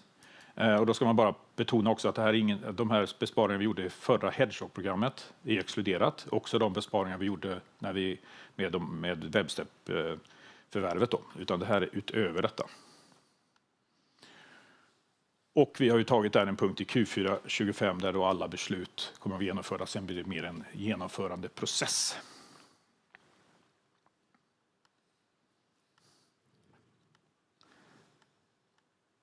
Det var så svårt att trycka på rätt knapp. Ja, lite grann att glädjande nog så expanderar vi utanför Sverige nu då. Nu är det inte bara Polen. Och här i Norge då, som jag nämnde, så har vi förvärvat då Haberstad AS som är ett IT-managementbolag i Norge. 40 anställda ungefär. Funnits väldigt länge, har väldigt bra renommé. Startade som ett rekryteringsbolag, är väldigt kända i Norge som ett rekryteringsbolag. Har ett starkt varumärke helt enkelt. Och här tror vi då att vi ska stötta dem genom att starta ett leveransbolag för att skapa ännu mer tillväxtmöjligheter för koncernen. Och vad är bakgrunden till det då? Det är ju, vi har då Haberstad som är delägt. Det är viktigt att de får sköta sig själva, de ska ha sitt varumärke. Sen har vi då väldigt många. Vi har ett antal svenska dotterbolag som ser en stor potential i den norska marknaden. De har lite högre timpriser. Kan vi leverera svenska konsulter till Norge? En bra affär för många. Men vi ser också att vi behöver då kanske rekrytera in ett fåtal norska konsulter. Och genom att etablera det här leveransbolaget så kan vi då göra det i det bolaget och få en väldigt enkel administration runt det. Så vi inte behöver starta ett nytt dotterbolag varje gång ett av våra dotterbolag vill komma in i Norge. Det är ju en relativt liten risk och vi tror att det kan vara mycket möjligheter i det. Sen ska vi också berätta om att vi Haberstad stärker sin verksamhet i försvarsverksamheten. Haberstad har då flera viktiga och stora kunder inom försvarsindustrin kan man säga. Och nu har Haberstad lyckats knyta till sig en person som heter Sigurd Heijer som har jättelång erfarenhet av att jobba i försvaret. Och det är han som har alla de här fina paraduniformer på sig. Och det kommer naturligtvis förstärka framförallt Haberstad men också B3 med strategisk kompetens och nätverk i försvarssektorn. Så vi även tror att vi kan få nytta av i Sverige. Ett annat viktigt område är, som jag nämnde, rekryteringsverksamheten. Det är ju på något sätt kärnan i Haberstad som har varit relativt liten de senaste åren då. Det tror vi kan ändra på. Här pågår en rekrytering av några strategiska nyckelpersoner som kan stärka området ytterligare. Och då kan vi använda Haberstads starka varumärke och expandera inom rekrytering. Och här kan vi också nämna då att de har fått ett fint ramavtal med Stortinget på rekryteringstjänster. Ja, och så Polen då. Alltid lika kul att prata om Polen. Det här är ju ett av våra starkaste kort i kortleken. De har ända sedan starten 2018 haft en stark tillväxt under lönsamhet. Och så fortsätter det även det här kvartal 1 då. Den polska marknaden presterar lite bättre än svenska kan man säga. Och de har en väldigt stark och konkurrenskraftig affärsmodell och väldigt bra ledning så jag tillägger. Glädjande nog är att den internationella delen ökar lite grann till 31% och det är bra för att det är lite högre timpriser där, lite bättre betalt. Man har då,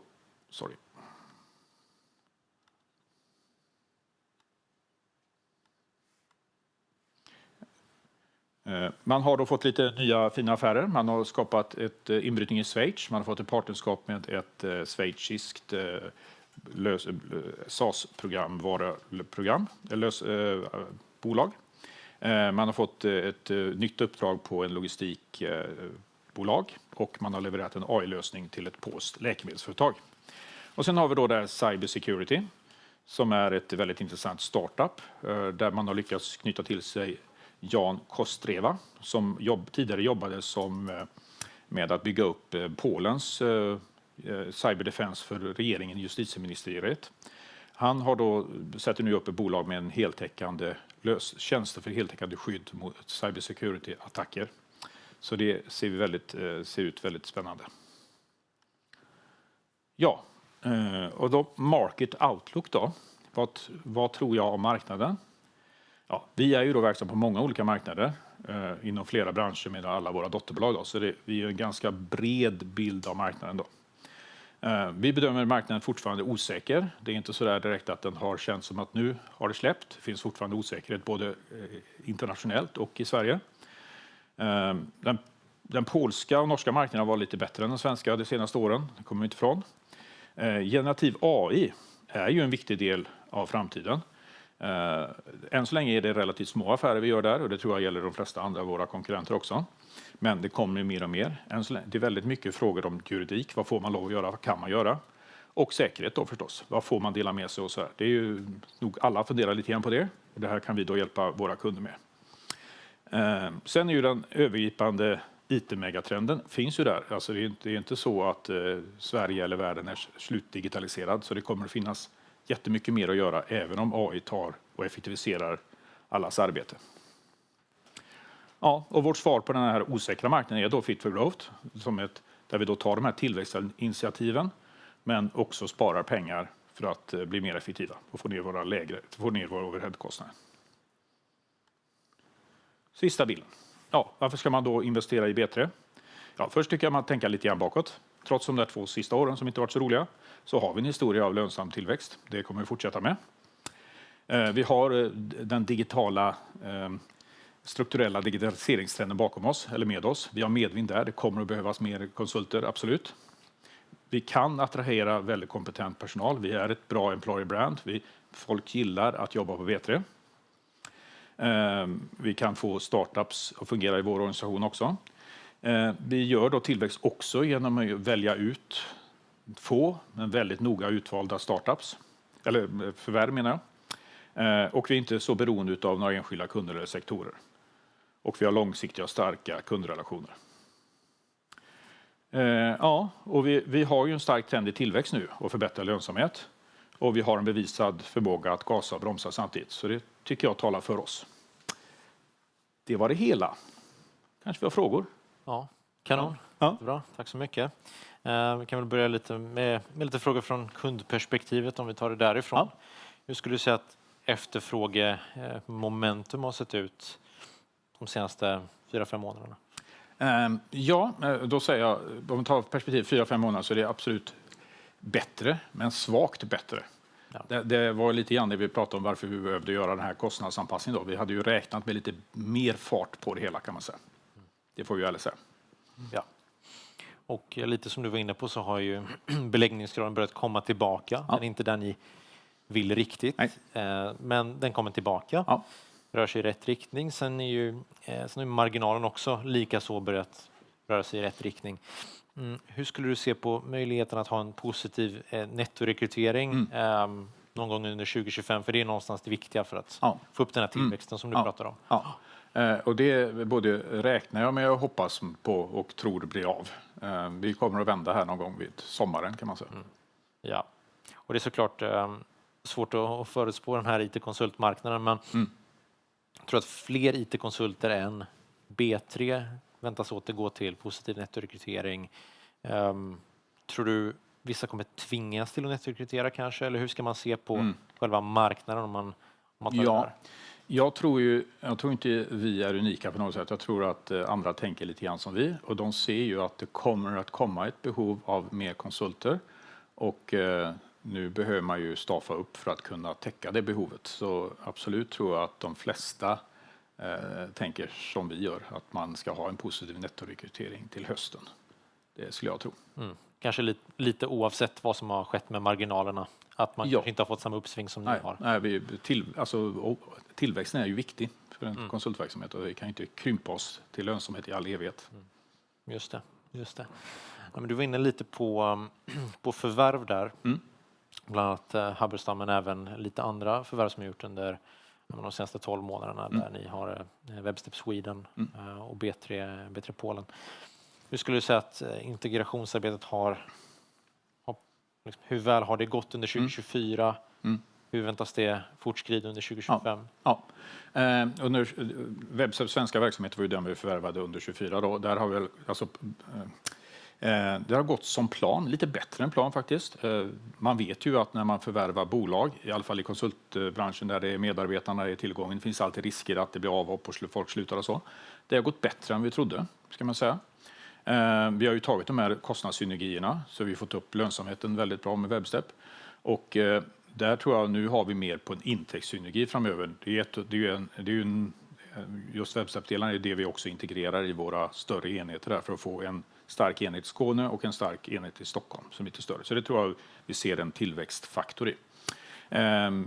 Norge då, eller Habbersta, där ser vi ju inga stora kostnadssynergier för det finns inte, utan där är det intäktssidan. Vi tror att vi kan, de är ganska smala, vi är väldigt breda, så där ser vi stora möjligheter att sälja mer och ha det som en startpunkt för en expansion in i Norge med andra saker. Just det. Mycket korsförsäljningsmöjligheter där med det förvärvet. Det är så vi tänker. Yes. Och om vi avslutar lite då på kanske lite mer av en positiv ton. Såklart marknaden har ju varit rätt trög. Men vad skulle du säga att du ser mest fram emot i 2025? Ja, helt ärligt, en återhämtning av börskursen.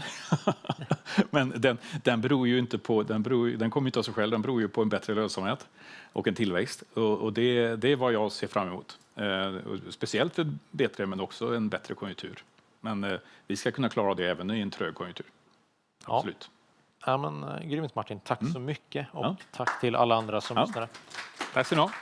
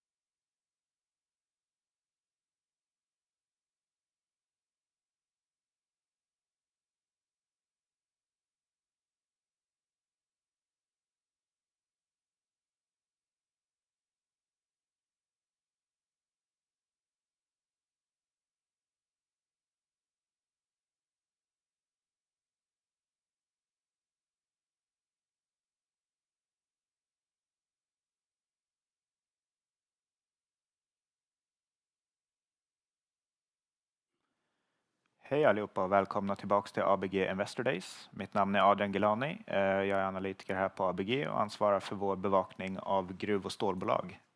Vår nästa presentation kommer hållas av Jörgen Olsson, vd på Viscaria, som kommer hålla en bolagspresentation följt av en frågestund i den mån vi hinner. Med det sagt så lämnar jag över ordet till dig, Jörgen. Tack så mycket Adrian och tack så mycket ni som har kommit hit och lyssnat här idag och även ni som är med på livestream. Hjärtligt välkomna till en introduktion till gruvaktiebolaget Viscaria. Om jag börjar lite med de sista händelserna så vi har ju precis avslutat vårt första kvartal som vi presenterade förra veckan. Och i det första kvartalet så presenterar vi även en resursuppdatering och vi presenterar vår lönsamhetsstudie, alltså det som kallas för feasibility study. Och tillsammans med vårt kvartalsresultat. Och andra nyheter under Q1 det var ju naturligtvis att vi inför bolagsstämman som vi höll i torsdags då fick in 2 stycken nya medlemmar, nämligen Mark Johnson från världens största koppargruvproducent, Freeport-McMoRan i USA. Och Lars-Erik Aro, tidigare vd för LKAB, klev in i styrelsen, vilket glädjer oss enormt. Stora nyheterna som marknaden verkligen ville titta på det här, det var ju då att vi skulle presentera vår första resurs och även en resursuppdatering som vi inte har presenterat i det här bolaget sedan november 2022.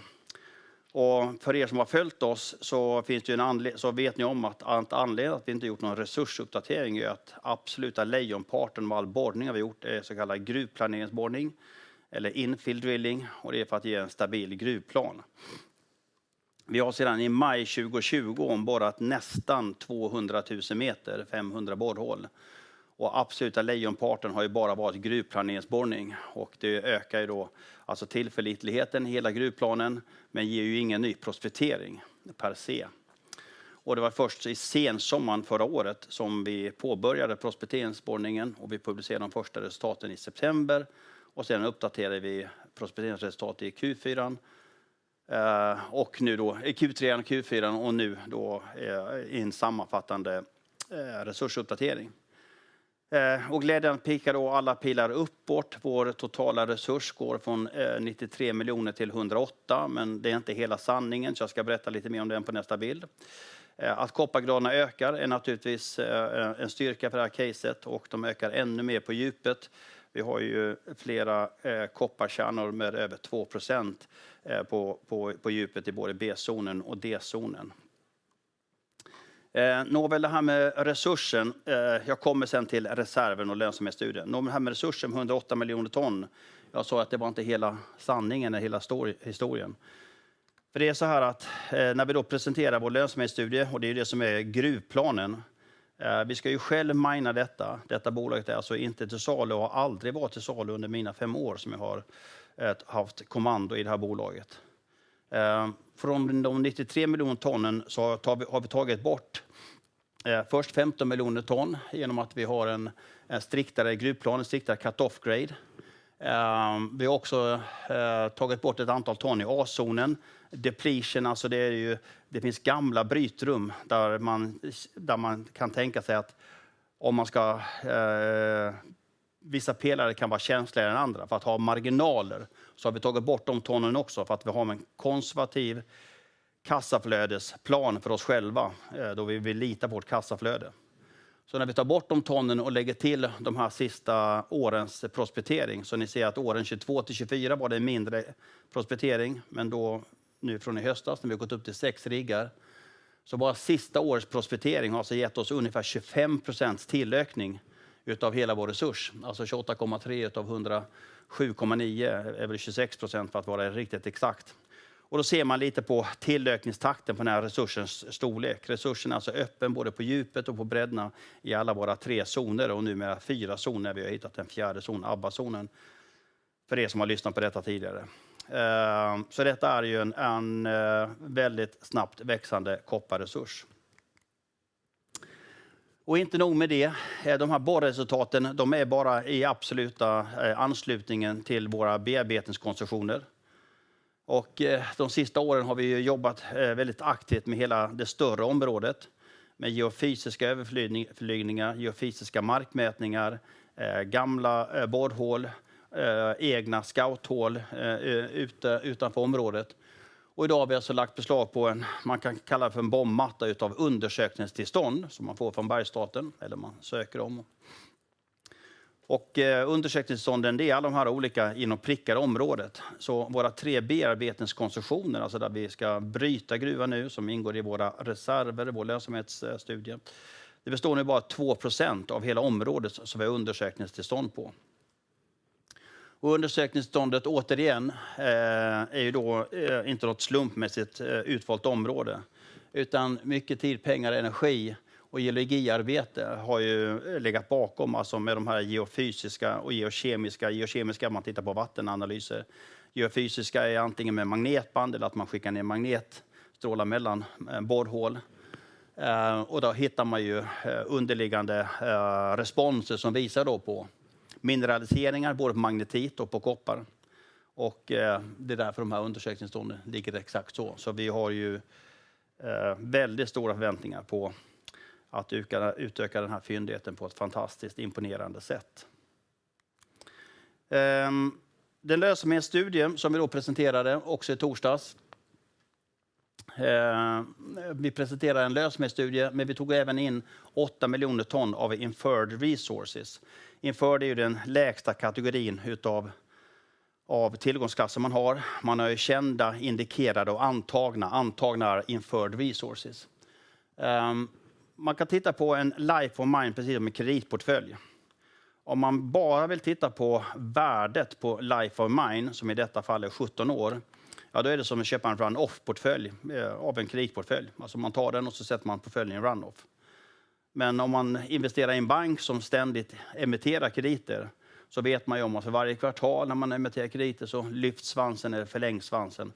Och på samma sätt kan man tydliggöra detta ganska tydligt här. Till vänster så ser vi reserver fram till den 15 augusti förra året. Det är så långa ledtid att sätta ihop en sån här lönsamhetsstudie. Man ska göra geologiska blockmodelleringar, bergmekaniska blockmodelleringar, processmodelleringar. Så reservmodellering, alltså det sista borrat är från 15 augusti. Men bara i vinter så har vi borrat över 20 000 meter och tagit fram 28,3 miljoner ton som jag sa. Men 8 miljoner av de här så har vi lagt till i vår borrplan, och då ser ni hur kurvan, alltså kassaflödeskurvan, den översta kurvan, hur den lyfter sig, och det är det som vi kallar då för steady state. Och man får en, naturligtvis självklarhet, ju mer du hittar, desto längre förlänger du svansen, desto längre förlänger du det som benämns som steady state. Alltså komma tillbaka till denna bilden. De siffror som presenteras i feasibility-studien är alltså en initial life of mine på 17 år. Vi har en cash cost som många tittar på i gruvbranschen. Pointen kanske inte fungerar, men på $3,746 per ton. Vi har en all-in sustainable cost, alltså en all-in cost på 4,589. Då ser ni siffror inom parentes där. Och det är just steady staten om 8 år mellan 29 till 36. Alltså om vi tittar på det här i den högra charten. Så de bästa åren där, de 8 åren mellan 29 till 36, som vi avser att förlänga, då är cashkosten ner på $2,171 per ton. Och all-in sustainable cost på $2,871 per ton. All den här publikationen finns på vår hemsida, och den finns i den sista Q1-presentationen under investerarfliken, så att det är bara att plocka upp där. Och vi presenterar också vidare en IRR på 17,3% efter skatt och en NPV på 4,4 miljarder och en återbetalningstid på 4,3 år. Återigen bara baserat på den här initial life of mine. Vi har beräknat ett initialt capex på 4,5 miljard. Till det så kommer ju sen running cost, sustaining capex, finanskostnader. Så det totala kapitalbehovet är 6 miljarder, men av capex-behovet om 4,5 så är det här fördelning på de olika områdena inom processbildare, infrastruktur, gruvarbete ska sätta igång, innanmätet i anrikningsanläggningen, process equipment, och naturligtvis reservkostnader på 0,5 miljard. Och här nere så ser ni förbrukningen av de här kostnaderna per år. Ytterligare 1 miljard i år ungefär, 2025. 2,5 miljard nästa år. 1,1 miljard 2027. Och givetvis så benchmarkar vi oss med andra relevanta koppargruvbolag. Det här blir inte riktigt äpple för äpplen, för att det här är ju en blandning mellan underjordsgruvor, dagbrottsgruvor, även på olika höjder, olika infrastrukturplatser i världen. Men det är ett bra mått ändå om man brukar göra så i branschen. Och det ser ni över hela life of mine-perioden, de 17 åren, så ligger vår cash cost mitt i den här panelen ungefär med 3622. Och så återigen, alltså, om vi bara tittar på steady state-åren som vi då avser att förlänga, så ligger cashkosten på $2171 per år. Per ton, förlåt mig. Sajten då som vi är ju bortskämda med en fantastisk belägenhet för en gruvsajt som ligger i en gruvstad, Kiruna. Vi är direkt grannar med LKAB. Vi har direkt granne med Malmbanan som angränsar till vårt område, och även E10. Så gruvtekniken finns i denna stad. Infrastrukturen, du har ju inga externa transporter för att få ut material från området, utan järnvägen ligger exakt på området, och vi bygger vår egen bangård och kopplar in oss till Malmbanan vecka 26 nästa år.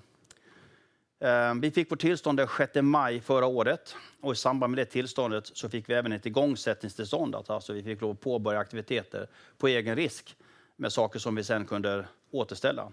Och det gjorde vi med besked. Så den 1 augusti, efter att fågeldirektivet upphör, fåglarna ska man ju inte störa under maj, juni, juli. Så 1 augusti så var vi igång med 15 entreprenadmaskiner och krossar, och då byggde vi hela laydown arean, det som här kallas för storage and waste station, med de här lagringstälten.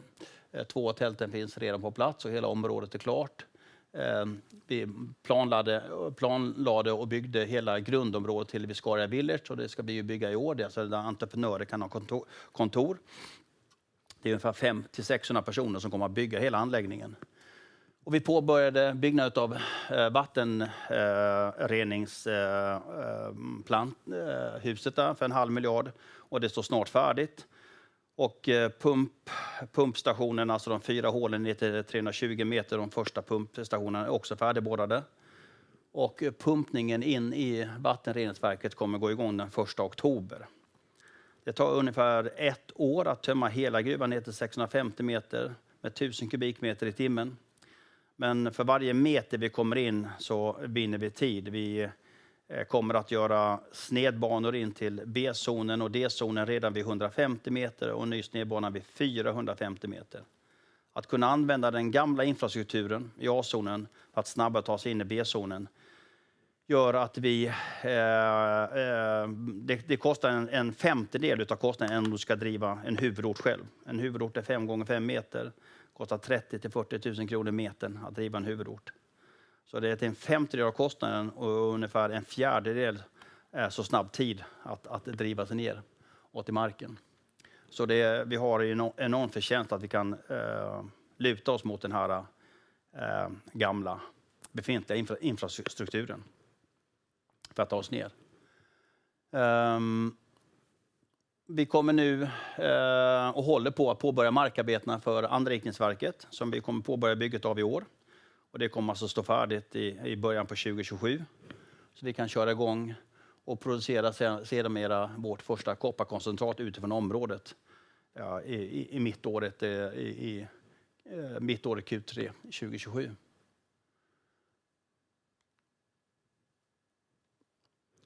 Styrelsen, vi fick in 2 nya styrelseledamöter som vi är väldigt glada och stolta över. Mark Johnson nominerades ju redan i november förra året. Sitter alltså i högsta ledningen för världens största koppargruvbolag, Freeport-McMoran, tillika är han högsta ansvarig för världens största koppargruva, Grasberg i Indonesien, som Freeport äger tillsammans med den indonesiska staten. Född 1959. Och vidare fick vi in Lars-Erik Aro, tidigare vd bland annat för LKAB, född 56. Och Lars-Erik har också varit med och tittat på vårt projekt en viss tid. Så det är klart att vi tycker att vi ser det som ett enormt kvalitetsmärke att både Freeport och McMoran väljer att sätta en aktiv medlem i högsta företagsledningen i vårt bolag. Och är väldigt fascinerande av det här projektet. Övriga styrelseledamöter, styrelseordförande Per Collén som representerar vår största ägare, Thomas von Kock, i bolaget Tom Enterprise. Vi har Marcus Petianemi som vice ordförande. Marcus Petianemi satt i LKABs koncernledning fram till hösten 2021.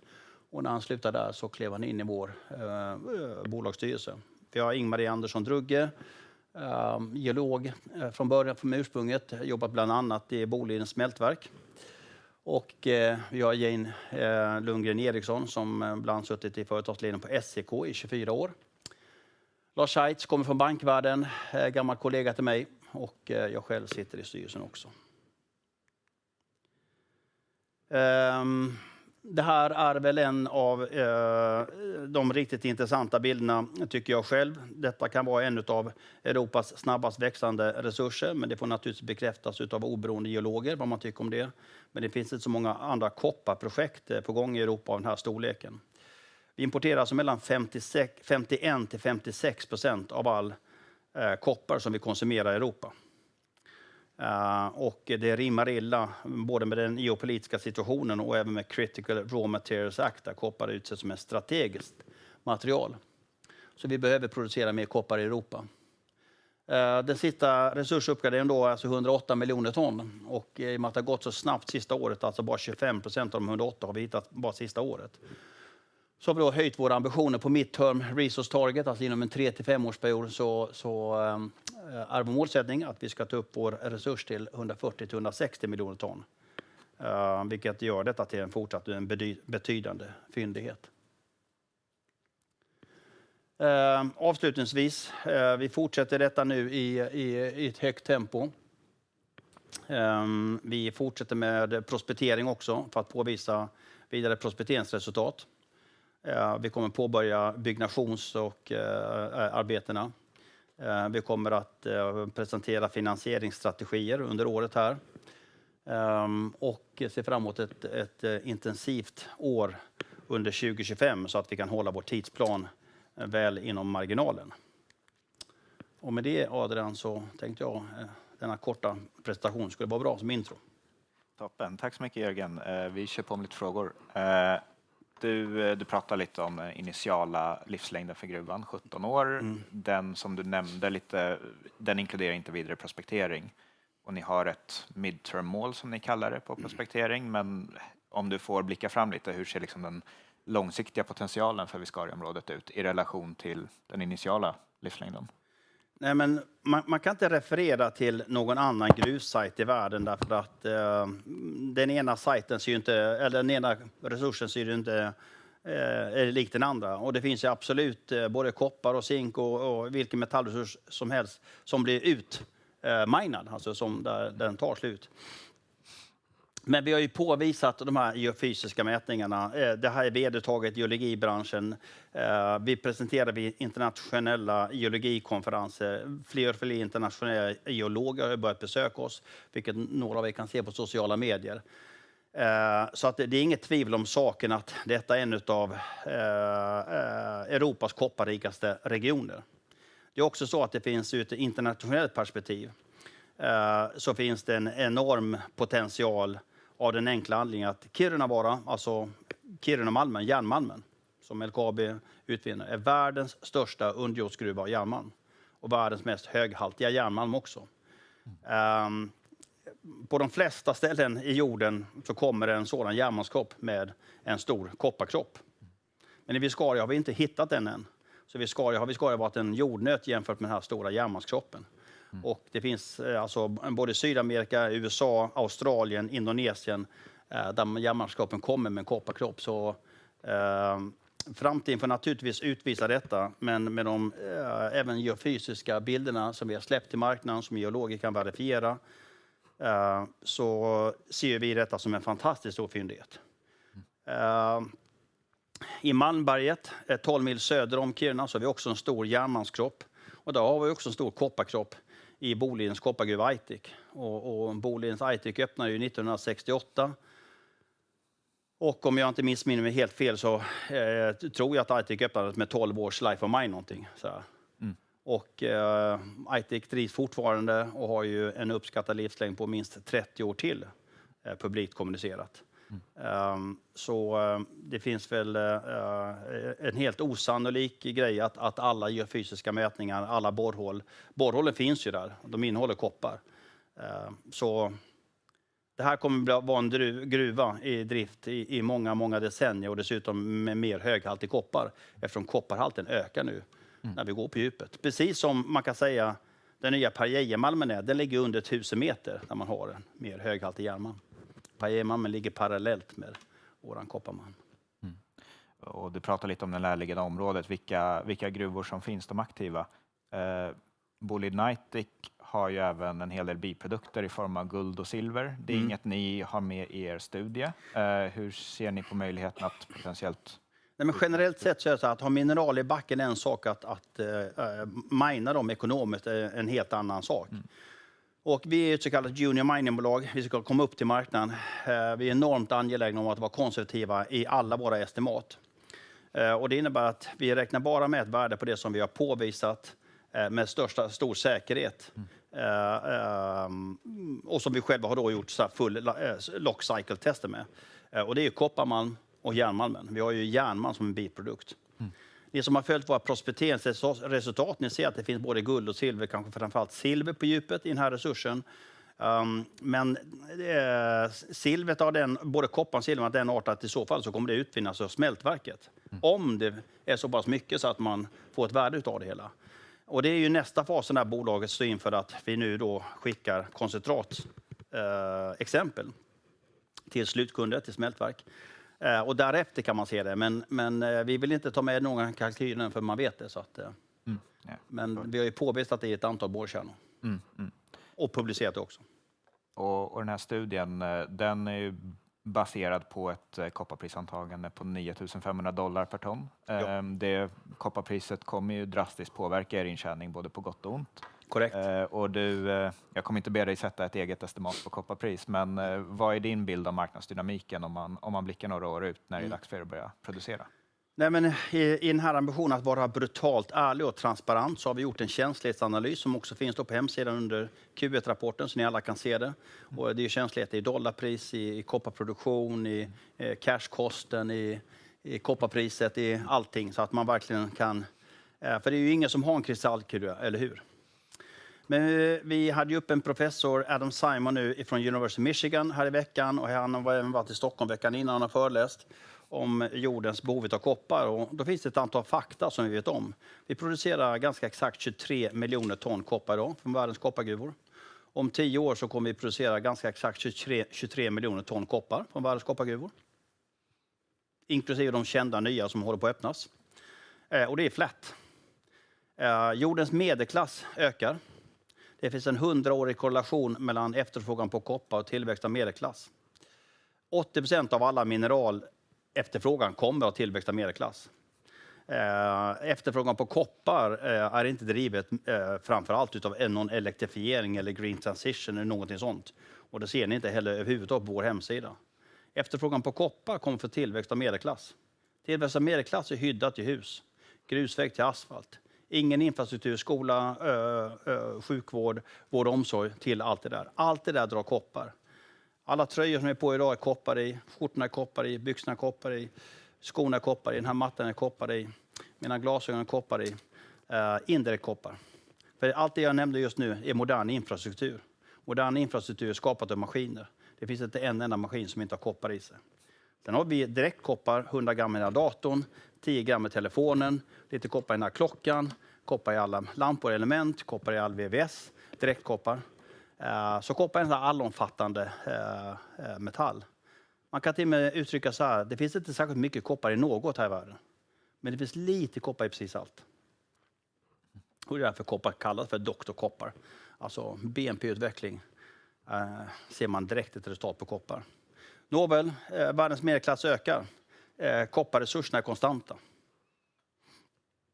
Och det ger ju också då att vi har ett gap som precis alla databaser, oavsett om ni väljer på att titta S&P Global, McKinseys Mindspan, råvaruinstitutet Wood Mackenzie, så har vi ett gap om 5 år ungefär mellan efterfrågan och utbud. Om det gapet är 4 miljoner ton, 20 miljoner ton Eller som vissa gruvbolag, Ivanhoe Mines och andra säger, ännu högre. Det får ju då framtiden utvisa. Men att vi går mot ett kopparunderskott på global basis, det är helt såklart. Och vi har ett gigantiskt kopparunderskott i Europa. Återigen, vi är direkt importerar kopparkoncentrat, 51% av allting vi konsumerar. Vi indirekt importerar väldigt mycket mer koppar. Ja, tid för en avslutande fråga. Miljöaspekten av det hela. Man kommer inte undan att det är miljöpåverkan av en gruva oavsett vart eller hur du slår upp den.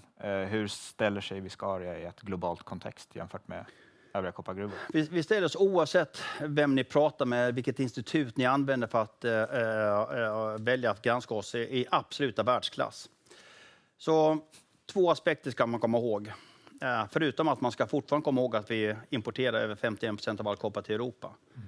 Vi i Sverige och Norden, vi är världsledande inom gruvdrift. I Sverige har vi 3 stycken varumärkesnamn som Epiroc, Sandvik, Volvo Construction Equipment. Bara Epiroc och Sandvik står för 50% marknadsandel i de marknader som de verkar in på gruvbranschen. Vi är världsledande på gruvdrift. Lägger vi till sen det finska varumärket Metso Outotec, det danska märket FLSmidth, då är det ännu mer tydligt att vi är världsledande på gruvdrift. Vi är en av världens hårdaste miljölagstiftningar i Sverige. Och ändå så råimporterar vi råvaror. Vi driver idag, inklusive den lilla gruvan Bottna Exploration som började förra året. Vi driver idag 13 gruvor i Sverige. Vi upptar 0,4% av landområdet i Sverige. 0,4%. Så man kan inte precis säga att vi är överexploaterade av att utvinna våra egna råvaror. Punkt slut, så är det. Vår vattenrening är vi bland de första i Europa med att kunna rena gruvvatten till den graden. Fakta. Och det är väl inte helt osäkert att det också blir best available technology som kommer att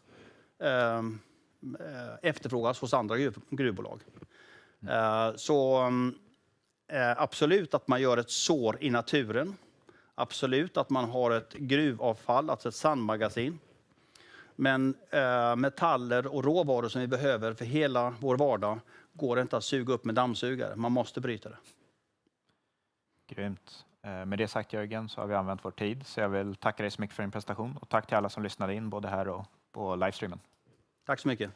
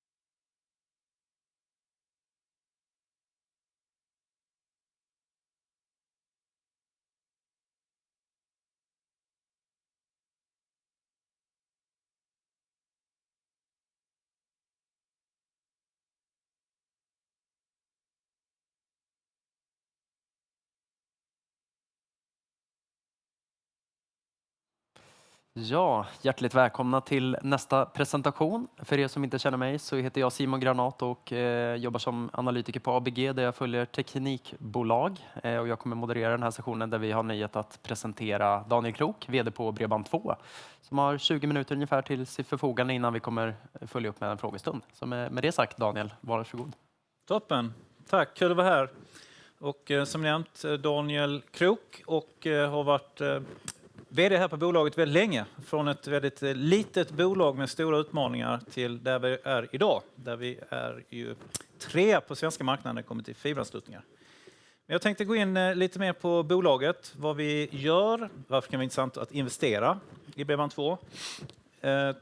Ganska rykande färsk delårsrapport som vi såklart ska titta på och sen så framtidstankar. Och sen vet jag att Simon har laddat med spännande frågor. Ser vi också fram emot. Som nämnt, 3:e störst på svenska marknaden och det är ju vårt absoluta huvudfokus. Det är fiberanslutningar, privata hushåll och företag. 80% av omsättningen är på privatsidan och resterande del är på företagssidan. Sen har vi såklart en massa andra spännande tjänster också. Tittar vi på föregående år så omsatte vi dryga 1,7 miljarder. Vi har haft en fantastiskt fin tillväxt under alla dessa år. Mellan 5-10% tillväxttakt. Senaste året knappa 10% tillväxt och detta kvartalet landar vi på dryga 10% tillväxt. Och det är ju historiskt mycket organisk tillväxt under lång tid fram egentligen till 2020 där vi genomförde större förvärv. Vi kommer se det lite senare också i kurvorna av en kollega i branschen som heter A3. Och sen efter det så har vi jobbat med mixen av förvärv och då organisk tillväxt. Dryga 500 000 kunder på marknaden såklart. Största andelen är privata hushåll med starka och stabila kassaflöden. Det är abonnemangsintäkter så att det skapar en stabilitet i både kassaflödet och i verksamheten i sig. Vår vision, en smidig och trygg digital vardag för alla. Och som nämnt, det är uppkopplingen som är vår kärna. Vi vill koppla upp våra företagskunder via kontoret eller hushåll i deras hem. Ha en trådlös miljö på kontoret och i hemmen. Och sen vill vi såklart kunna följa med kunderna när de rör sig. Alltså med mobila lösningar, mobilt bredband eller mobiltelefoni. Och sen vill vi ju klä detta med en trygg och säker miljö. Alltså olika säkerhetstjänster. Det händer ju väldigt mycket idag med diverse olika attacker. Det kan vara attacker liksom i form av belastningsattacker, men det kan ju också vara intrång där man försöker egentligen kidnappa värden från bolag för att sedan pressa ut och så vidare. Och här vill vi såklart se till att man ska kunna jobba i en trygg miljö. Så det är också ett ben som vi både jobbar mycket med och kommer vilja stärka över tid. Tittar vi på svenska marknaden så är ju Telia i topp när det kommer till antal kunder med fiberanslutningar. De har också investerat väldigt mycket i just fiber i Sverige. Och sen har vi ju Telenor som historiskt har gjort ett antal olika förvärv. Vi har Bredbandsbolaget, vi har Ownit och vi har lite andra bolag som de har förvärvat sig till sin position. Och sen börjar vi ju glädjande nog närma oss den här andra platsen med den kundbasen som vi har idag. Så att det är en stabil position som vi har på marknaden och man kan också säga att öppna nät som är en stor del av fiberinfrastrukturen i Sverige. Alltså det finns en nätägare som bjuder in alla oss tjänsteleverantörer där vi hyr in oss i det här nätet. Där har vi en väldigt, väldigt stark position och har länge haft. Lite mer komplex miljö att jobba i, men den har vi ju växt upp i och hanterat på ett bra sätt. Så datakommunikation, absoluta benet och ingången i kunddialogen oftast. Och sen har vi telefoni och växlar. Det här är något som vi stärkte upp i bolagets produkt- och tjänsteportfölj i samband med förvärvet av A3. De kom ju från telefonisidan och det har vi jobbat mycket med nu att förbättra de paketeringarna och framförallt automatisera hela kundresan, både på privatsidan och på företagssidan. Och vi ser nu också när vi går ut till kundbasen och adresserar dem med den här tjänsten, framförallt mobiltelefoni, att vi snabbt får gott gehör för det. Så det kommer vara en viktig faktor för den framtida organiska tillväxten. Och sen har vi då säkerhetsbenet där jag framförallt skulle säga att på företagssidan så vill vi bli starkare här. Här gäller det för oss att inte röra oss mot konsultdrivna säkerhetslösningar, utan vi vill ju ha skalbara tjänster, precis som hela vår verksamhet är uppbyggd idag. Skalbara tjänster där vi inte behöver driva upp egentligen personalstyrkan för mycket. DDoS, det är mot attack på nätet. Det hör vi om varenda dag att det kommer, och varenda dag så skyddar vi för detta rent generellt. Sen kan man få specifikt skydd också om man har det behovet. Redundans är ju mer kopplat till att man kan, även om fibern är stabil, så kan man inte förlita sig på att grävskoporna i alla lägen undviker att pricka en kabel. Och då kan det vara bra att ha en annan lösning för att upprätthålla tillgången till internet. Och sen så har vi då brandvägg, antivirustjänster och så vidare för att skydda mot andra typer av attacker. Tittar vi på ekonomin och det senaste kvartalet, så annonserade vi egentligen, om vi blickar tillbaka till fjärde kvartalet förra året, där vi gjorde en förändring i organisationen. Där vi la ett mycket tydligare fokus och mandat på de kommersiella delarna, både på privat- och företagssidan. För att det mandatet skulle ge kraft i hela organisationen för att driva på den organiska tillväxten. För det är absolut det viktigaste såklart för oss att växa. Men vi vill ju framförallt också ha en stabil egen organisk tillväxt i botten så att vår maskin kör på. Och sen kompletterar vi med förvärv ovanpå det helt enkelt. Och med det så annonserar vi också att vi nu är väldigt offensiva under första halvåret med de största egentligen marknadsföringsaktiviteterna, kampanjerna, både när det gäller varumärke riktat mot företagssidan och privatsidan, som vi haft just för att få upp trycket i den organiska tillväxten. Och glädjande är att vi såg att vi har fått en väldigt, väldigt bra effekt. Vi hade ett väldigt bra kundintag på privatsidan. Om man jämför med föregående kvartal så har vi 5 000 kunder netto, vilket är glädjande. Företagssidan, framförallt mot småbolagsmarknaden, hade outstanding bästa kvartalet någonsin i sin försäljning också. Så att det här ger effekt, det gör det definitivt.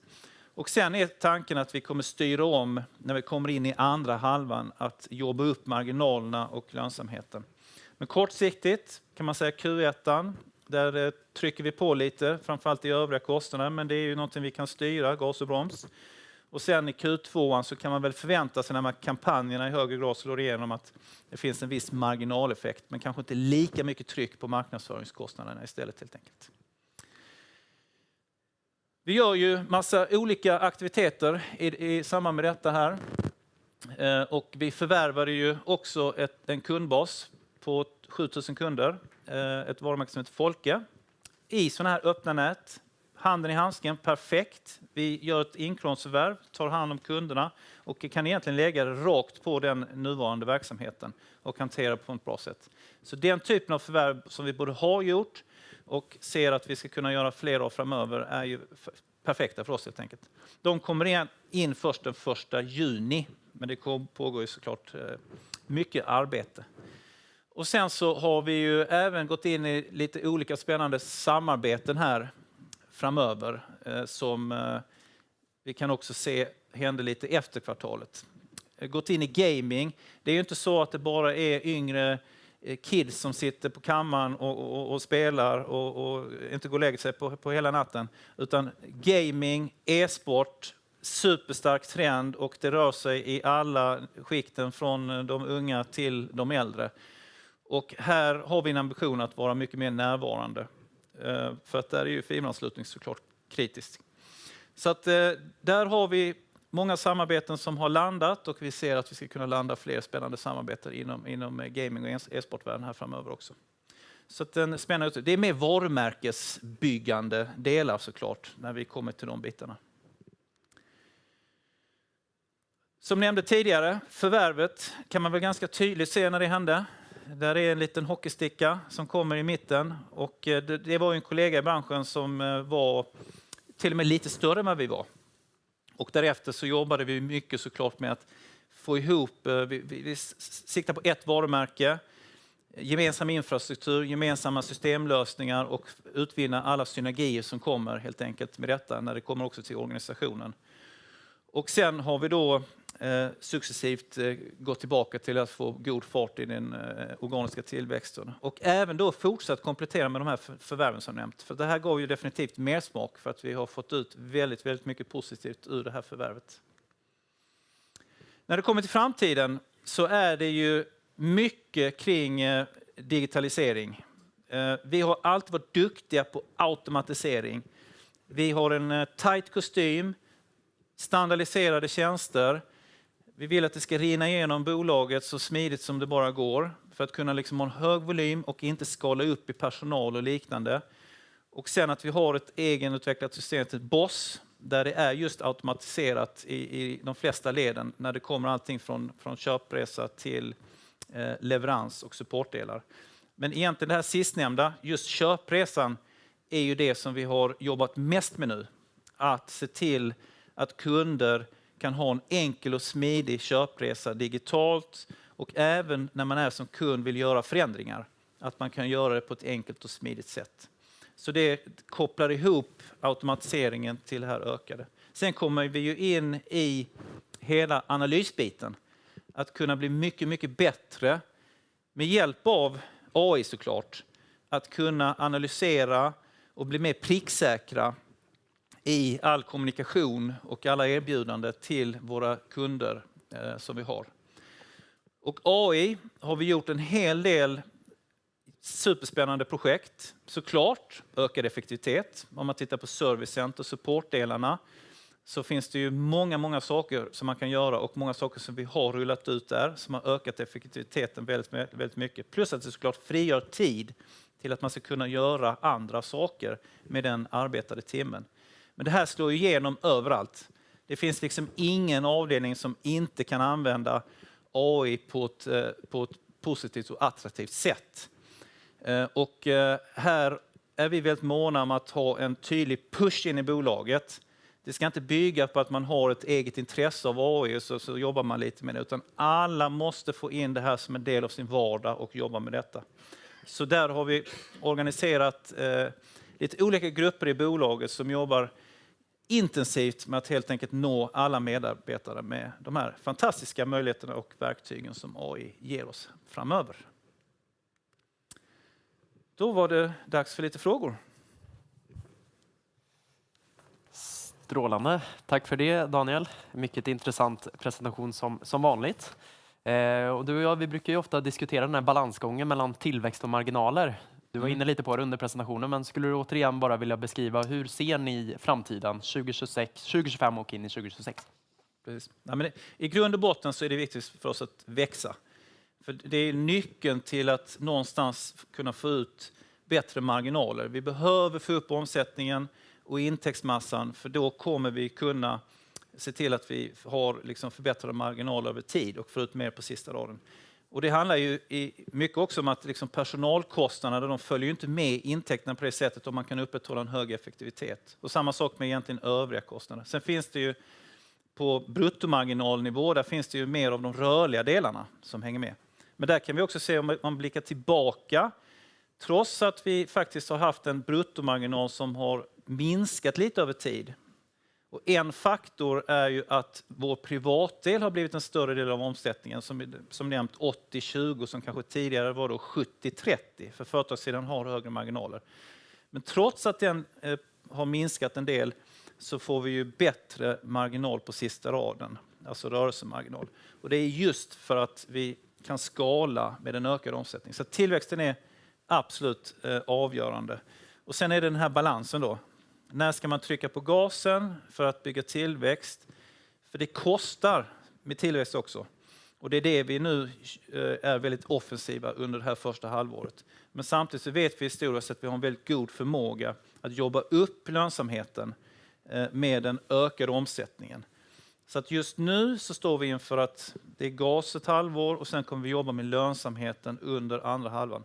Sen kommer vi vilja se analysen på vad fick vi ut av den här offensiven. Och det kommer ju vara det som styr hur vi agerar under 2026 skulle jag säga. Men i grunden, vi måste växa. Mycket bra. Ja, nej, men det har ni ju bevis på över tid att ni just har kunnat skala mycket på OPEX mot försäljningen. Men jag tänkte också på OPEX i mer absoluta termer. I Q1 så var det en ganska stor upprampning, både mot tidigare kvartal men också utifrån tidigare år. Det var en väldigt hög nivå i Q1. Är det en representativ nivå för Q2 eller hur ska man se på det? Nej, jag skulle säga att vi la en större del på Q1 än vad vi kommer göra på Q2. Däremot så kommer bruttomarginalen ha en större påverkan i Q2 eftersom många av kampanjerna liksom kommer ju både från Q1 och det som kommer in i Q2 har en påverkan mer i Q2 än Q1. Så att där finns liksom en balans mellan de två kan man säga. Mycket bra. Och sen i andra halvåret då blir det mer fokus på att stärka marginalerna, vilket brukar innebära prishöjningar. Hur ska man se på prishöjningsmagnituden? Är det i linje med de stora prishöjningar som vi såg 2022, 2023 eller är den mer modest? Alltså man kan säga att prishöjningar, det finns lite olika saker som man kan jobba med för att få upp marginaler, men prisbilden är ju såklart en avgörande faktor. Det som ofta driver oss till att göra prishöjningar är triggat egentligen av att de här nätavgifterna höjs. Och alltså när vi går in i de här öppna näten så får vi hyra in oss på en tjänst och en aktiv kund så betalar vi en avgift för det. Precis som alla tjänsteleverantörer gör helt enkelt. Och om de då höjer den, ja då behöver vi ju gå till våra kunder och göra motsvarande höjning. Men då ser vi också över liksom hela marginalbilden på kundbasen för att komma upp på de nivåerna som vi tycker är de rimliga helt enkelt. Så att det är den typen av aktiviteter som vi har framför oss här under Q3 och Q4. Och är det så att nätägarna har aviserat om några större prishöjningar nu i framtiden? Där är vissa prishöjningar som kommer, inte jättestora om vi tittar tillbaka. Det var en större nu i maj här som kom, som vi har ju fått gå till kunderna och jobba med. Så den går lite liksom mot de här aktiviteterna, men den hanterar vi. Och vi är ju vana vid detta. Det har ju varit historiskt lite vågor när de här sakerna inträffar med prishöjningar för att vi får gå ut mot kunden helt enkelt. Så att vi kan den här metodiken och vet hur. Sen så gillar vi inte prishöjningar alltså från nätägarna i sig eftersom det är ju, triggar ju såklart en rörelse hos kunder. Om vi behöver gå ut till kunderna och göra den här typen av aktiviteter så skapar den rörelsen. Men samtidigt är det samma för alla. Och precis som du nämner, det blir en viss rörlighet i kundbasen. Men å andra sidan, högre priser innebär också högre försäljning och kanske högre vinsttillväxt. Är det så man ska se på det här andra halvåret? Att det kan vara lite högre churn men bättre vinsttillväxt? Alltså alltså när det görs prisaktiviteter så blir det alltid en ökad rörelse i kundbasen. Sen tycker jag vi har varit duktiga på liksom att stå emot när det kommer till liksom churn-biten. Så vi har aldrig sett att det varit någon dramatisk rörelse eller churn historiskt. Sen när det kommer de här prishöjningarna som egentligen drabbar alla våra konkurrenter också, så ser vi det också som en möjlighet givetvis. Att när det blir fler kunder som börjar liksom titta sig för, då vill vi vara starka och vara mottagliga och se till att vi vinner kunder och återigen får en större andel av marknaden. Så att vi försöker ju liksom vara väldigt aktiva. Som nu till exempel den här majprishöjningen. Att vi kunde se till att försöka liksom komma vinnande ur detta. För det är ju det som ger oss positiva saker framåt. Även om det i stunden kanske inte är optimalt. Och sen var du inne på det, men ni har också annonserat ett förvärv av Folke AB, en kundgrupp därifrån, eller en tillgång. Kan du beskriva lite vad ni såg i det förvärvet? Finns det liknande sådana i marknaden? Hur kommer ni jobba med integration av det? Många av de förvärven som vi egentligen har gjort på sistone är ju den här typen av kundbaser kan man säga. Så det passar ju oss perfekt eftersom det är precis den typen av produkter och tjänster som vi jobbar med. Vi kan enkelt ta in de här kunderna och jobba med de här kunderna i den befintliga strukturen. Så att det finst fler sådana. Och vi har inga problem om det liksom är en liten kundbas på om det skulle vara 1000 kunder eller om det skulle vara en kundbas på 10 000 kunder eller om det är 30-40 000 kunder. Så är det väldigt, väldigt bra för oss med den typen av förvärv. Så att det här var ett bra förvärv. De vi har gjort har landat väldigt väl och vi kommer fortsätta blicka framåt. Men inte bara fiber, utan det är lika intressant för oss att titta på mobiltelefonikundbaser där vi har motsvarande struktur i bolaget för att kunna ta emot dem och få upp volymen och effektiviteten helt enkelt. Så att det är de mest intressanta förvärven om man tittar. Och finns det någon särskild anledning till att det har varit lite mer moderat takt just med telefoniförvärven snarare än fiberförvärven? Det är egentligen för att vi har ju ända fram till nu byggt om hela den plattformen och just ökat eller förbättrat både automatiseringen men också det som kommer till kundresan. Så att nu är vi redo att både adressera vår befintliga kundbas med de här tjänsterna i mycket högre grad, vilket kommer att vara viktigt för den framtida organiska tillväxten, men också när det gäller att kunna jobba med förvärv. Och hur tycker du att prisbilden är på förvärv generellt sett? Du har ju varit i branschen under många år och i nuvarande roll likaså. Hur tycker du att prisbilden känns utifrån era kriterier? Alltså generellt skulle jag nog säga att om man tittar på så som det var från början, när det fanns väldigt många små aktörer, så var det kanske lite mer vilda västern på marknaden kan man säga. Medan nu har ju marknaden mognat väldigt, väldigt mycket med konsolideringen. Allting från att många av de här mindre har konsoliderats upp till att även de större har liksom konsoliderat.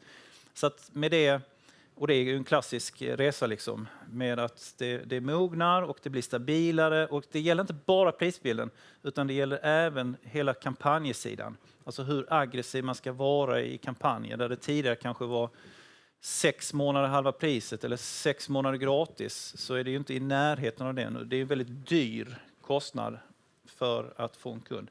Så ser inte marknaden ut idag, vilket är en sundhet och bra. Och jag skulle säga att det är ju sunt både för konsumenten och de som är kvar på marknaden. För det är också stabilare aktörer, vilket ger både stabilare tjänster och stabilare service, som ju någonstans ändå det kunder efterfrågar. Och sen tänkte jag också att vi skulle kunna dubbelklicka lite på företagsaffären. Du nämnde att det har varit ett av de bättre kvartalen, eller kanske till och med det bästa någonsin tror jag du nämnde under presentationen. Just för småbolagen. Vad har du för förväntan på den enheten kommande kvartal? Jag har alltid känt att företagsmarknaden, vi har mer att hämta på företagsmarknaden.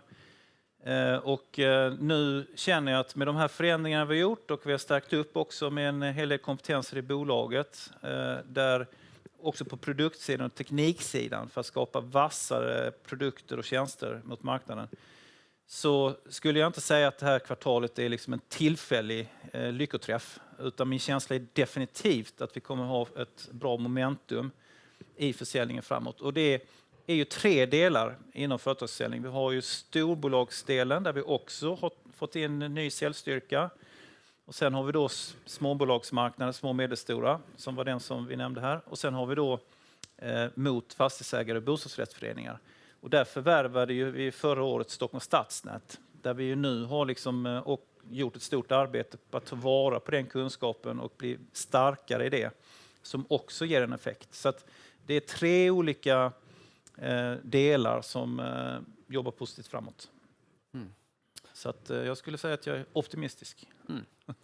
Och som du nämnde tidigare så har också företagsaffären bättre marginaler än privataffären. Så är det. Vilket kanske banar vägen för starkare marginaler över tid dessutom. Exakt. Det är ju en väldigt annorlunda struktur. Alltså man bygger upp en egen infrastruktur, du har en annan driftskontroll kan man säga också. Men då har du också längre avtal i den relationen och du kan också bredda, framförallt på företagssidan så kan du bredda affären mer när det kommer till andra produkter och tjänster. Alltså telefoni och säkerhet och så vidare. Och så vidare. Så att, det är också en väldigt viktig del av arbetet. Mycket bra. Jag ser att klockan är slagen så vi har 5 minuter paus innan sista presentationen för dagen. Men stort tack för att ni har kommit hit och tack till Daniel framförallt. Tack själv.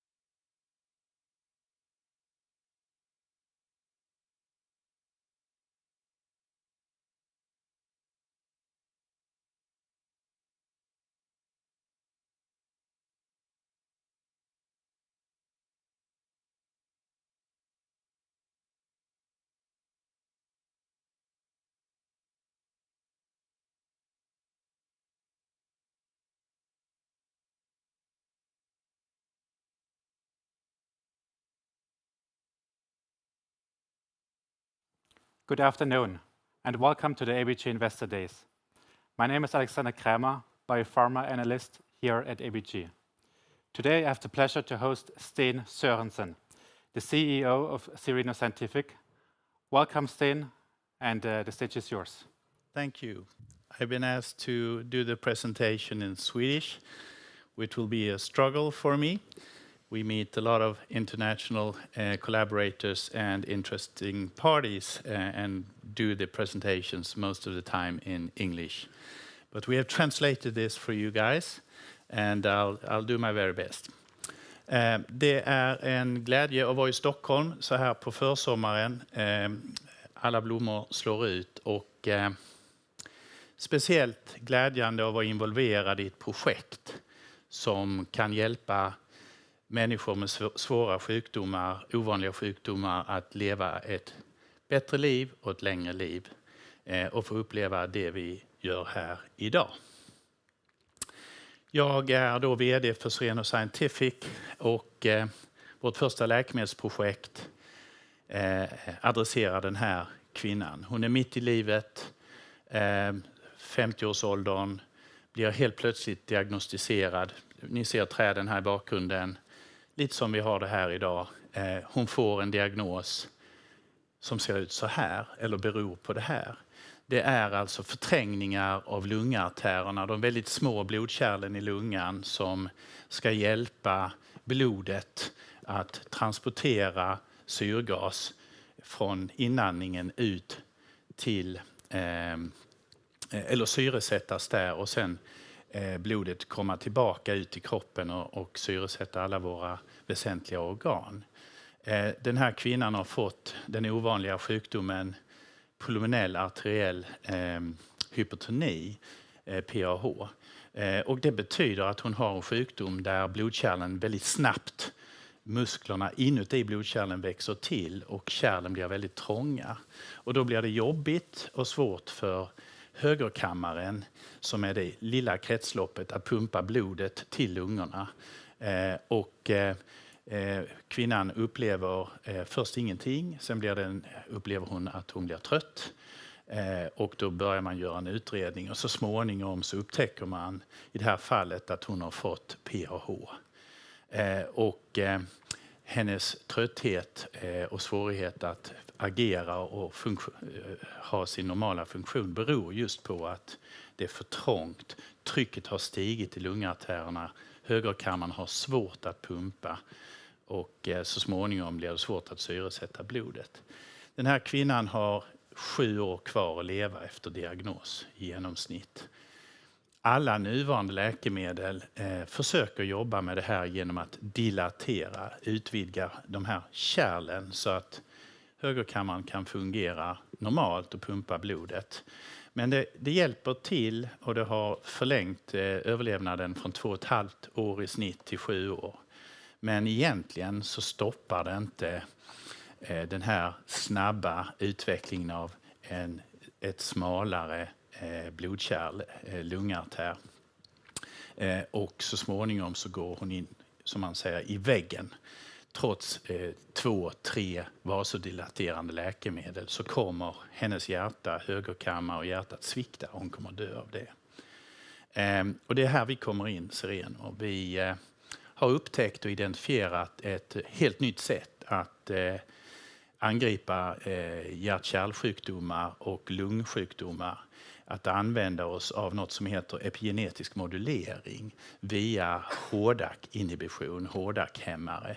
Och det är en viss sorts enzymer som finns i kroppen och som är väldigt viktiga för olika sjukdomar och för normal funktion. Och vi är pionjärer med det här. Och vi tror att vi kan göra en fantastisk nytta för de här patienterna och andra patienter med svåra sjukdomar.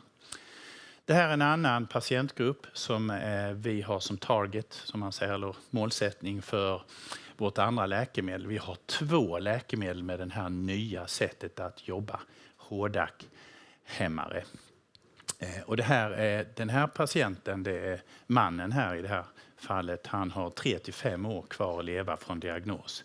Han har fått en diagnos som är interstitiell pulmonell sjukdom lungfibros. Och han har 35 år att leva. Och här finns inte heller några bra läkemedel. Även de som är godkända påverkar varken prognos eller egentligen symptomen. Men de används. Vi tror att vi har någonting som kan hjälpa även de här patienterna. Tänk om. Så vi är ett svenskt läkemedelsföretag, biotechföretag. Vi finns i Göteborg på GoCo som är en spännande plats att vara på. Vi har gjort affärer med våra grannar tidigare och det är CS014 ett resultat av. Vi har de här 3 läkemedlen i vår utveckling. Det är då 2 hårdakthämmare, CS1 och CS014. CS1 är ett läkemedel som vi har plockat upp som har varit på marknaden i över 50 år för en sjukdom där man försöker förhindra epilepsi. Så man ger det i förebyggande syfte i mycket högre doser än vi använder i vår forskning. Det finns, när vi började titta noggrant på det här så upptäckte vi att det finns nästan 600 publicerade forskningsartiklar kring vår substans som heter VPA. Runt om i världen har man varit intresserad av vad den här molekylen kan göra. Som då är en hårdakthämmare och heter VPA. Och vi upptäckte att man har dokumenterat en väldigt massa fina effekter på olika typer av modeller, djurmodeller primärt. Där man hjälper hjärta, lever, njurar och bland annat PAH. Modeller och IPF-modeller, väldigt positiva sådana. Vi bestämde oss när vi såg allt det här att vi skulle välja en indikation, en patientmålgrupp som passade oss bäst som biotechföretag och även där vi kunde göra väldigt bra nytta. Och det blev PAH först för den första läkemedlet och sen så blev det IPF för det andra läkemedlet. Det första läkemedlet är en reformulering och målsättning för läkemedel, repurposing. Så där det har använts för att just förebygga epilepsi och nu tar vi det mycket mindre doser in för att vara positiv påverkan på hjärt-kärl- och lungsjukdomar. Det andra läkemedlet, vi bedömde potentialen så stor med den här sättet för läkemedlet, mode of action som det heter, sättet att jobba i kroppen, att vi ville ta fram ett helt nytt läkemedel som var till och med bättre än det första. Och det är CS014. Där har vi gått in i molekylen och förändrat molekylen till det bättre. Det kommer vi att kommunicera mer kring när vi kommer längre fram. Men den molekylen har då längre patentliv till 2042 och har fått patent i England. Så de här vi har 3 läkemedel som vi inte kommer att gå in på idag som vi har inlicensierat från University of Michigan. Och där har vi ett samarbete sedan 5 år tillbaka minst. Där vi har, det kallas för Industry Sponsored Collaboration Research.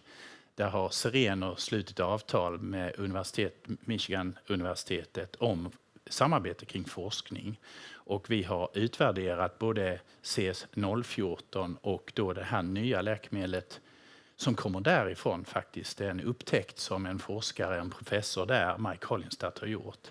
CS585 är en prostacyklinagonist som är framforskad baserad på en inre lipid och väldigt selektiv och potent för just prostacyklinreceptorn. Så vi har det 3:e läkemedlet, kommer inte gå in på det idag, men det är mycket spännande det också. Vi utvärderar också en ovanlig sjukdom för det. Våra läkemedel kommer att vara orala, det vill säga vi kommer att ge dem som tabletter, vilket är väldigt fördelaktigt, även i svåra och farliga sjukdomar. De kommer att vara vältolererade, förmodligen best in class som man säger, baserat på vad vi vet kring både VPA och vårt nya läkemedel CS014, CS1 och CS014. Kommer vi att vara bäst när det gäller säkerhet och tolerans hos de här patienterna. Och det är viktigt för att vi tror att i PAH då, att vårt läkemedel kommer att läggas till den nuvarande behandlingen. Både de som har funnits sedan tidigare, vasodilaterarna, och även det nya läkemedlet som kom i fjol som Merck har tagit fram. som man köpte från Acceleron och som verkar på ett annat sätt och är bra och effektivt men har sina allvarliga biverkningar och säkerhetsproblem. Men vi kommer att vara en oral terapi som kommer att ges till de andra läkemedlen och ibland kanske till och med ensamt och tidigt.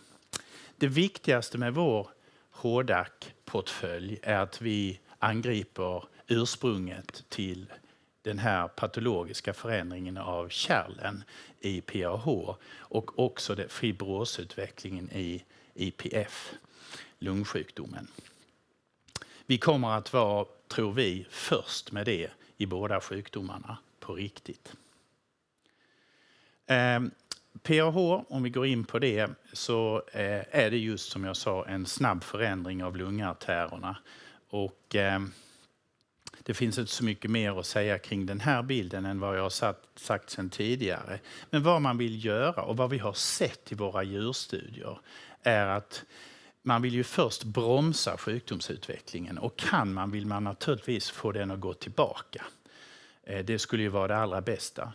Och det har man faktiskt sett och det publicerar data. I djurstudier har vår substans lyckats både stoppa och reversera, få sjukdomen gå tillbaka när det gäller förändringen i kärlen i lungan och hypotrofin, tillväxten av hjärtmuskeln. I samband med att man också har sänkt trycket.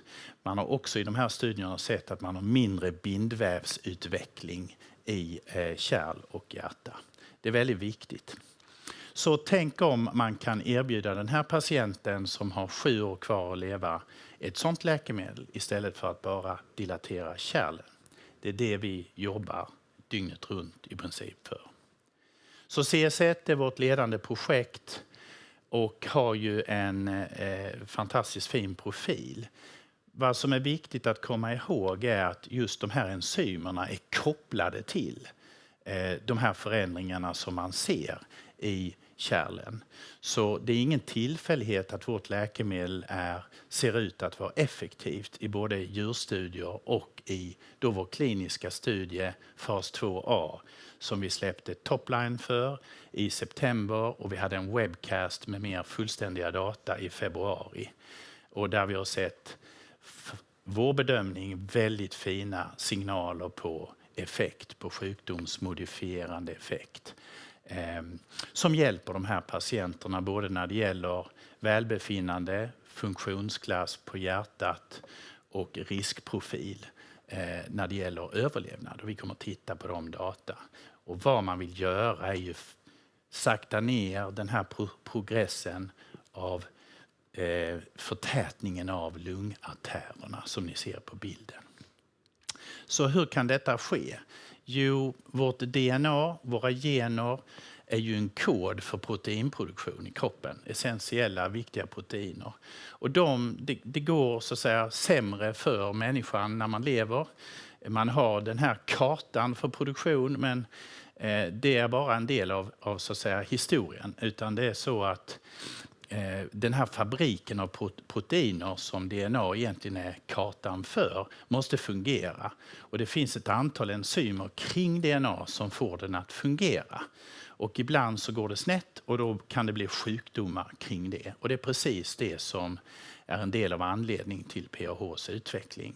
Och kan man då använda ett läkemedel som kan, som vi säger, koppla ur den här problematiken med HDAC-inhibition eller hämning så kan man hjälpa kroppen och generna att fungera som de ska. Och det har då publicerats en mängd artiklar kring att just HDAC-hämmare och vår substans har förmåga att tillbakabilda patologiska kärlförändringar, vara antifibrotisk eller mot bindvävsbildning som är patologisk, att vara antiinflammatoriskt. Ni vet att inflammation är ingen bra sak att ha i kroppen långsiktigt. Det har också dokumenterats då sänkning av lungartärtrycket. Och faktiskt också en förmåga att förebygga, förhindra blodproppar utan att öka blödningsrisken. Allt publicerat och spännande. och väldigt intressant om man vill utveckla ett nytt läkemedel för hjärt- och lungsjukdomar. Det finns en mängd studier och det kan man gå in och läsa om man är intresserad i detalj. Men det här gör ju att det är mycket spännande. Jag går vidare till själva sjukdomen och vad vill egentligen experterna och de regulatoriska myndigheterna göra nu med just PAH? Många ovanliga sjukdomar har fått för lite intresse från forskare och framförallt läkemedel- och biotechbolag. Så där finns jättemycket att göra. Och då finns det initiativ, till exempel Orphan Drug Designation som det heter, att man skyddar en forskning och ett läkemedel i 7 år i USA och 10 år i Europa. Det har vi för CS1, det har vi fått. Men man vill också nu att forskningen går mot sjukdomsmodifierande terapi.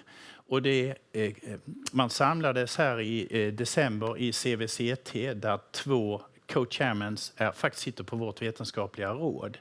Bertrand Pitt och Fayez Sanad som har jobbat med oss i många år nu. Och man enades tillsammans med Food and Drug Administration, alltså FDA i USA, regulatoriska myndigheten, att skriva en artikel och publicera vad man vill att man ska fokusera på inom forskningen. Och det är den här i Lancet, Respiratory Medicine, som publiceras. Och man vill att man ska ta fram läkemedel som kan förbättra symptombördan, förbättra funktionen hos hjärtat och kapaciteten, sakta ned sjukdomsförloppet och förlänga överlevnaden. Gärna såklart färre besök på sjukhus. Det här kom ut nu i vår. Men vi startar vår forskning med den här inriktningen för flera år sedan. Och vi har då sett i vår studie som vi publicerade här och kommunicerade kring vår fas 2A-studie i patienter utförda på 10 kliniker i USA, 25 patienter. Har vi redan mätt den här typen av effekter och det är de jag kommer att ta en uppdatering kring nu. Vissa av er har redan sett den här typen av data. Det är inga nyheter på det sättet, men det är en bredare grupp som får kännedom om det här när vi håller den här typen av presentation. Vi har alltså sett tecken på förbättrad högerkammarfunktion. Och det är alltså förmåga hos höger hjärtkammare och hjärtat att kontraktera sig. Och det är en väldigt stark prognostisk faktor för överlevnad. Det har vi sett i vår studie på 3 månader på toppen av vanlig terapi, standard of care som det heter. Vi har också sett en förbättring av funktionen som man ju efterlyser. Att vi har fått patienter som är en viss klass att bli uppleva sin sjukdom som mindre tyngande. Och vi har också sett en förbättrad prognosbild mätt som Validated Risk Score som är en teknologi att mäta detta med.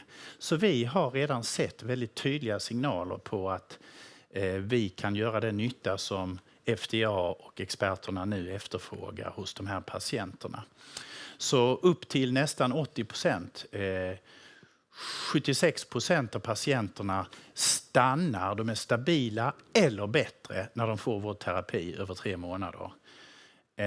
44%, nästan hälften, blir bättre när det gäller risken för överlevnad. Och det är egentligen en förbättring med mer än 1 poäng på en 10-gradig skala. Och det betyder att man har knappt 25% mindre risk att dö på 12 månader. Väldigt fina resultat.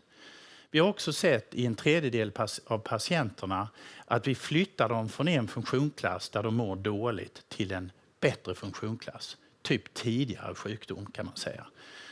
Så vi flyttade 5 patienter från klass 3 till klass 2 och 2 patienter till klass 1. Väldigt fina resultat. Vi såg i 2/3 av patienterna att vi fick en sänkning av lungartärtrycket. Så det här gör oss väldigt positiva inför nästa studie och framtiden. Vi såg också i vår studie att vi ser en gradvis förbättring över tid. vilket är väldigt positivt. Det vill säga att ni ser här till vänster just reveal risk score, alltså risken går ner för dödlighet över tid. Och om ni tittar på den högra bilden så går funktionsklassdefinitionen av patienterna ner över tid. Vilket tyder på att vi har en sjukdomsmodifierande påverkan. Jag nämnde att det blir högerkammarsvikt av PAH på sikt om man dör av det. Man kallar det för högerkammardysfunktion och sen blir det högerkammarhjärtsvikt. Och dysfunktionen går egentligen ut på att man får en sämre förmåga att kontraktera hjärtmuskeln. Och vad man skulle vilja se med ett läkemedel är ju att den kontrakterar bättre när man har satt till läkemedlet över tid. Och en tidig indikation på att det fungerar bättre är just att hjärtat fylls på med bättre med blod. Och det är någonting som heter tricuspid regurgitation. Och det behöver vi inte gå in på i detalj, men det är 2 mätmetoder med ekokardiografi, eko, som man gör hos läkarna. Och då är det så att vi i vår studie såg just en förbättrad förmåga hos patienten att kontraktera hjärtat. En väldigt stark indikator på prognos och en förbättring. Vi såg också, och ni kan se här, det är en ganska komplicerad bild faktiskt, den på högersidan. Men nästan alla patienterna är i det gröna fältet och det betyder att man är bättre eller lika bra som innan, men primärt bättre av behandlingen och kontraktiliteten. Fantastiskt fina resultat. Den här bilden visar, och det är en tidig indikator på att man gör någonting positivt här för hjärtat. Och det är just den här tricuspid regurgitation. Att 25% av patienterna mäts upp med en förbättring här. Och detta bara efter 3 månaders addering till standard of care. Så med vår behandling så flyttar vi patienterna till ett hjärta som är bättre. Det var ju precis det FDA vill och experterna vill. Nu går vi in på hur patienterna mår. Då finns det olika questionnaires, alltså frågeformulär. Minnesota Living with Heart Failure är ett generellt för hjärtsvikt som används, och PAH Sympact är speciellt för just den här sjukdomen. Och där ser ni att 71% hade förbättrad livskvalitet med vårt läkemedel adderat, och nästan 80%, 76% är förbättrade eller stabila när det gäller hur de mår. Och tittar ni överlag här så ser ni en förbättring eller stabil på mellan 61 och 83% överlag. Och du ser en förbättring mellan 35 och 71%. Så fantastiskt fina resultat. Det FDA är ute efter inte markörer. De vill veta att patienten mår bättre av terapi. Det räcker inte att säga att vi förbättrar den här markören. Utan de vill verkligen att man gör livet bättre för patienterna. Gärna förlänger det också. Men det räcker inte med att det är någon funktion här borta i någon kant. Patienten måste må bättre och det ser så ut. Och det är också vad våra läkare upplever. Vi har ju blivit ombedda att inte sluta ge terapin till patienterna i studien. Så vi fick ju skicka in då en anmälan till FDA om att vi fick fortsätta använda terapin under protokoll och utvärdera långtidsbehandling. För läkarna vill inte sluta använda vår terapi. Väldigt positivt förstås. Det återstår att se effekterna kring det. Vi hoppas att det fortsätter gå åt rätt håll när de får använda det långtid. Vi kommer ganska snart att få se kanske någonting kring positiva effekter av den långtidsbehandlingen. Vi har ju fått sätta tillbaka terapin, för det tar ju 6-9 månader att få allting godkänt av lokala etiska myndigheter etc. Men i december var alla patienterna, hälften av patienterna ville fortsätta och kunde fortsätta. Och nu kommer vi här i juni, juli att få en utvärdering på hur det ser ut nu. Och sen kommer vi fortsätta titta på det här under närmaste året. Så ja, Det kallas ju för Expanded Access Program i USA, och i Europa säger man Compassionate Use. Det här med att man får lov att använda ett läkemedel på patient fastän det inte är godkänt på marknaden. Och det tyder ju på att någonting positivt pågår här. Vi hoppas så. Vi har som en delstudie under det här långtidsprogrammet EAP startat en utvärdering med ett företag som heter Fluida. Och de har en röntgenteknologi där man kan titta på de små lungartärerna och försöka se om man kan se de förändringarna som vi har sett i djurstudier, där man kan titta faktiskt på artärerna efter biopsier och så. Det kan man ju inte på människa, utan då får man försöka med röntgen. Och den studien pågår på EAP-patienterna tillsammans med Dr. Gouchard som hade flest patienter i vår studie. Och vi ser fram emot att se de data. Såklart så vill vi nu gå vidare med regulatory, som det heter, och få nästa studie godkänd. Och vi hade ju ett möte som många av er säkert känner till. Det kallas för typ C-möte med FDA. Det är ett rådgivande möte, men man har det mötet för att veta att man är i samma tankar kring vad vi bör göra framåt i vår forskning mellan regulatoriska myndigheter och oss som företag. Och där vi hade ett positiv diskussion, och protokollet, minutes som det heter, från det mötet kommer ut i nästa vecka. Jag ser inga överraskningar med det, och det kommer att vara positivt från vår bedömning. Vi har inte sett slutresultatet ännu, men det var ett väldigt bra möte och vi bedömer att vi är aligned. Vi har samsyn här, och då är nästa steg att göra färdigt protokollet, skicka in det. Kanske ha ett möte till för att prata ännu mer om protokollet, och sen ska vi få då godkänt att köra vår nästa studie. Och den kommer att vara en fas 2B-studie. Och den kommer att starta i nästa år. Troligtvis första halvåret nästa år. Vi får se. Här ser ni röntgenbilder med Fluida. Det blir spännande. Det är inte säkert vi ser någonting i den studien. Det är inte helt lätt att se. Det kanske vi kan se på slutet. Vi kommer att titta efter 12 månader. Vi hoppas verkligen att vi ser någonting. Vi får se. Men det är spännande. Vi vet ju att vi påverkar patienterna positivt redan. Men det är spännande att se om vi kan dokumentera med den här teknologin.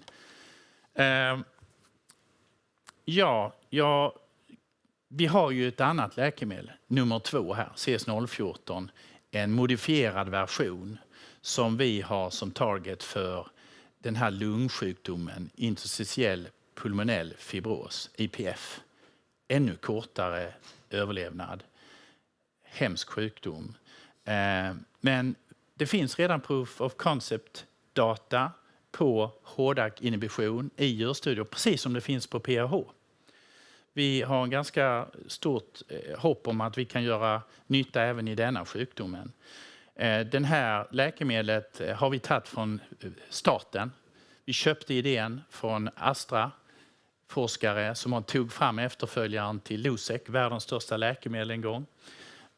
Mycket smarta läkare och kemister. Vi köpte idén och vi har hållit på i 5 år. Och nu är vi framme och har precis avslutat vår fas 1-studie. Studie människa, där man ser så att allting är okej, säkerhetsmässigt. Och där kommer topline-data nu i juni, början av juli. Vi får se. Men däromkring. Så att mycket spännande. Vi tar det vidare in i, vi tror det ska bli en fas 2B-studie på IPF. Och vi har redan sett med det här läkemedlet att vi påverkar i PAH-modeller faktiskt. För vi vill kolla så att vi var rätt på det med CS014. Vi har redan sett att vi har dosberoende påverkan på det heter plexiform lesions. Och det är egentligen förträngning av de små artärerna, arteriolerna, blodkärlen kring dem i lungorna. Och vi har också sett en dosberoende påverkan på fibros. Jag tycker att vi är mycket välpositionerade för att göra samarbetsavtal med större läkemedelsbolag. Antingen i Japan, Kina eller globalt. För att ta de här idéerna till marknad.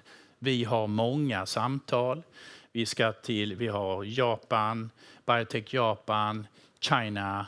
Nu ska vi till Boston i juni. Där samlas hela världens läkemedelsbolag. Och ni vet att någonstans mellan 75 och 85% av alla nya läkemedel är inte utforskade av läkemedelsbolagen. Det är sådana bolag som vi som har initierat det och sen köps de över eller man gör ett samarbete.